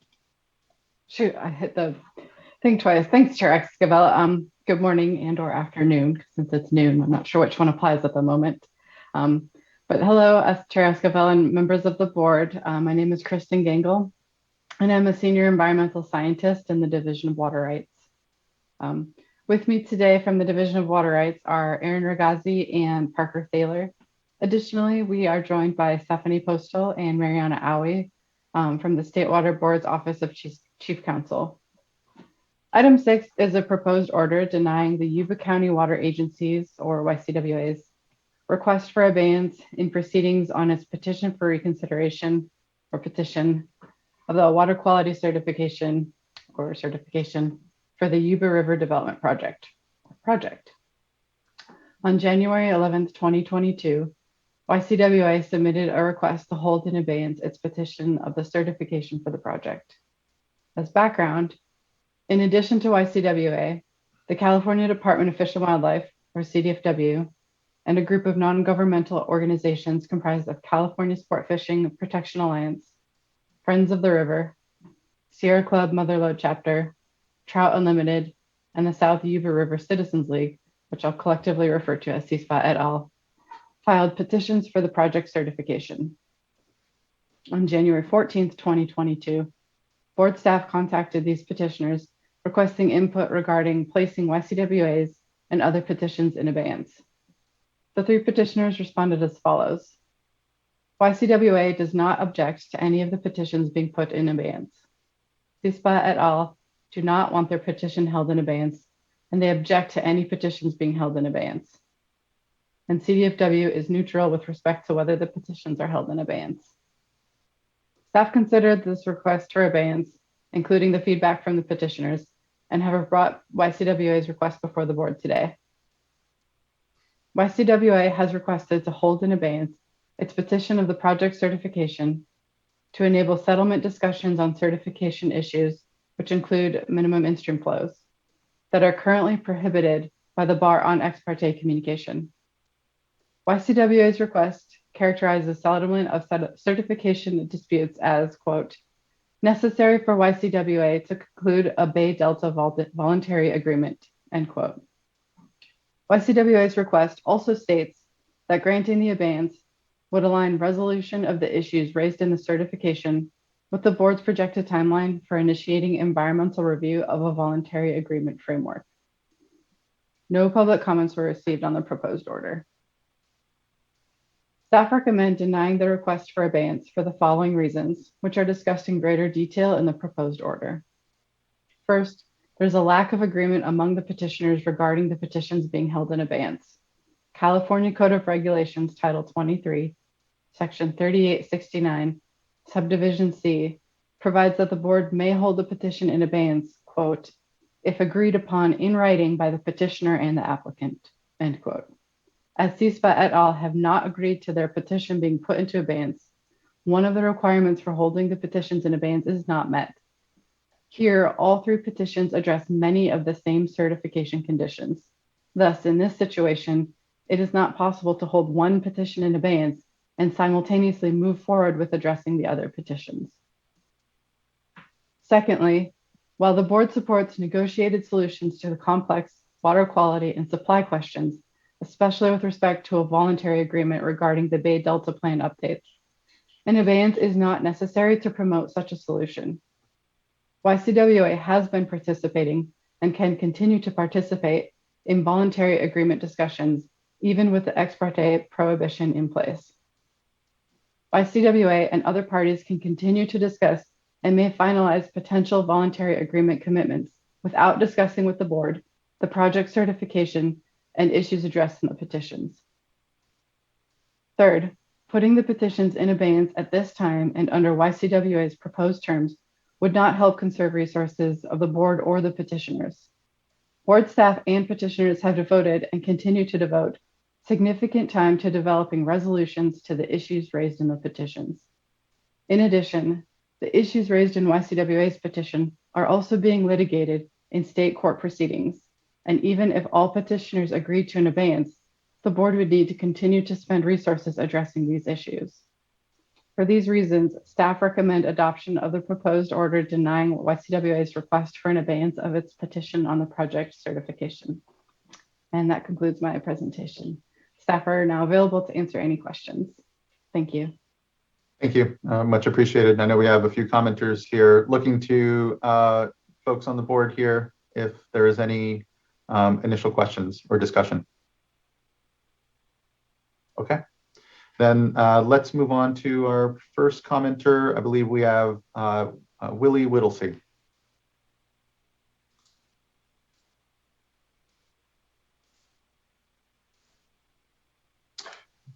Board members, good afternoon. I'm Willie Whittlesey, General Manager of Yuba Water Agency. I appreciate the opportunity to provide comments today on the draft order rejecting Yuba Water's request for abeyance of our petition of the water quality certification. And I do want to say it is great to talk to you about this. I haven't been able to, and this opportunity is wonderful. I feel like something's been lifted off my shoulders and I actually get to talk to you about it. I think it's obvious we were hoping the draft order would provide a different outcome as we were seeking approval of our abeyance request. But this is certainly a complex situation with a lot of history, which everyone is aware of, so I won't go through it. We recognize that some of the processes are adversarial by design. We also recognize that the ex parte communication prohibition is applied when this board is going through certain judicial type functions. We will continue to respect the ex parte rules. What I want you as the board members to know, though, is that Yuba Water's interest, my interest, is to resolve all issues associated with the Yuba project certification. Over the past year, we have made 3 attempts to initiate settlement discussions with the state board to try to resolve all outstanding issues related to the certification, including all related litigation. If you are interested and can find a way, we remain willing to discuss a settlement opportunity. We filed the request for abeyance because we thought that the previous communications from the state board indicated that this was the way to go. In December 2020, this board adopted Order 2020-43, amending the Yuba project certification and stating, a grant of abeyance could lift the current ex parte communication ban.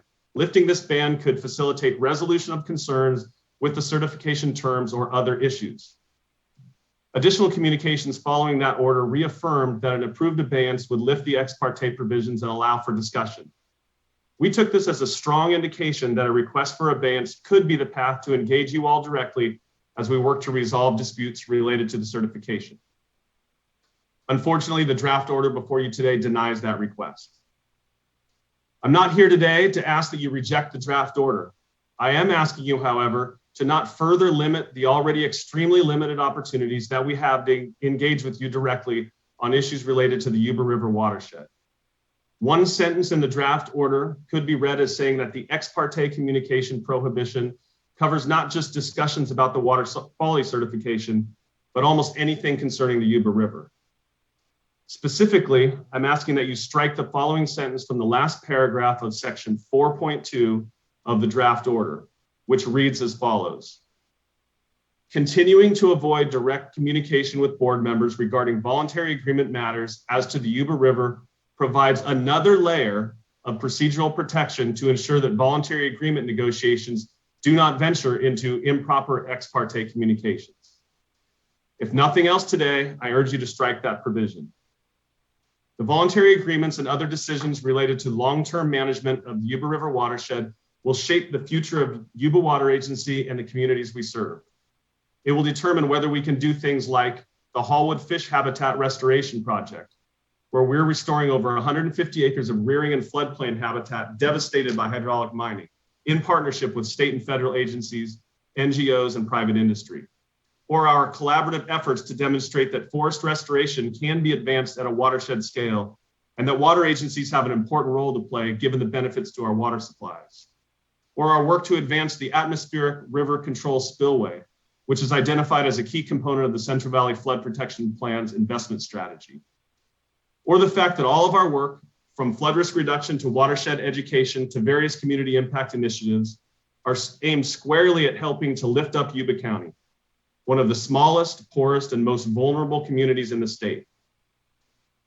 This board's decisions related to the Yuba River watershed impact fish and wildlife and water supplies for communities and agriculture.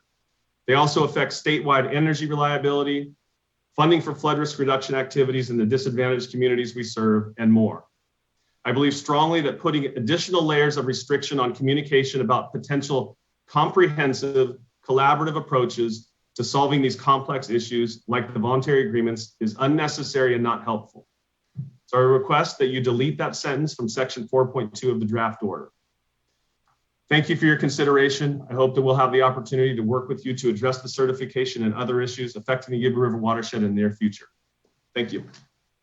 Thank you, Mr. Whittlesey. I appreciate what I know is a lot of complex discussions out there. And here, when it comes to that provision, I just want to make sure I clarify with staff that just the reference is really to board members here, because as I understand, our staff at the programmatic level are involved in understanding and having discussions around how this all can best fit together, knowing that it's not just certainly this decision on this water quality certification, but the water quality control plan writ large, to your point and reference, then voluntary agreements, or other aspects of the system that the board is interested in making sure we see the forest for the trees. But when it comes to our individual involvement, have to make sure we preserve what is an important decision-making space for us here and have equal access here and or none, as the ex parte ban on at least this decision with the water quality control or the water quality certification, has us under. But just want to, I guess, clarify with staff then that, what we're referencing there is just really board involvement and not necessarily all of our programmatic involvement or discussions that go on with the agencies. So, hi, Chair Esquivel. This is Eric Oppenheimer. I'm in the meeting room today, the board meeting room with Mr. Lawford, but that's an aside. To address your comment, yes, at the staff level, we are certainly discussing the voluntary agreements with the Yuba parties and their contractors and consultants and the Yuba staff and Mr. Whittlesey himself. I do understand the issue that he's raised and flagged. To my knowledge, there hasn't been direct conversations on the voluntary agreements between the board members and the Yuba themselves. And of course, the discussions are now being led by the Secretaries of Natural Resources and Cal EPA. And again, with staff participation from many of the state agencies, including the board. In the end, I think we felt that the issues related to the petition and voluntary agreements were just so intertwined that it was important and is important that the ex parte communication wall be maintained with respect to the voluntary agreements on the Yuba, and that's basically it.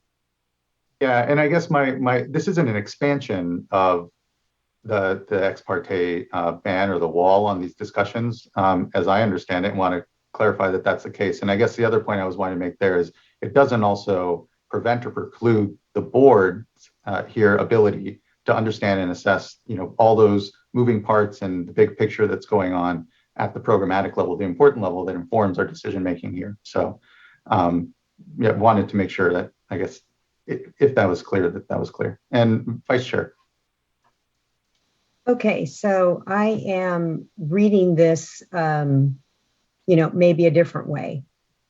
So I read that this is a layer of protection should we choose to avoid direct communication.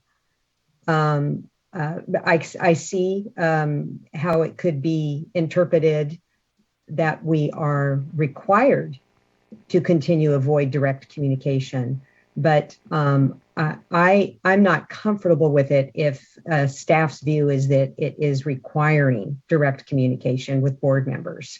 So I think we're all very capable. I realize that these issues can be intertwined, but they're not necessarily intertwined.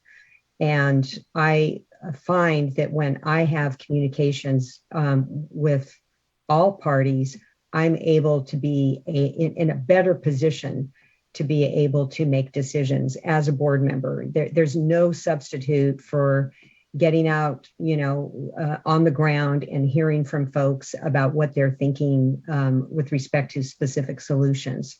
So what I would suggest is that we maybe consider how this could be reworked so that for those of us that are concerned about crossing that line, that one way to avoid crossing that line is just to avoid direct communication. But I feel for me that I'm capable of having a conversation about the general issues that Mr. Wilsey mentioned and moving into general communication about voluntary agreements. Once it gets too specific, for me, that's where not necessarily even on the CERT, but just preserving our ultimate decision-making authority as a board, that we not get too much into the weeds. And I don't even think in that situation, it's necessarily crossing over into the CERT discussions about terms of the certification. And in that instance, that's for me is a bright line. And I think otherwise, I think that it should be up to us as board members. And I recall that there was even some language in here that referenced a Court of Appeals decision regarding discussion with board members. And so I'm taking this to mean, Mr. Oppenheimer, that this was something that, you'd prefer to do, but, from a legal perspective, I don't see that it's necessary. Well, and hopefully board members can hear me. We're trying to split the screen in here. It's Brave New World with the mask mandates coming down in the building. So first of all, the way that the entire paragraph is structured, it's designed to identify the different layers of protection that are involved and recognize that there are different proceedings going on, and that generally avoiding the direct communications on specifics of particular rivers, and this is what this particular sentence is about, helps avoid crossing over into potentially impermissible ex parte communications on the pending certification. It is an additional cautionary step that's acknowledged there. And then as recognized in the final sentence of this particular paragraph, in the event that there is one of these conversations involving the voluntary agreements and it's at the general level involving a board member, so a direct communication, there is still ultimately an ultimate cure that can occur of disclosure.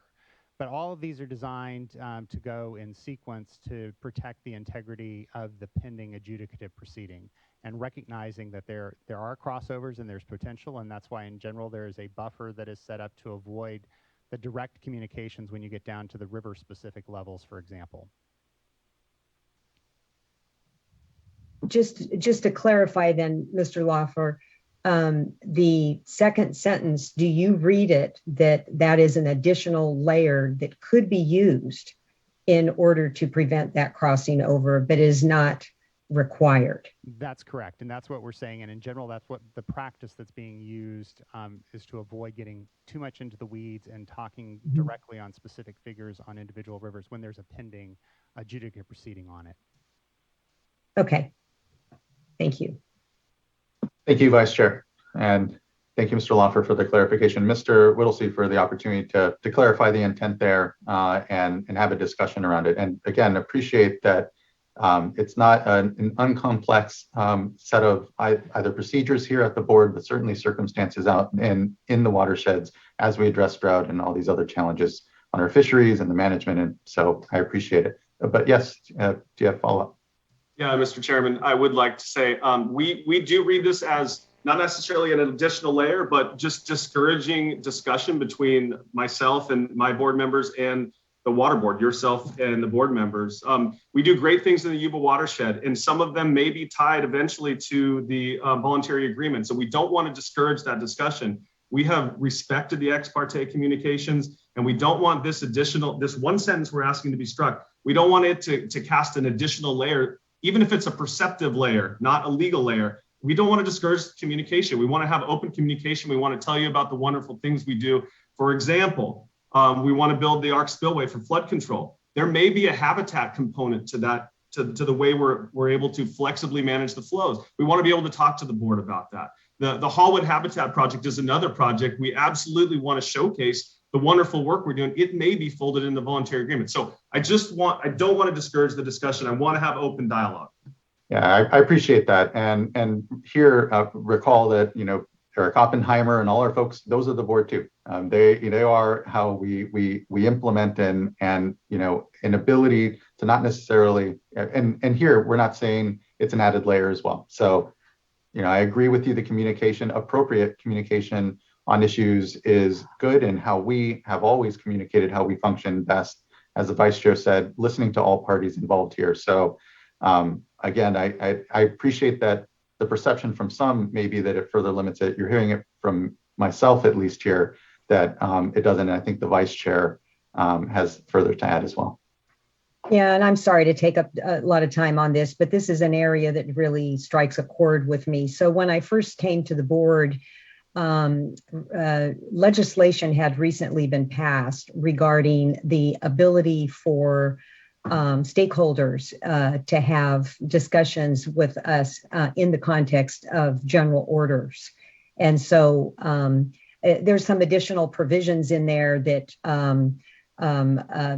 give us the discretion as a board as to how to treat those communications. Do we automatically cut them off, or do we just wait to see if this is something that stakeholders want? And so this is an area that I've spent a lot of time with the Office of Chief Counsel. I favor open communication. And then I think that through the disclosure process, and I don't mean to cross over into that other area, but just suffice it to say, Mr. Whittlesey, I agree with what you're saying. And I think that, we'll see what other board members think, but I mean, I'd be comfortable with taking it out, but I do also understand that staff is trying to remind us of the importance of not crossing over into these ex parte communications.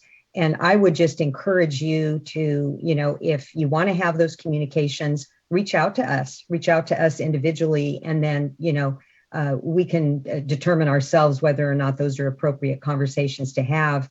And then to the extent that you feel that you and others feel that you're shut out, appear before us in public comment and, maybe make the pitch as to why certain communications, would be helpful. And I think that's, potentially even a good flag for others in the stakeholder community that may have a contrary view. And that may give them an opportunity also to consider that it might be the appropriate time to reach out to us and share their views as well.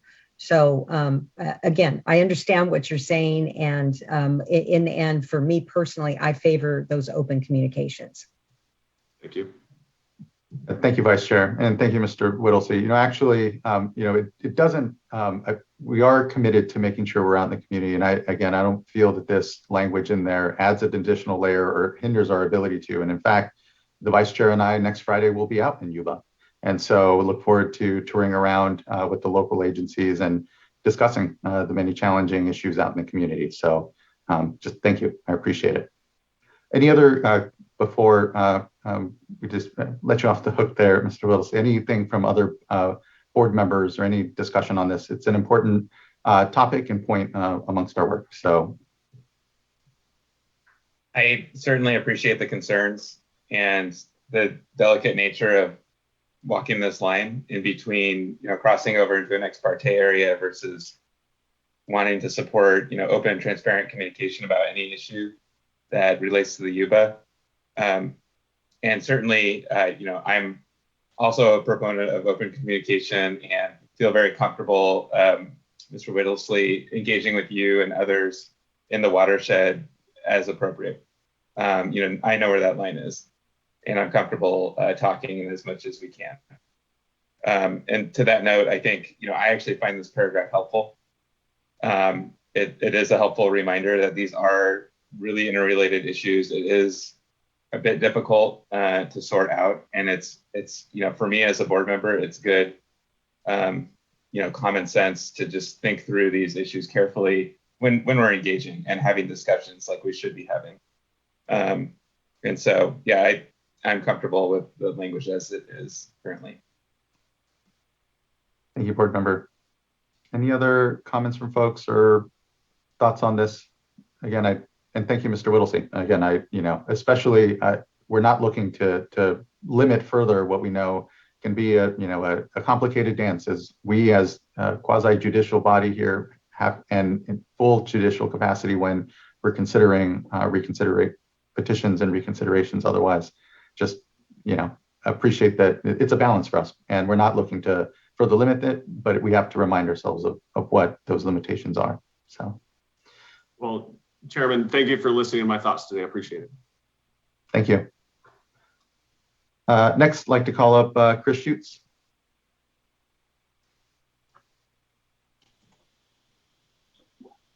Good afternoon, Chair Esquivel and members of the board. Chris Schutz for the California Sport Fishing Protection Alliance, also representing today the petitioners CSPA et al. The board should adopt the draft resolution as final. We're here today in substantial part because Yuba County Water Agency decided to use Hoopa Valley Tribe versus FERC, the court case there, to avoid regulation by this board under the Clean Water Act. Under the Hoopa case, Yuba petitioned FERC for waiver of a water quality certification for its hydropower project. Its central rationale was that the board's alleged delay had prejudiced YCWA and usurped the Federal Energy Regulatory Commission's authority to issue a hydropower license. Now, YCWA asks for delay on the board's processing of the certification and the petitions for reconsideration in the event that the waiver of certification does not stand on review before the Ninth Circuit Federal Court of Appeals. The consistency of Yuba's positions is limited to the consistent advocacy of whatever YCWA thinks is advantageous to it at any given moment. Both CSPA et al.'s comments of January 22nd, 2022, and the draft order point out YCWA's meandering positions on proceeding with or delaying the processing of the petitions for reconsideration of the certification. In late 2020, YCWA came to this board advocating that the board lift the effective stay of the certification contained in certification condition 23 and allow YCWA's petition for reconsideration to go forward. Now, YCWA wants the board to declare abeyance in order to have the opportunity to lobby board members directly on a Yuba River voluntary agreement that in any event does not seem to be moving any closer to resolution. The draft order appropriately points out that YCWA can pursue its efforts to reach a voluntary agreement without abeyance of its petition for reconsideration. If it is inconvenient for YCWA in pursuing a voluntary agreement to have to navigate ex parte limitations on the petitions for reconsideration of the certification, that situation is almost entirely of YCWA's own making. For all the reasons stated in the draft order and those stated in CSPA et al.'s comments on January 22nd of this year, the board should adopt the draft order as final. I would like to comment briefly on the interchange that just took place between Mr. Whittlesey and board members. The discussion about open communication, to me, or open dialogue, seems very hard to understand in the context of the fact that most of the voluntary agreement discussions are taking place still behind closed doors and are open only to those who are engaged directly in them, in some cases, including staff of the water board. The idea that it's appropriate to further circumscribe the effect of ex parte in order to facilitate a culture of dialogue when Yuba County Water Agency has chosen an adversarial position, which Mr. Whittlesey acknowledges, and has created this difficult situation with ex parte, an ex parte which, by the way, Yuba County Water Agency advocated for very strongly in its procedural comments after its and during its petition for reconsideration.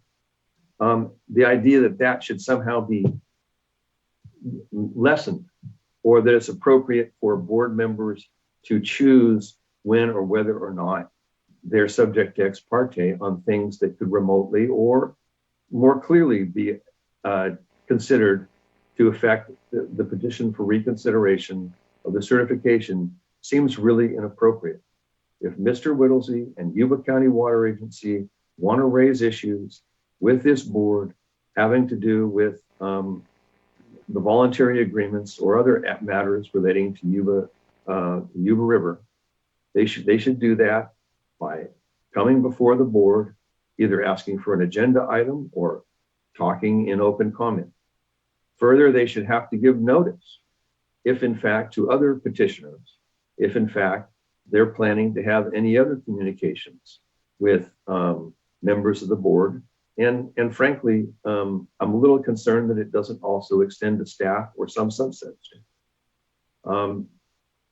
We don't see this as kind of an optional situation. We see this as a situation that, so Yuba chose to play hardball, and now they're rethinking or want to eliminate one of the main consequences of that hardball. And that seems very inappropriate to us. Thank you very much. And I'd be glad to take any questions or comment further in response to the board if that's appropriate. Thank you, Mr. Schutz. I appreciate your time and contributions to today's discussion. Thank you. And looking to see here if there are any questions or further comment from board members, and seeing none. Thank you. Appreciate it. Next, I'd like to call up Melinda Booth. Oh, I apologize. I should. Ashley Overhouse is actually who's being called up next.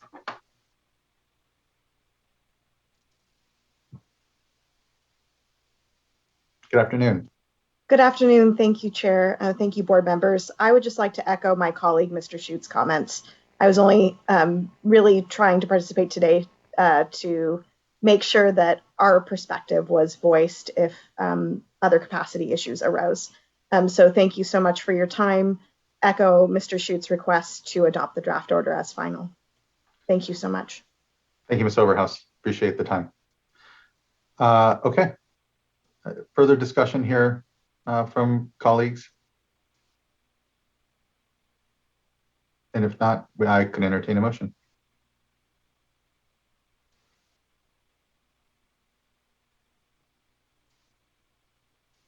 I'll move for adoption.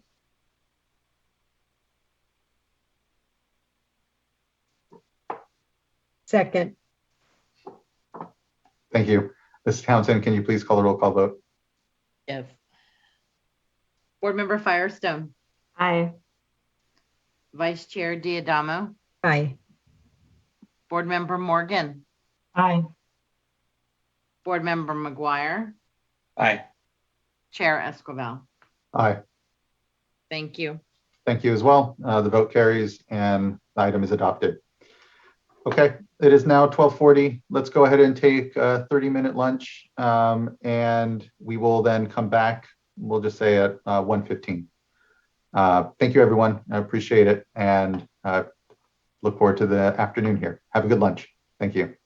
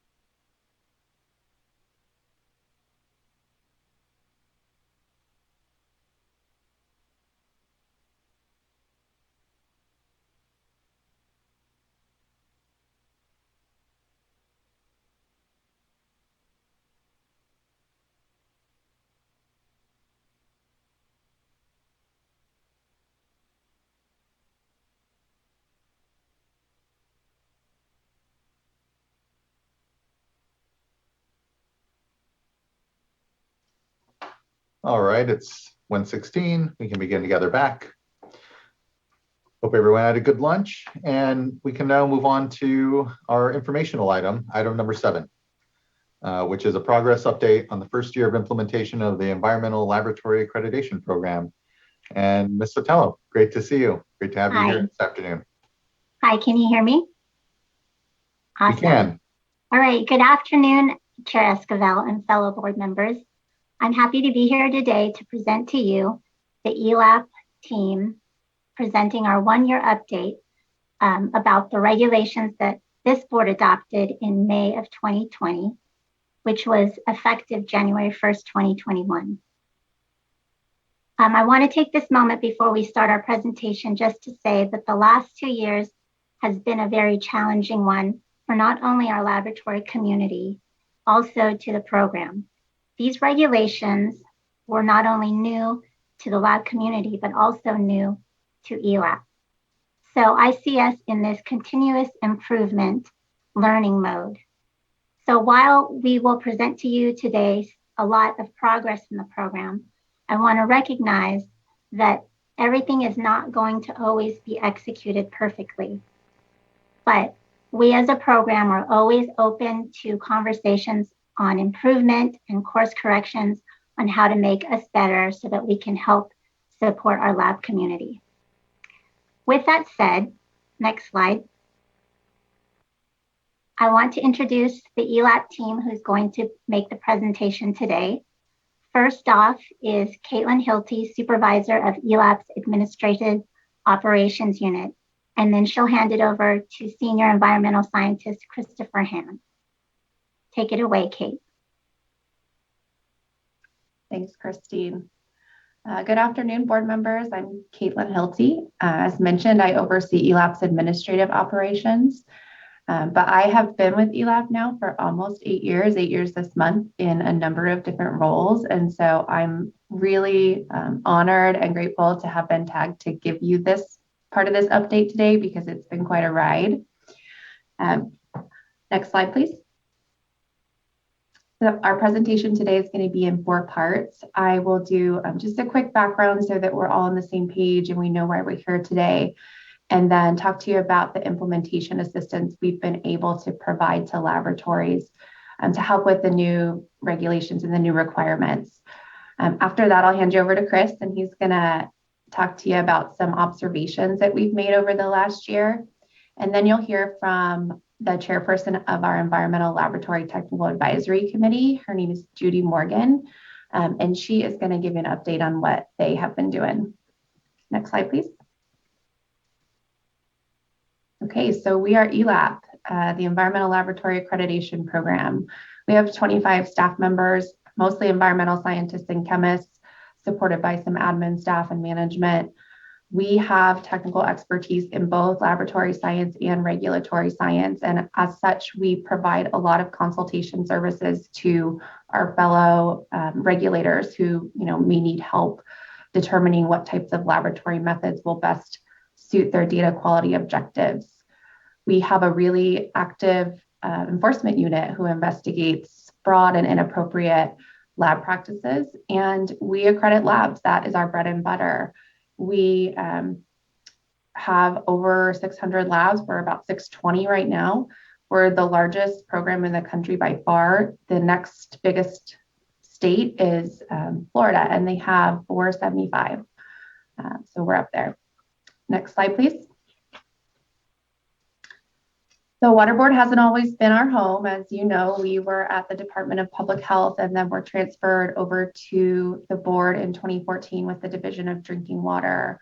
And ELAP had some challenges at its previous agency, but the Water Board recognized that and immediately got to work by commissioning an expert review panel. And they reviewed our program and came out with a report of recommendations and findings in 2015. And since that time, we have been hard at work improving the program. And one of the major pieces that we needed to do was to adopt new regulations. Next slide. That took us over 5 years to do that.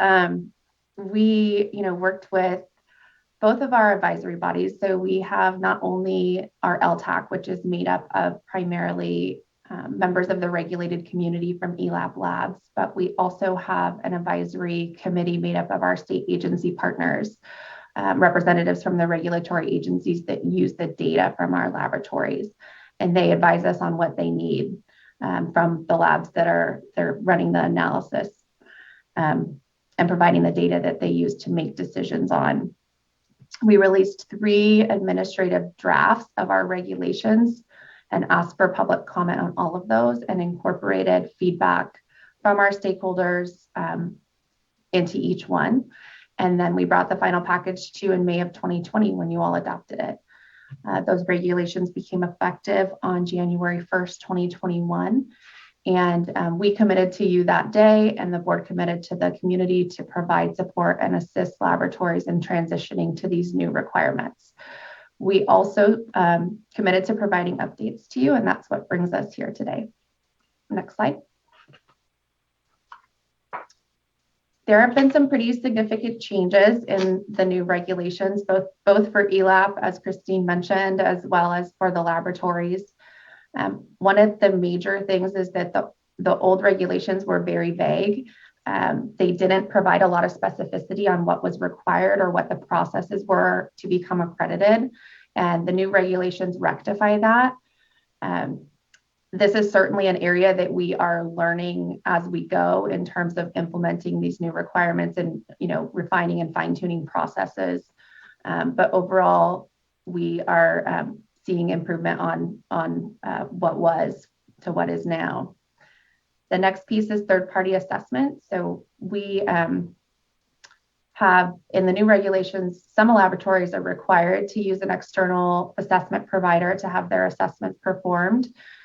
Previously, under the old regulations, ELAP was performing all the assessments for, at that time, which was over 700 laboratories. So that was a real strain on our resources, and incorporating third-party assessments into the regulations expands the pool of folks who can perform those assessments. And then the third piece there is the TNI standard, which is a quality management system accreditation standard that we've incorporated by reference into our regulations, with 2 exceptions that we worked with our stakeholders to pin down. One of those is that our labs in California are only required to do 1 proficiency test per year, whereas the national laboratories that meet the standard have to do 2. And the second piece is that we recognize certifications from CWEA and AWWA to qualify folks as laboratory directors in our state. And that's particularly so that folks working in smaller labs and treatment plants can qualify to be director or technical manager without having to have the specific degree requirements that are in the TNI standard. And the other important piece to note about the TNI standard is that those requirements aren't actually in effect yet. We included a 3-year transition period so that labs would have time to come up and come into compliance with this new requirement. Those will be required beginning January 1st, 2024. Next slide. That brings me to the implementation assistance. Next slide, please. Thank you. So immediately after adoption in May 2020, we launched a compliance assistance initiative that we're calling the Roadmap to ELAP Accreditation. We started with a webinar specifically focused on the TPA requirements. We launched a new website that includes timelines, tools, templates, infographics. We worked with our stakeholder associations to develop lists of FAQs that are posted on the website. And one of the really important pieces, and my personal favorite piece of this initiative, has been what we've been calling the transition appointments. And what these are is that we get on a call with a laboratory, either 3 or 4 ELAP senior staff or subject matter experts get on a call with a lab and help them chart their path to compliance for their laboratory during that call. So we talk about all the new requirements and make sure they understand what they need to do, when they need to do it, and answer any questions that they might have. And we've been able to do this for 125 laboratories at this point that have requested them. And it's a service that we're still providing should anybody need or want that. Next slide, please. Another really important piece is the training that we've been able to deliver to the community. What we're calling the TNI documentation workshop is a result of an RFP that we put out. It was a contract that was awarded to a contractor, that developed and delivered this documentation training specifically for California laboratories who have little to no experience with the TNI standard. So they were able to hold, well, we're almost done, almost at 20 sessions. It'll wrap soon. And we've had small class sizes to allow for instructor and student interaction so that folks could get their questions about their specific laboratory answered. And at this point, we have had really, really positive feedback from the community and are seeing this as a really successful partnership. Next slide. Also, an important piece that comes with that training is that there were significant learner materials delivered to the attendees of the class to support their adoption and implementation of the new TNI standard requirements. In particular, they received fill-in-the-blank templates for all of the policies and procedures, and at-a-glance job aid. They received hundreds of pages of explanations of the requirements and the criteria and how to meet them. Every policy and procedure was, they got 3 compliant examples for every policy and procedure within the TNI standard so that they could then take that and adopt that like off the page if that would work for their lab, or take it and tweak it or model their own policy and procedure off of it. One of them in particular was specifically about how to make policies work for your TNI quality system when you're part of a larger agency. So really focused at targeting municipal labs who may not have control over all of the policies and procedures of their parent agencies. That was a big concern we heard during the regulation development period and wanted to answer that. And then we also will be posting a video very soon to our webpage of the training so that folks can go back and view that whenever they need to. Next slide. Great. So mentorship. ELAP had worked with the American Council of Independent Laboratories during the regulations development period to pilot a really small scale mentorship program in our state. It was directed at a few really small remote laboratories. And the intention there was really to make sure that all of the labs in our state would be able to implement the TNI standard. It was really successful. And I know you all have heard from some of the mentors and the mentees in the past. I think you may actually hear from 1 or 2 of them later today in the speaker cards. But importantly, TNI took notice, the standard organization, and they wanted to adopt this as a national program. And so our senior staff work with them to develop a program that is being implemented on the national level. And at this point, we have 9 California laboratories who are participating. You'll see their names listed on this slide here. So I wanted to give them all a shout out and just say kudos to you all for taking advantage of that resource to be partnered with TNI experts nationally to help you with your implementation. Next slide, please. That brings me to our annual laboratory conference, which we lovingly call ELAPCon. We did our first conference last year in 2021 for over 800 registrants, and we had 1 day of compliance assistance. And then we weren't really sure if we were going to do it again because it was a really big lift, but we had like overwhelmingly positive feedback from the community. So we knew we wanted to do it again this year. And our next one will be May 31st through June 3rd. And there's a couple of highlights this year that I can tease right now. The first is that we will be providing an ethics and integrity training to the community that will satisfy the TNI requirement to have that in your quality system. So folks will be able to attend that and satisfy that TNI requirement. It'll also be posted as a recording to our YouTube channel so they could use it in future years to continue to satisfy that requirement.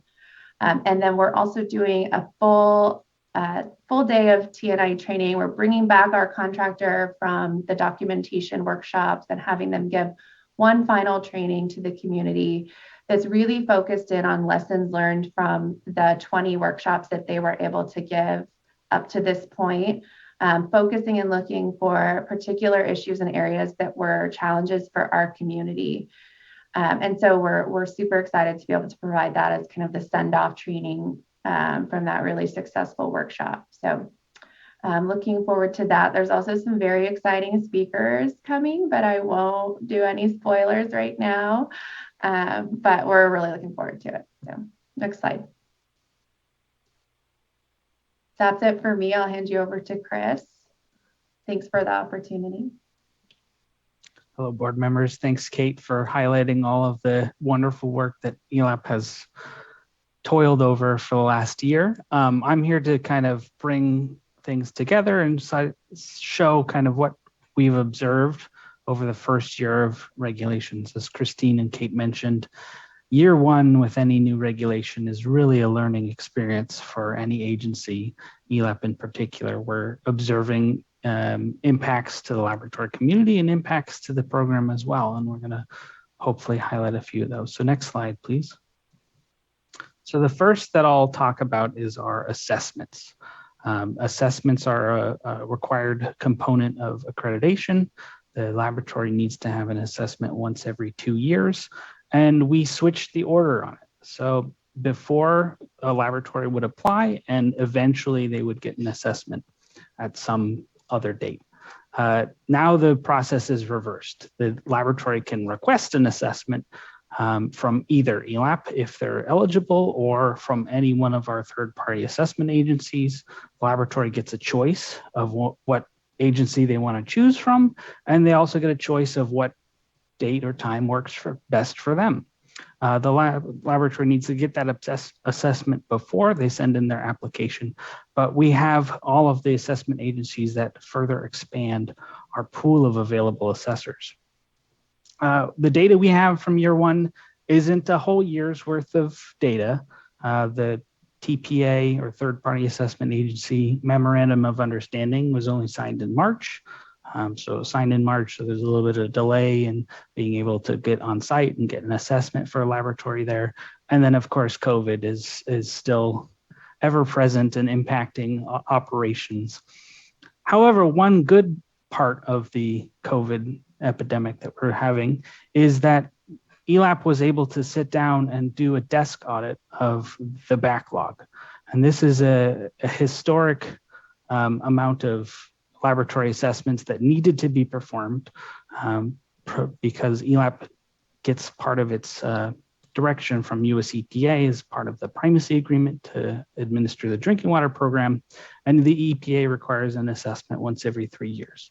So there were some laboratories that hadn't gotten an assessment by then. So ELAP worked with US EPA of kind of developing a plan of what we're going to do and how the problem is going to correct itself. And because of this inversion of when an assessment is required, because we have a lot more assessors from the third-party assessment agencies, and because ELAP was able to provide all the desk audits, that was a plan that ultimately the US EPA agreed with and kind of said kudos to ELAP for getting back on track. So this is really going to speed up the process here. We're hopeful that we're going to see some different numbers next year as we have an entire year, or I guess I should say this year, 2022, as we have an entire year's worth of assessments, and the numbers are encouraging. Laboratories are using third-party assessors a little bit more than predicted, but not by too much. It looks like a lot here. However, some of those laboratories are required to use the TPAs, and it's about 55% of the laboratories in total that are electing to choose a TPA. So next slide, please. So one of the perks of using assessment agencies with hundreds of assessors and thousands of hours of experience is we can onboard new methodologies that we were just not able to do before. So we can have people assess for the new US EPA method for Pfas analysis that the Division of Drinking Water asked us to add. We have the assessors available to do these specialty projects like pyrethroids methods that have a specific method modification to look for pyrethroids in Central Valley. And then there's a new methodology for testing beach water in San Diego County that one of our third-party assessment agencies was able to onboard. We get access to these thousands of hours of experience. We get access to these hundreds of assessors. And the thought here is that more assessors is eventually going to equal a quicker assessment and a quicker ability for a laboratory to gain accreditation, because that's really the time-intensive component is reviewing the assessment on site. Next slide, please. But one of the major concerns that we had during the regulations process is what are the impacts of the new regulations going to have on the laboratory community? And that's something that ELAP has been very focused on, maintaining our eyes and ears on what's happening. Thankfully, we haven't heard anything from any programs that say any amount of data is being impacted in terms of laboratory capability or capacity. We haven't heard any of those things. We haven't noticed anything in remote areas getting access to laboratories to run their methodology in these more remote areas of California. But we have had some laboratories leave the program. ELAP is a program where we have a system in place to kind of, when we don't get an application from the laboratory, we kind of prompt, hey, what's going on? We send a reminder notice ahead of time that says, oh, your application is going to be due, but we do want to follow up if we don't get one of those. And so out of the 545 laboratories that are physically located inside California, 45 of them have elected to leave the program. And 14 of those were municipal laboratories. And this is something that we're being very focused on and being aware of. We did have some laboratories join the program, though. We had 10 new laboratories in California that added on to the program, that completed their assessment and components in order to obtain accreditation. But we are more focused on who's leaving and what impacts and what reasons do they have for leaving. Next slide, please. So we do poll and we ask, oh, you're not renewing your accreditation, you're relinquishing your accreditation. What are some of the reasons that you're doing that?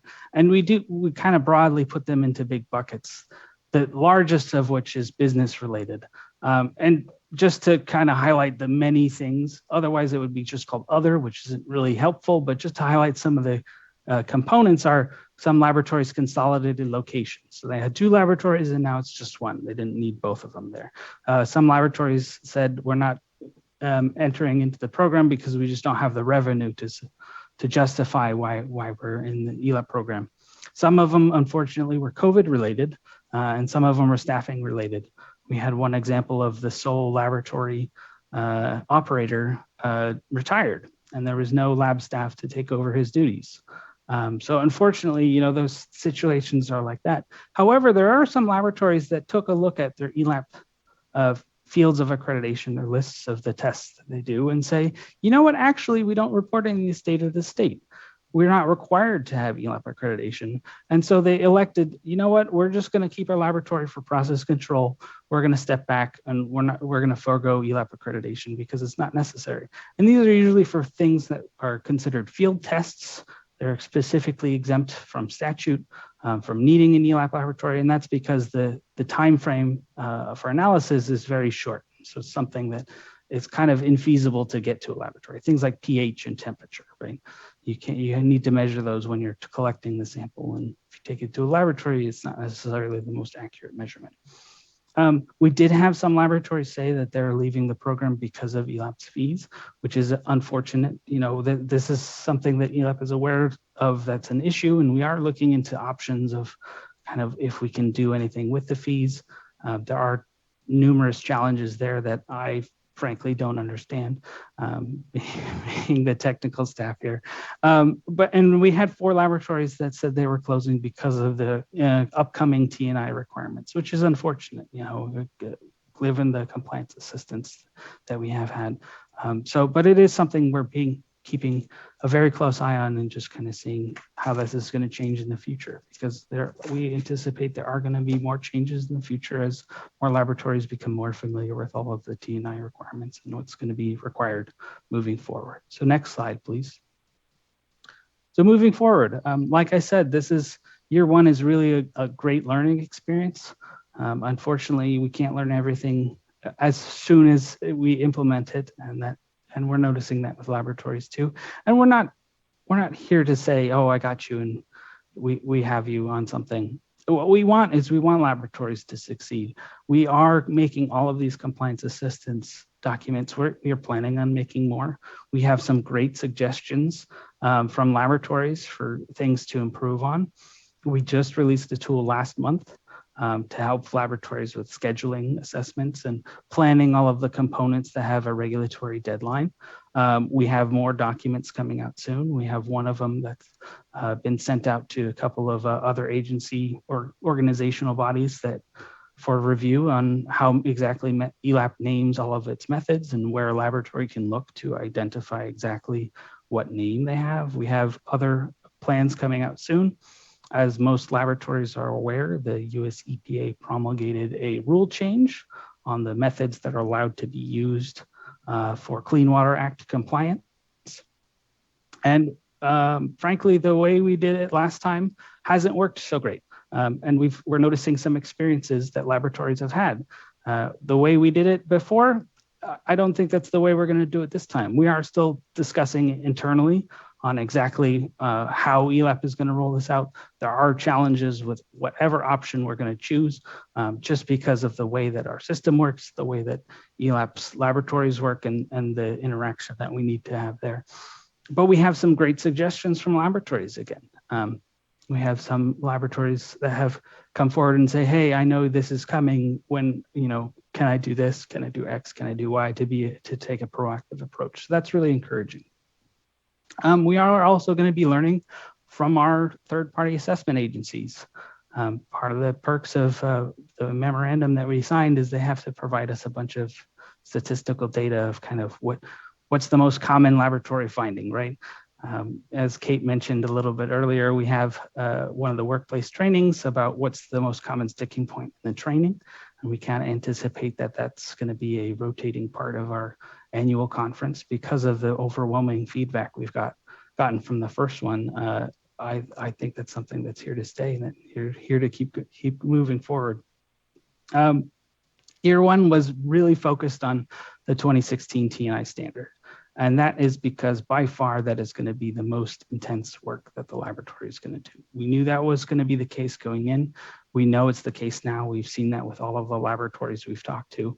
And as the board directed us to, and as we will continue to do, any T&I related enforcement actions will of course be a light touch. As we said, we're all learning this together. It's still an experience that all of us are going through. We know we're not everyone's going to get it 100% accurate the first try. There are going to be things that people find are more challenging than others. And we have those processes built in place, and we have that plan in place to take a light touch. As Christine mentioned, there was a theme of continuous improvement, and that is what kind of the T&I standard embodies. Is you want a process in your laboratory where your laboratory continuously proves. If you have a mistake, you find out what cause of it was and you improve to get better. And that's something that ELAP is taking to heart as well. If we're finding problems that are arising in our situation, we are looking at what can we do to change that and how can we make it smoother in the future. But that's unfortunately all I have for the ELAP update here, but it is my pleasure to be able to pass the baton to our LTAC chair, Judy Morgan. LTAC is our technical advisory committee that serves to advise ELAP and any of the other state programs about any technical laboratory assistance that's needed. So next slide, and thank you, Judy. Thank you. Can you hear me? I can. Yeah, thank you. Okay, thank you. So good afternoon, board members, ELAP team members, and LTAC members and other attendees. Thank you for the opportunity to present today and give an update related to the activities of the Environmental Laboratory Technical Advisory Committee. So we're starting out with this slide because it was titled Creating One Vision for Many Resources, because we have many experts on the current LTAC that are available to provide valuable information to the stakeholder agencies. It is my hope that we can use the expertise of these member resources to have a positive impact on both the regulator and regulated communities that honors our current mission statement, which centers around transparency and dynamic exchange of information between the multiple entities, including our laboratories, data users, regulatory agencies, and ELAP. The goal is to be advisors and partners to ELAP regarding the technical, accreditation, and related information, with the goal to help them continuously improve the accreditation program. Next slide, please.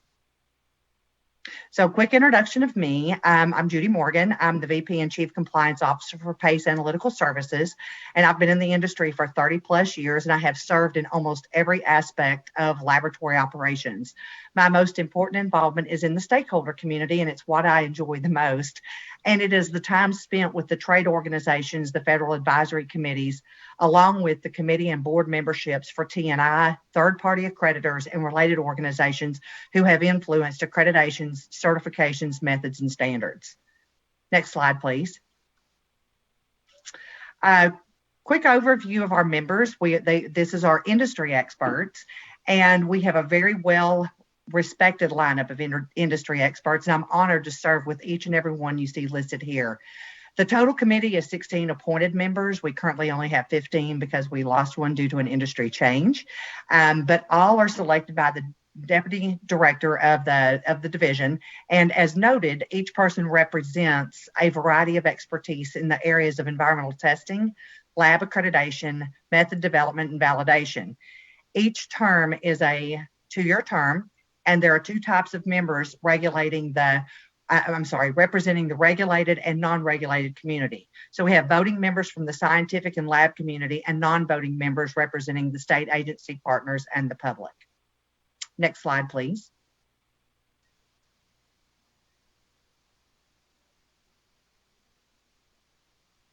Next slide, please. Thank you. So our meetings, we meet up to 3 times per year, but we had an unusual year in 2021, and due to COVID and some onboarding of new members, we only held 2 meetings, one in January and another in July. However, each meeting had several presentations, and we had multiple opportunities to provide comments and assistance in areas of concern brought to the committee. For 2022, my hope is that we will have more opportunities to interact with the stakeholder community and provide assistance where needed. Next slide, please.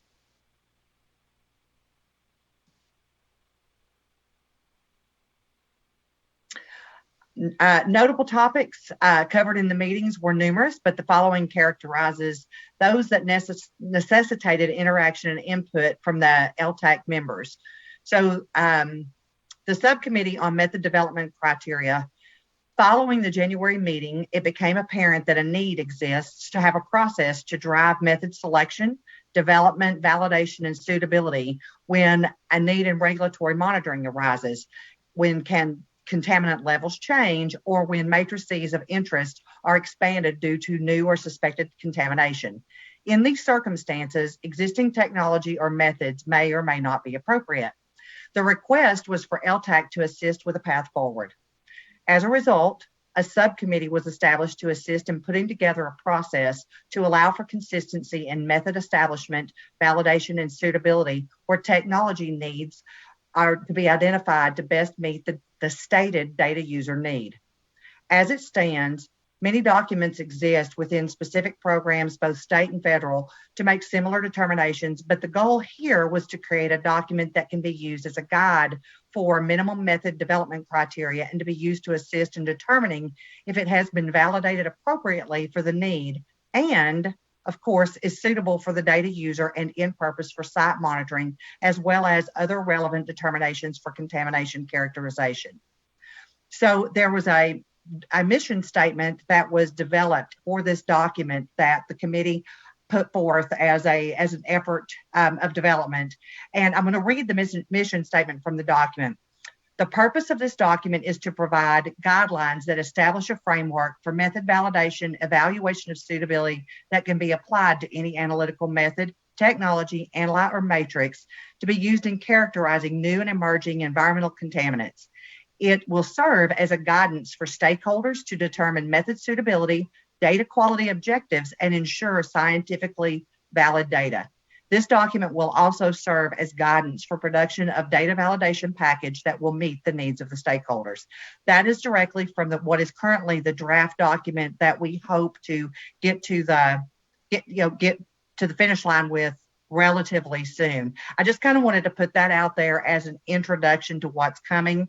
There has been a lot of time and effort and expertise that has gone into this document. And I think the committee should be very proud, the subcommittee should be very proud of what they have developed. And I'm hoping that the community, the stakeholder community, will receive it as well as it has been intended.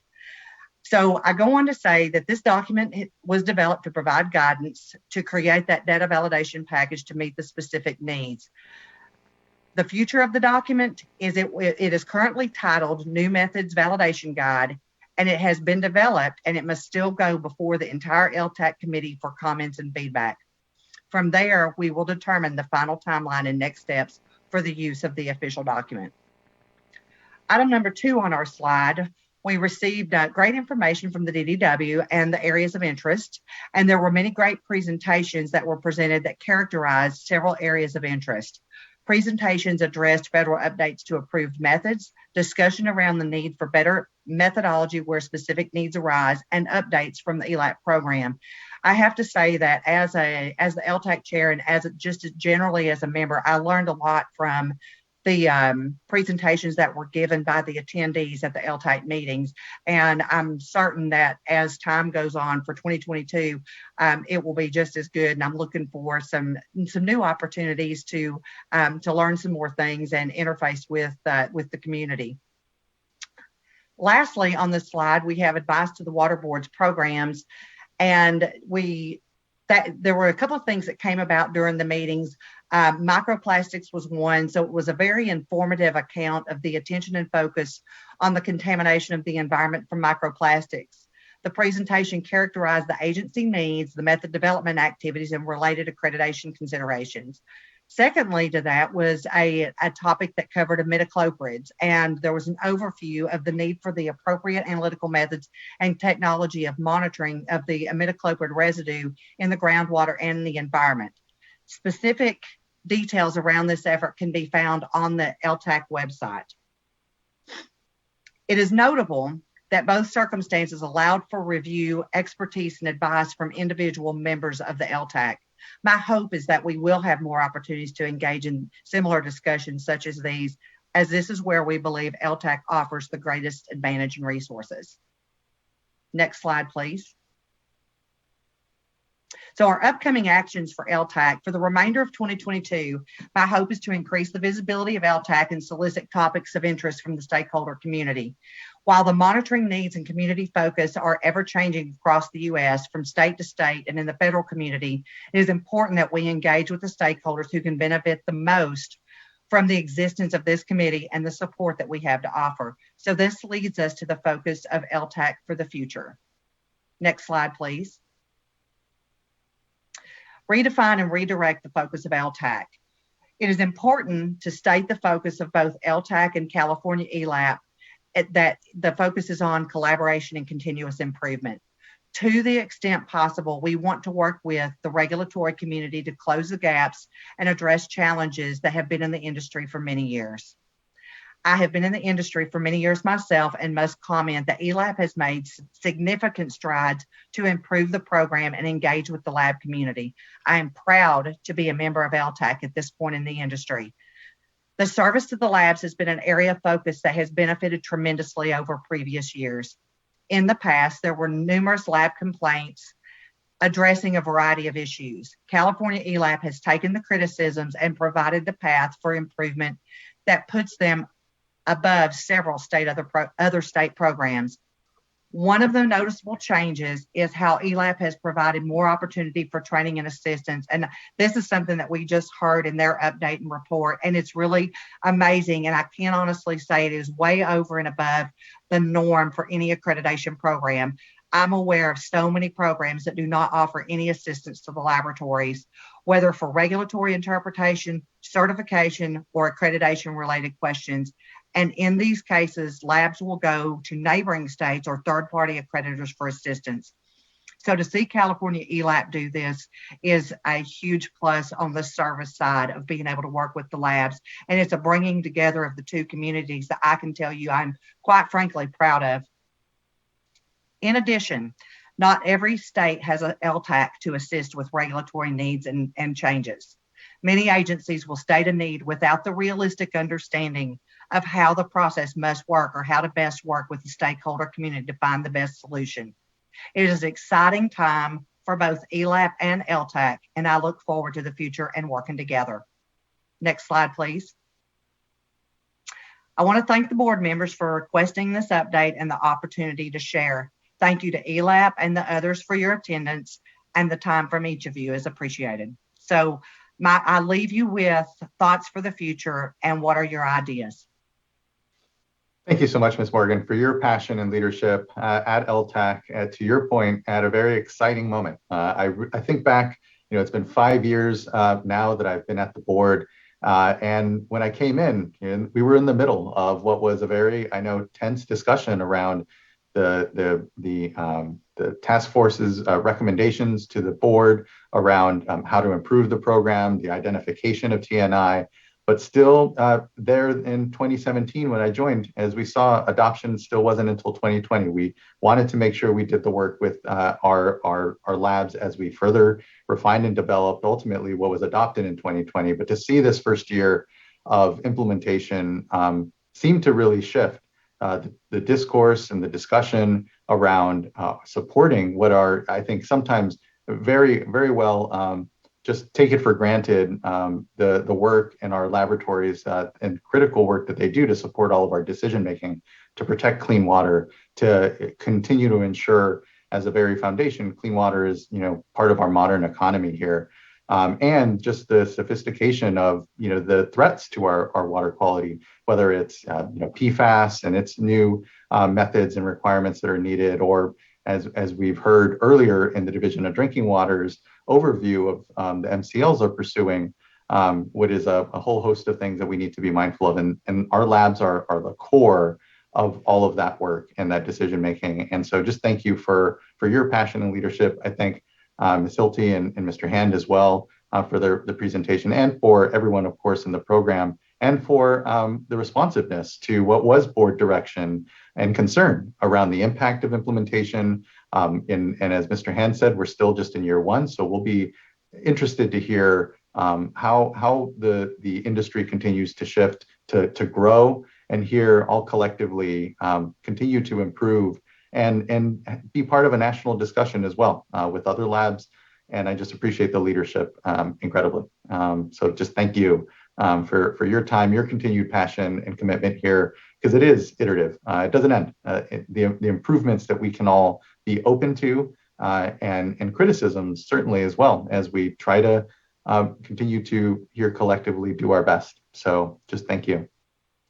Other board colleagues, any questions or comments for Ms. Morgan or Ms. Hilty or Mr. Hand? And we do have a number of commenters, I think about over 10 or so, that we can also hear from and look forward to hearing from, knowing that it's a wide swath here of both districts, municipal labs, and then also other private labs. Okay, seeing no comment, let's go ahead and move on to our commenters. I'd first like to call up Jared Voskuil, who would be followed by Andrea Abergel.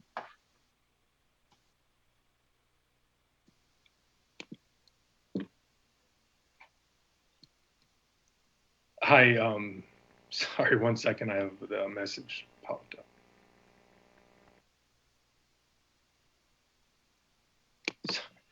Sorry, I'm on day 9 of my isolation from the COVID thing, so it's still stuck in a hotel. But, oh my gosh, Jared. Well, I'm glad you're still, that you're participating with us still yet, and I hope you're feeling okay. Thank you. Good afternoon, Chair Esquivel and board members. Jared Voskuil, Manager of Regulatory Affairs for CASA, the California Association of Sanitation Agencies. CASA represents more than 125 public agencies and municipalities that engage wastewater collection, treatment, recycling, and resource recovery, and numerous members are accredited by ELAP in their wastewater labs.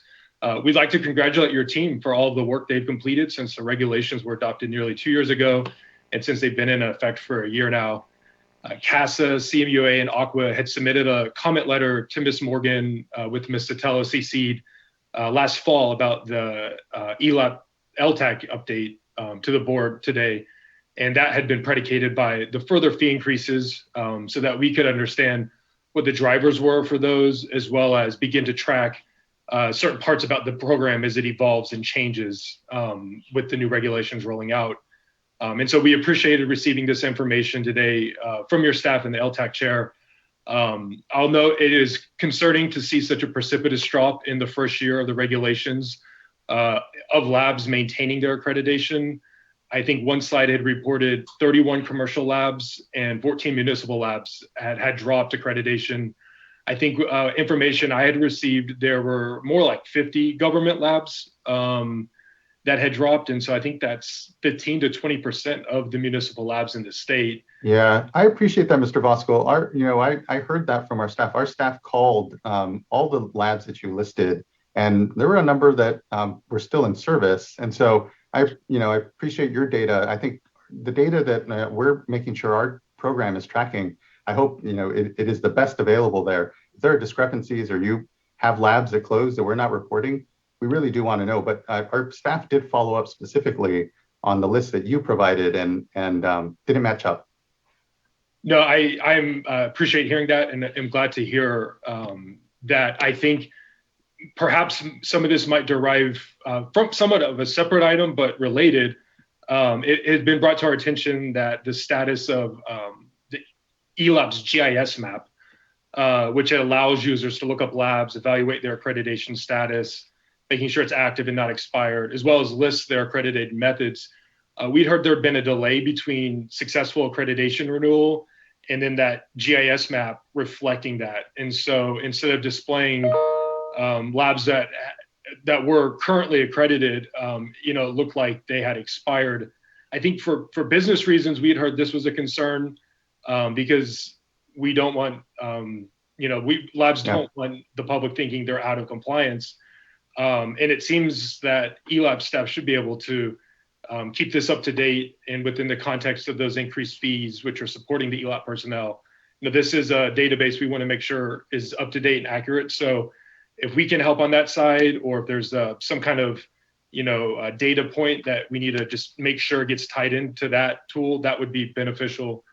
And then I think there were some other pieces that we had requested information on. We'll follow up with staff in the coming weeks to discuss that. But in terms of the backlog and getting that reduced down, just kudos to your team and having those third-party assessors help with driving that back down. That had been something we'd been tracking. And so we'll look forward to engaging on this. And as the program evolves in the next couple of years with all these changes, we'll be here tracking it. And I'll follow up offline with my people on those labs, Chair Escobar, and connect with your team to figure it out. Yeah, thank you. Thank you, Mr. Voskel. And I agree, we should try to make sure that we're just providing as a basis on our site, all that information, what labs are open, what are they accredited for, et cetera, in an up-to-date way. And just appreciate, again, there's a shared concern here around what implementation looks like, what's actually impacting. And so that's why, and I appreciate staff really reaching out and understanding if it's business reasons, if it's because of the increased fees, or as well because of TNI being too much of a burden for labs and exiting. And we heard here, I think quite specifically how the breakdown went around those, what are ultimately sometimes business decisions, as in a business downsizing or otherwise exiting the program for other reasons. But we'll need to continue to make sure we're keeping a real pulse on what's actually happening out there, and importantly, how best do we support labs through this, and appreciate just the continued collaboration with all the labs and with CASA here on the work. So thank you. Next, I'd like to call up Andrea Abergel. Hi, good afternoon, Chair Escobar and members of the board. My name is Andrea Abergel. I'm the Senior Regulatory Advocate with the California Municipal Utilities Association. We represent 50 public water agencies that deliver over 75% of drinking water to California. CMUA, along with CASA and Aqua, as Jared just mentioned, we submitted a letter back in November to the LTAC chair, Ms. Morgan.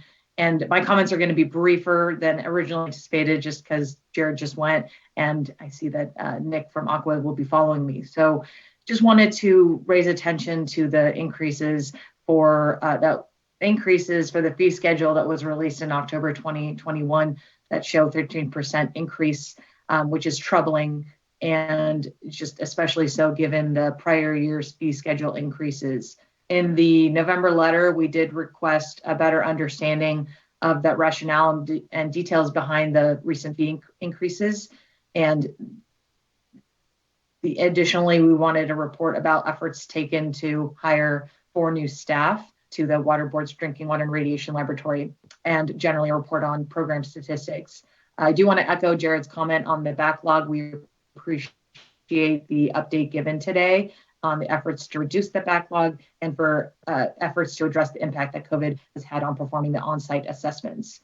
So we appreciate your consideration of the request from November and looking to further conversations about the updates in this program. Thank you very much. Thank you, Ms. Abergel. I know what we have as well on top of what this informational item on the program implementation is our yearly fee discussion. So there will be a lot of room and space for us to continue to talk about fees and importantly, show where the value of that are going.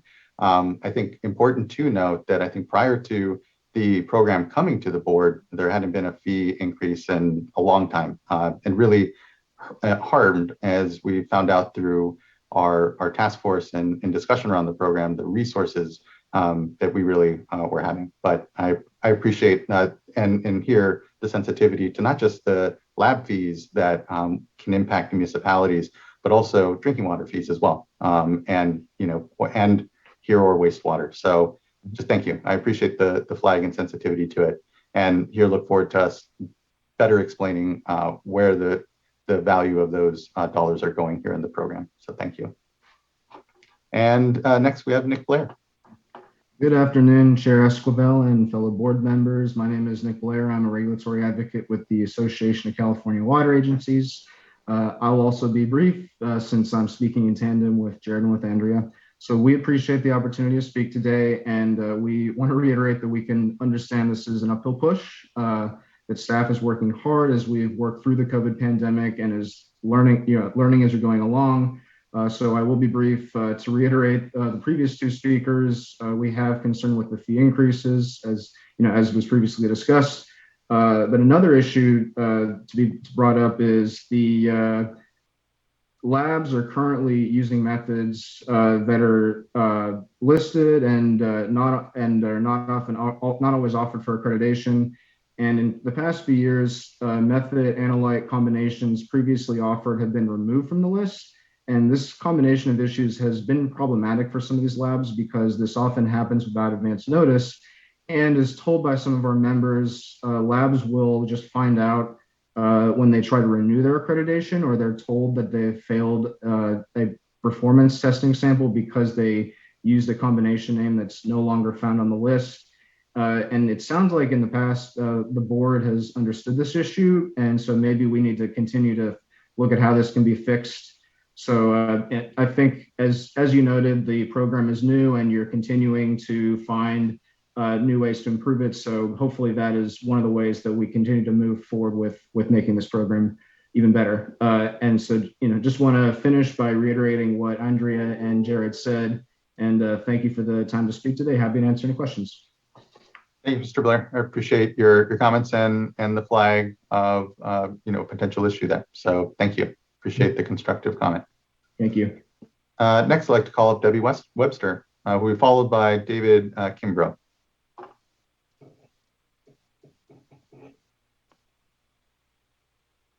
There we go.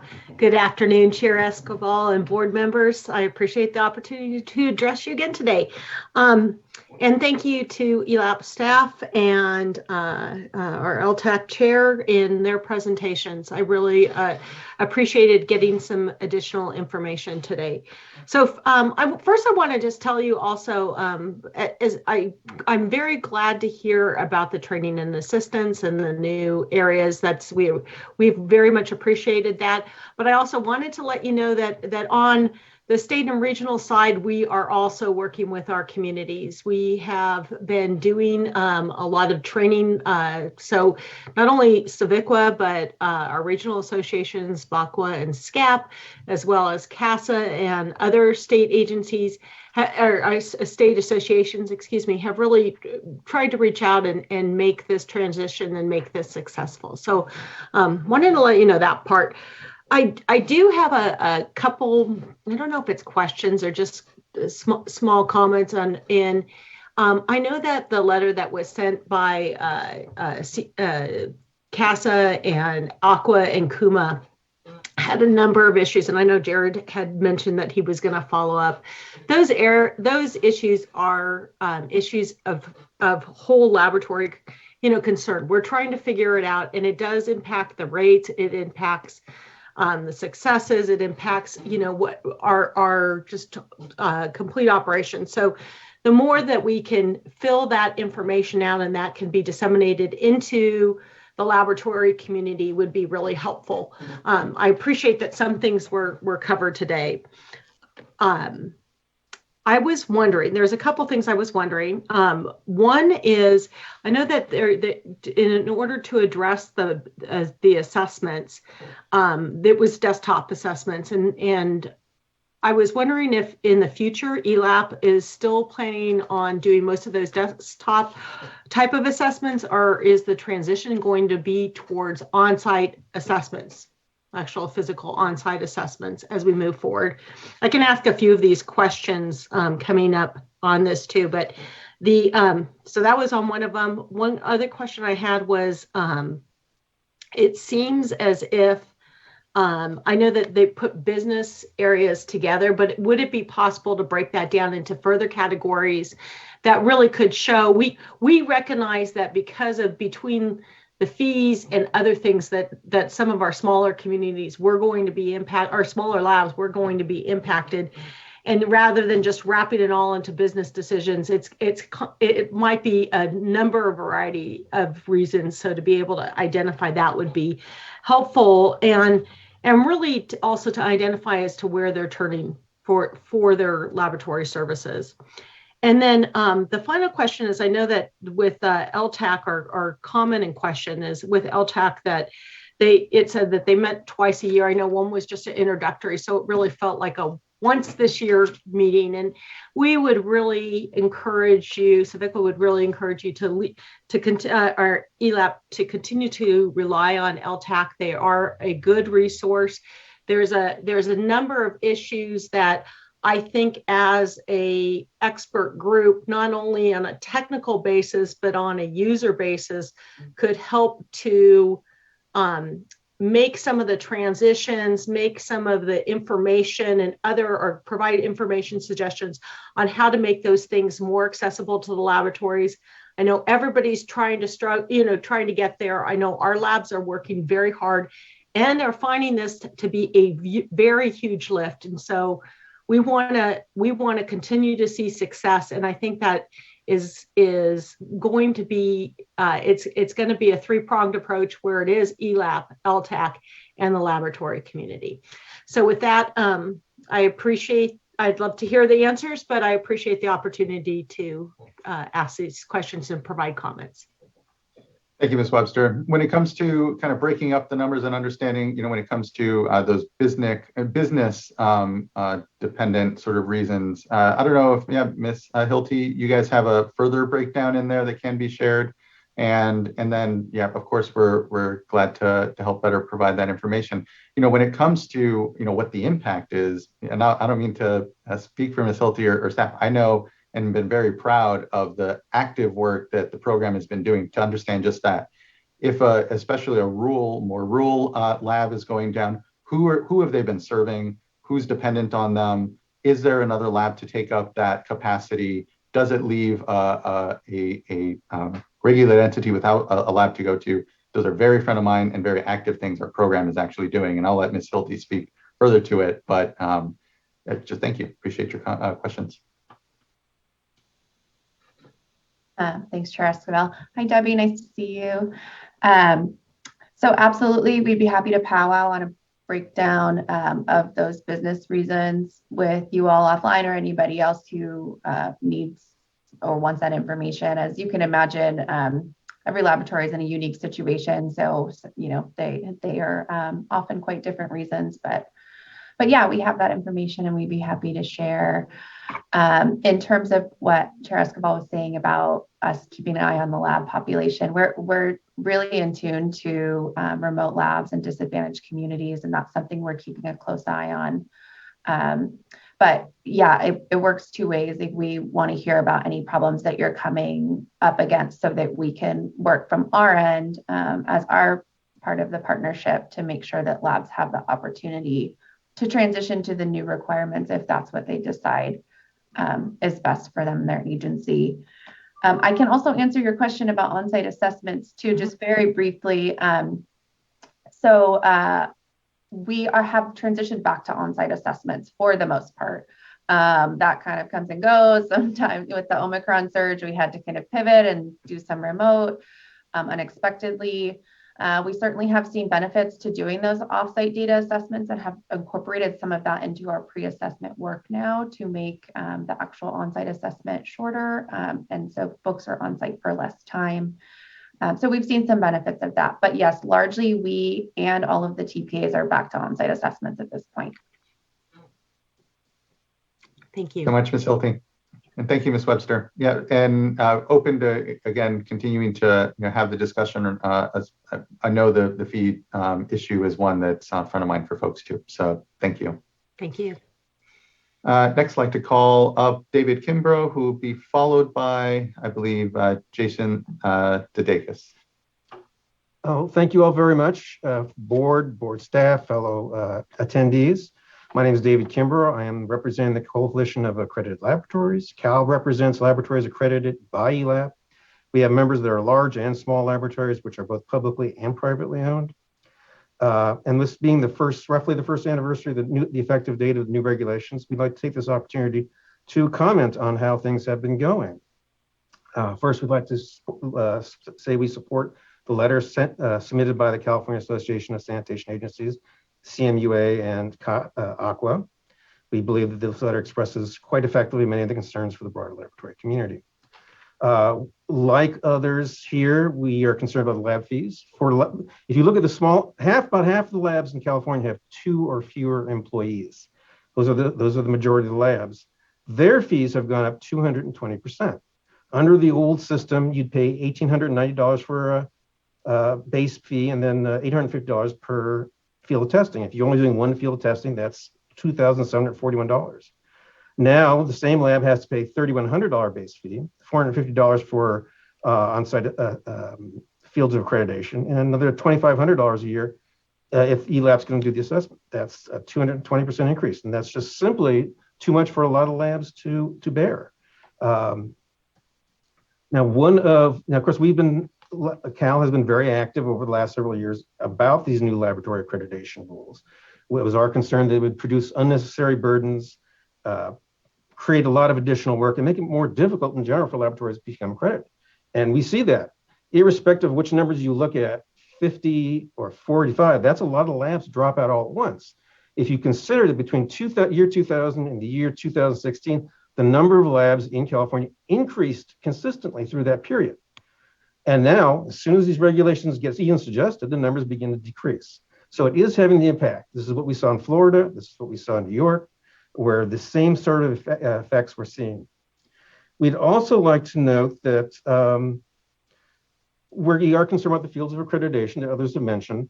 In ELAB's own regulations, it says that the fields of accreditation are based on the methods listed in 40 CFR 141, 40 CFR 136, and other such similar regulations. Many of those methods are not actually showing up on the fields of accreditation sheets. Additionally, methods and method analyte combinations that had been on those FOA sheets have been removed. No explanation for why. We do not understand it. We've met with staff and asked, and we haven't gotten any explanations. And again, sometimes people are notified, sometimes they're not. There's even a case of the incorrect method being listed on the fields of accreditation. So this is an ongoing issue that we think needs to be addressed. That if ELAP's regulations say that laboratories shall be accredited for methods found in 40 CFR, then that's what should be offered. In terms of third-party assessors, we believe this is and in on-site assessments in general, we've seen one, there's a very limited number of third-party assessors. A lot of us, even though there's 4 different agencies, a lot of those agencies draw from the same limited pool of assessors. So you might go to one agency and get one assessor, go to another agency, but you get the same assessor because they're all drawing off the same limited pool. And so we've seen on-site assessments, in part because of the new regulations and in part because simply there are fewer assessors, go from 1 day to 2 day to 3 days. It takes a lot longer to actually conduct an on-site assessment, which means it takes a lot longer to prepare for an on-site assessment. So it is putting a lot of burden on labs, making it much more difficult to do this. So overall, our concerns that have been expressed earlier, I think are being realized. And as was pointed out, the majority of this regulation has not even been implemented yet. Majority labs are not choosing to go down the TNI -2. They are in fact using the non-TNI accreditation procedures. Once that sidetrack is sunsetted, those numbers will increase more as more labs becomes required to implement these new TNI -2 requirements. More and more labs will indeed drop out. So we think this is a good opportunity for the board and staff to reconsider these regulations and maybe make some important changes. Thank you very much. Thank you, Mr. Kimbrough. Appreciate your comments and your contribution to the discussion. Thank you. Next, I'd like to call up here. Let me make sure I'm get my list here correct. Yeah, Jason Didikis. And should be invited to unmute. There you are. Great. Thank you very much. Good afternoon, Chairman Esquivel, board members. My name is Jason Didikis, and I work for the Orange County Water District located in Southern California. I appreciate the opportunity to offer public comments to the board on this item. Our agency operates a large analytical laboratory that is accredited by ELAP, features over 30 full-time staff, and performs in excess of 20,000 water quality analysis each year in support of our agency's sustainable management of the local groundwater supply for 2.5 million residents in our service area. I'm happy to report that our lab is on course to fully implement ELAP's TNI requirements by the January 1, 2024 deadline. However, our recent experience renewing our lab's accreditation through ELAP has raised some significant concerns that we felt compelled to share with you today. Implementation of TNI was presented as a necessary step for ELAP to fulfill its mission. It's been used as an opportunity to cast ELAP in a new light, with the term ELAP 2.0 frequently referenced with the adoption of the new regulations. Regulated community has repeatedly been told that TNI's greater standardization and outsourcing of the on-site assessment to a third party hired by the laboratories will lead to a more efficient, timely, and responsive ELAP. One of the areas that was supposed to benefit from this greater focus was the actual process of accreditation, which we heard earlier from ELAP staff is the real bread and butter activity of the organization. However, our recent experience with the accreditation process has left us with the unfortunate impression that ELAP is regressing instead of advancing into the TNI era. Our laboratory submitted our accreditation renewal last November, more than 3 months ahead of our expiration, and consistent with ELAP's guidance at the time. However, in January this year, ELAP issued a new timeline guidance tool, which suggests that laboratories need to submit applications 5 months ahead of their expiration. So ELAP is now requiring significantly more time, not less, to review accreditation applications. This doesn't appear consistent with the greater responsiveness and efficiency promised with the move to TNI. Furthermore, unlike in past years, our lab was not permitted to add in new fields of testing with our accreditation renewal. Instead, we had to simultaneously submit a separate $1,500 amendment application for new fields of testing and conduct a separate $2,000 individual on-site assessment for an important new method. This introduced considerable additional cost, effort, and ultimately confusion into the process for both our staff and ELAP to manage and track these parallel efforts. We have still not received a response or status update from ELAP on the new method of accreditation for several months. Unfortunately, the method in question is the newest analytical method testing for PFAS in drinking water, which was mentioned earlier today by ELAP staff and is poised to become required by the state for testing later this year. Finally, we received a response from ELAP on our primary accreditation and renewal application 3 months after submittal, but by that time it was only 2 weeks before our current accreditation expired. Due to some very minor clerical errors, our application was deemed incomplete for multiple fields of accreditation. Previously, in the past, such minor errors could be cleared up through a simple clarifying phone call or an email to ELAP staff. In the worst case, we'd have to file perhaps a formal accreditation inquiry. This time, the only option we were given was to immediately file another $1,500 amendment application to provide the updated information, which in actuality ELAP already had on file from our proficiency testing provider. We didn't hear back from ELAP on this amendment until 1 business day prior to the expiration of our accreditation, compelling our staff to go through last-minute contingency planning to temporarily outsource these methods to avoid compliance testing violations. While the outsourcing was ultimately avoided, the associated significant effort and stress could have been avoided through better clarity and communication from ELAP. So in closing, we've reached out to senior Division of Drinking Water staff and shared our recent experience and associated concerns. Thankfully, your staff has offered to meet with us and review our experience and see how we can work together better and more efficient in the future on accreditation issues. And we very much look forward to that conversation. However, based on our recent experience, it seems clear that the promises of ELAP improvement with the implementation of TNI has yet to be realized.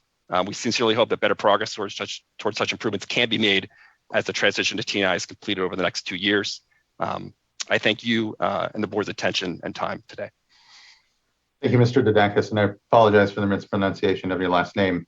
And just thank you. I know that Orange County Water District here has been a leader when it comes to the response on PFAS and continuing to engage with us here. So really take to heart that it needs a lot more improvement here. And when it comes to some of the transition, it sounds like, and it's, I can understand, especially with an agency as sophisticated and as engaged as you are on the laboratory front, that, we really need to live by the work better then. So appreciate the feedback here. And I'm glad to hear that the staff will be meeting and taking it as a case study, really, as to how we can better improve and anticipate what can be some of these issues around transition.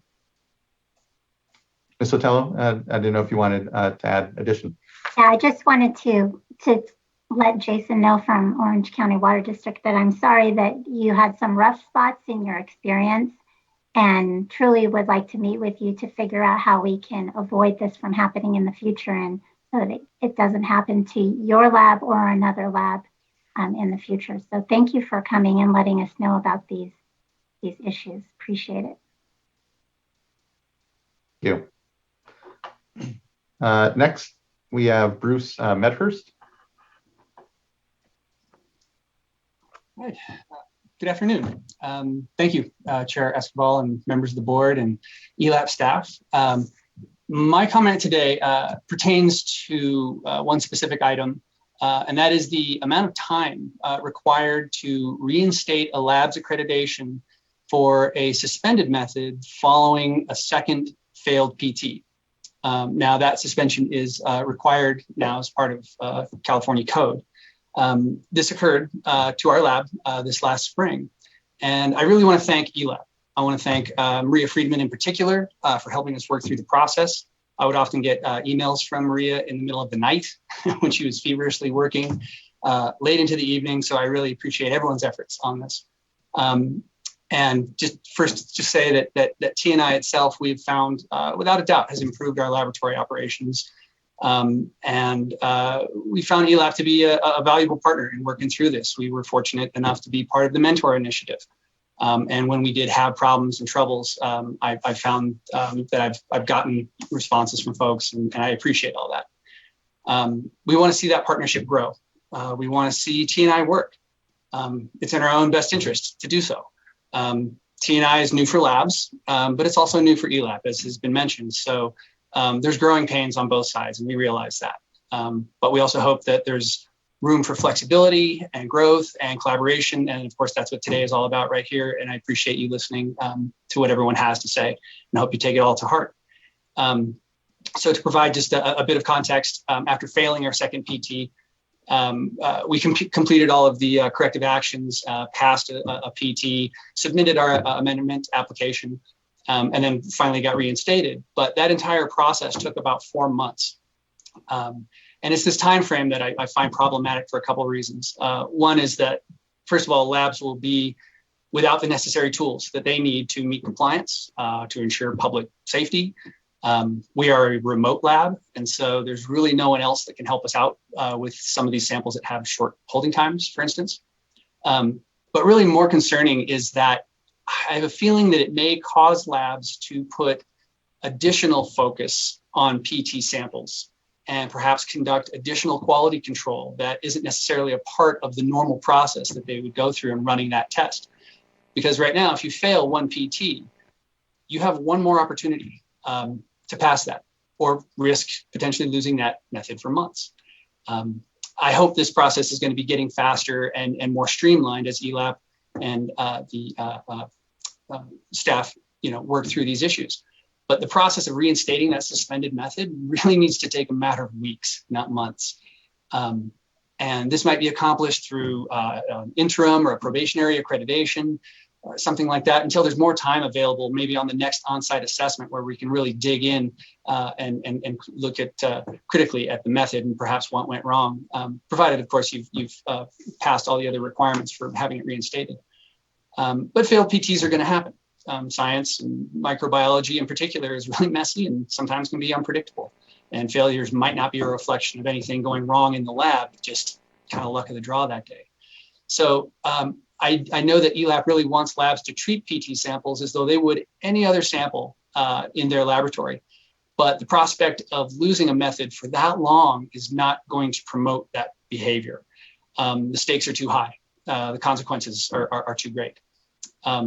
And so in closing, I'll just say that I hope that the board and ELAP will continue to work in the best interest of labs by revisiting and perhaps refining this process. And more importantly, perhaps ensuring that folks like Maria Friedman and ELAP's assessment unit have the resources and the personnel they need to complete these method reinstatements in a viable time frame for labs. So I thank you for your time.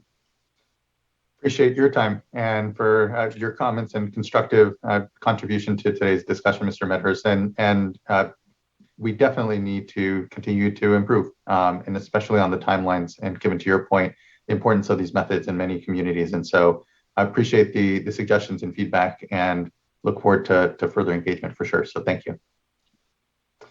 Next, I'd like to call up, and I believe this is our last speaker, Sushmitha Reddy. Hello, good afternoon, Chair Esquivel and board members, and thank you, ELAP and LTAC Chair, for providing the update today. My name is Sushmitha Reddy, the current Vice Chair of the CWEA Lab Committee. I'm filling in for Amber Baylor today, who's the chair for the same, and who had to. Can I come back in? Oh yeah, no, it's not. I'm sorry, I think we're getting some background noise. Okay, I believe we should be good now. Apologies. Thank you for that, Chair Esquivel. I'm sorry, I'm filling in for Amber Baylor, who's the current chair of the same committee and had to be in another meeting and was not able to speak today.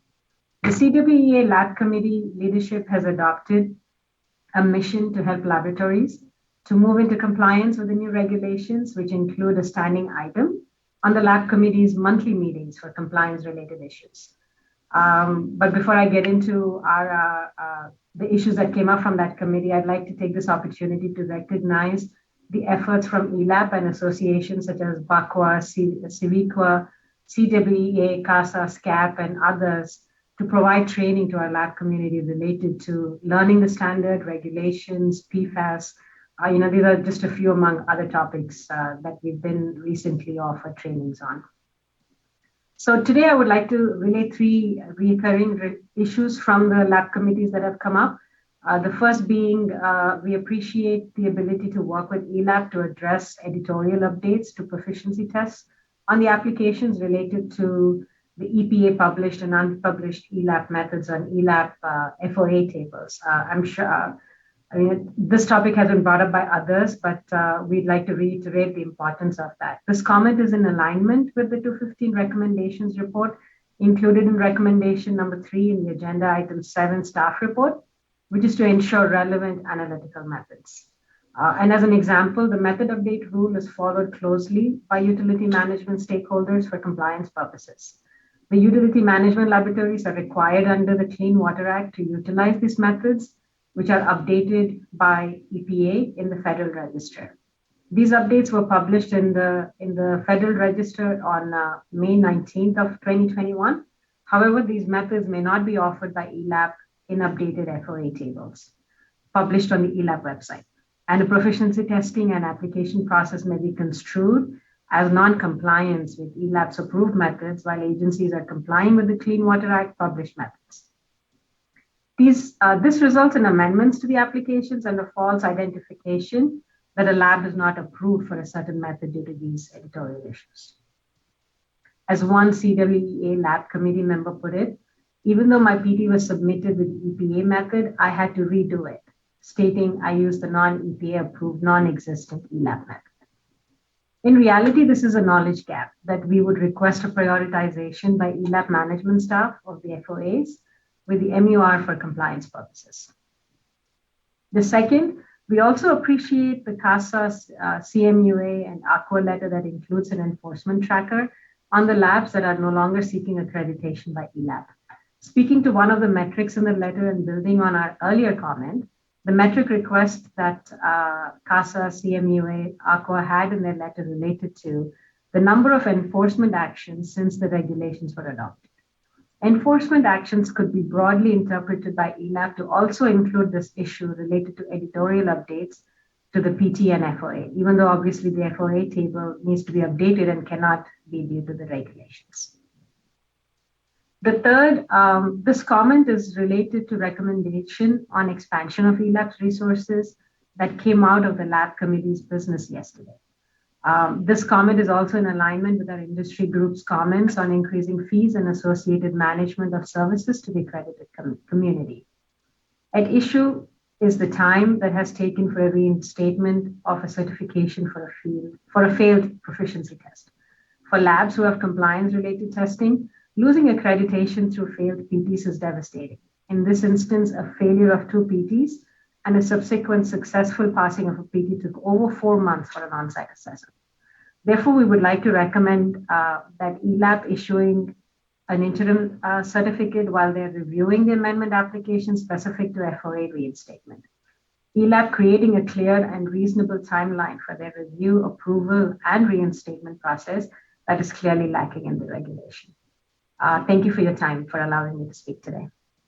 Thank you, Ms. Reedy. I appreciate the good recommendations and continued engagement on the success of the implementation of this program. So just thank you for your good work and give my best to Ms. Baylor as well. So thank you.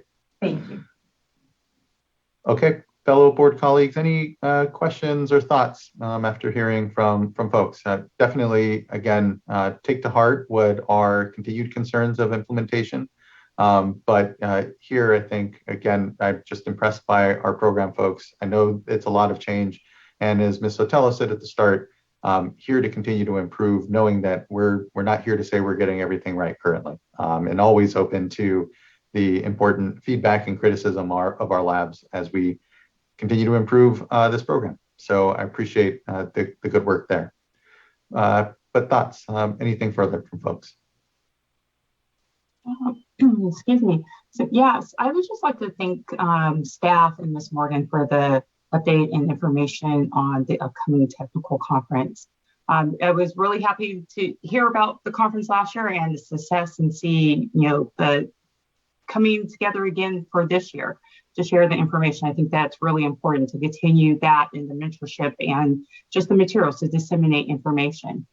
I think as we move forward and continue to implement the program, it will be important to continue to have open discussions, learn and make adjustments where necessary. I also would like to see the continued development of metrics to measure the program's success as we continue to move forward. Yeah, I think we heard a call for additional bits of information as we're implementing here. Unpacking the business-related decisions, et cetera. I agree with you, board member. We'll continue to think and should have next year maybe a bit more metrics or information around some of the implementation, including maybe timelines on some of the work and recertification that is going on. Other colleagues, anything further to leave us with for the good of the order? Well, I'll just make a few comments, Chair. I really appreciate staff's ongoing engagement, and just these check-ins are really appreciated. I had, as you mentioned, I know when you first came to the board, you had a lot of the same concerns, but I think through time, just having these discussions and looking for ways to provide technical assistance and, just really getting the message out there that we're not about strict adherence. We're really looking to provide these labs the tools that they need in order to get us to this higher standard and to protect all communities, so that we're not picking and choosing, which communities have this higher standard and then leaving disadvantaged communities out in the cold. But at the same time, just wanting to track any unintended consequences. So I guess I would just close by saying, I think that we should continue to have these discussions until we see that the program is, really fully implemented. I agree there, Vice Chair. And so look forward to further update from the program, and just appreciate everyone's incredible work together here. And again, openness to improvement, continual improvement here. There's nothing out there that any of us get 100% right. So just thank you. Okay, I think that wraps up this item and discussion. So thank you, everyone. This was just an informational item, nothing to vote or decide on here, and appreciate the good information and discussion.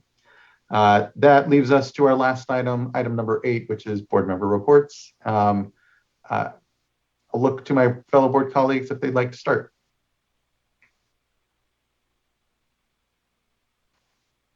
Sure, I can start. So on February 23rd, I had the opportunity to visit a couple of Pfas treatment facilities with you, Chair Esquivel, and other members of staff.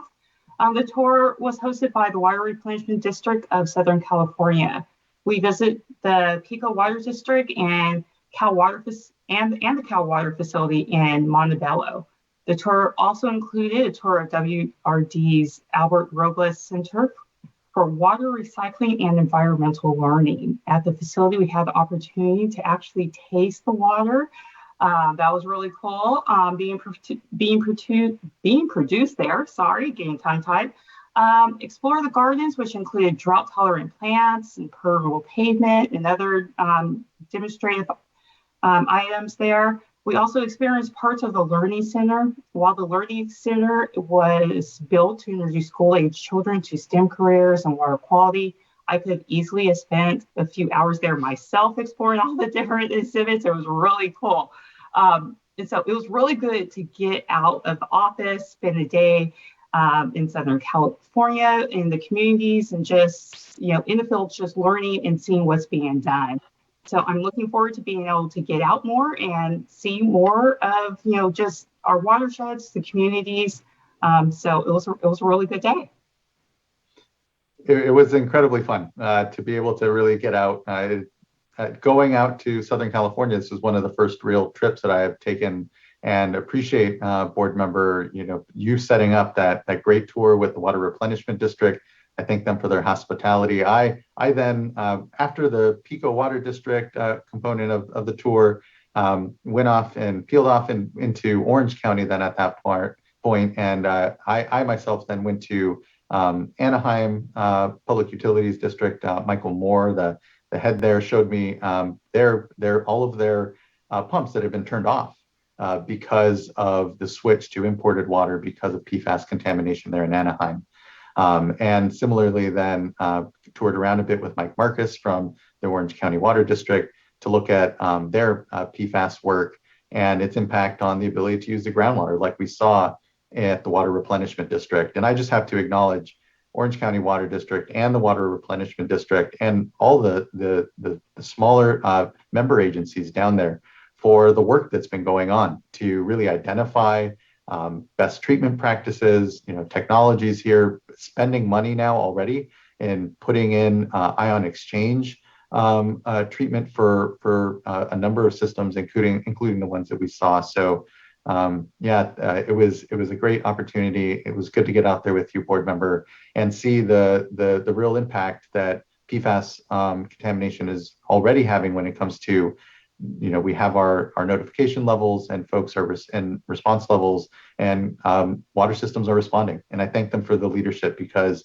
as we go to develop the maximum contaminant limit, that work, that understanding of costs, of best treatments will go to make sure we can make our best decision here and balance what we know are a lot of pressures on our water system. So I was, as part of my report here then, I was fortunate to do that on the 23rd that evening. I spoke at the Metropolitan Municipal Water District of Orange County, their dinner that evening, and got to see and speak and have a good conversation with a number of water leaders in the state.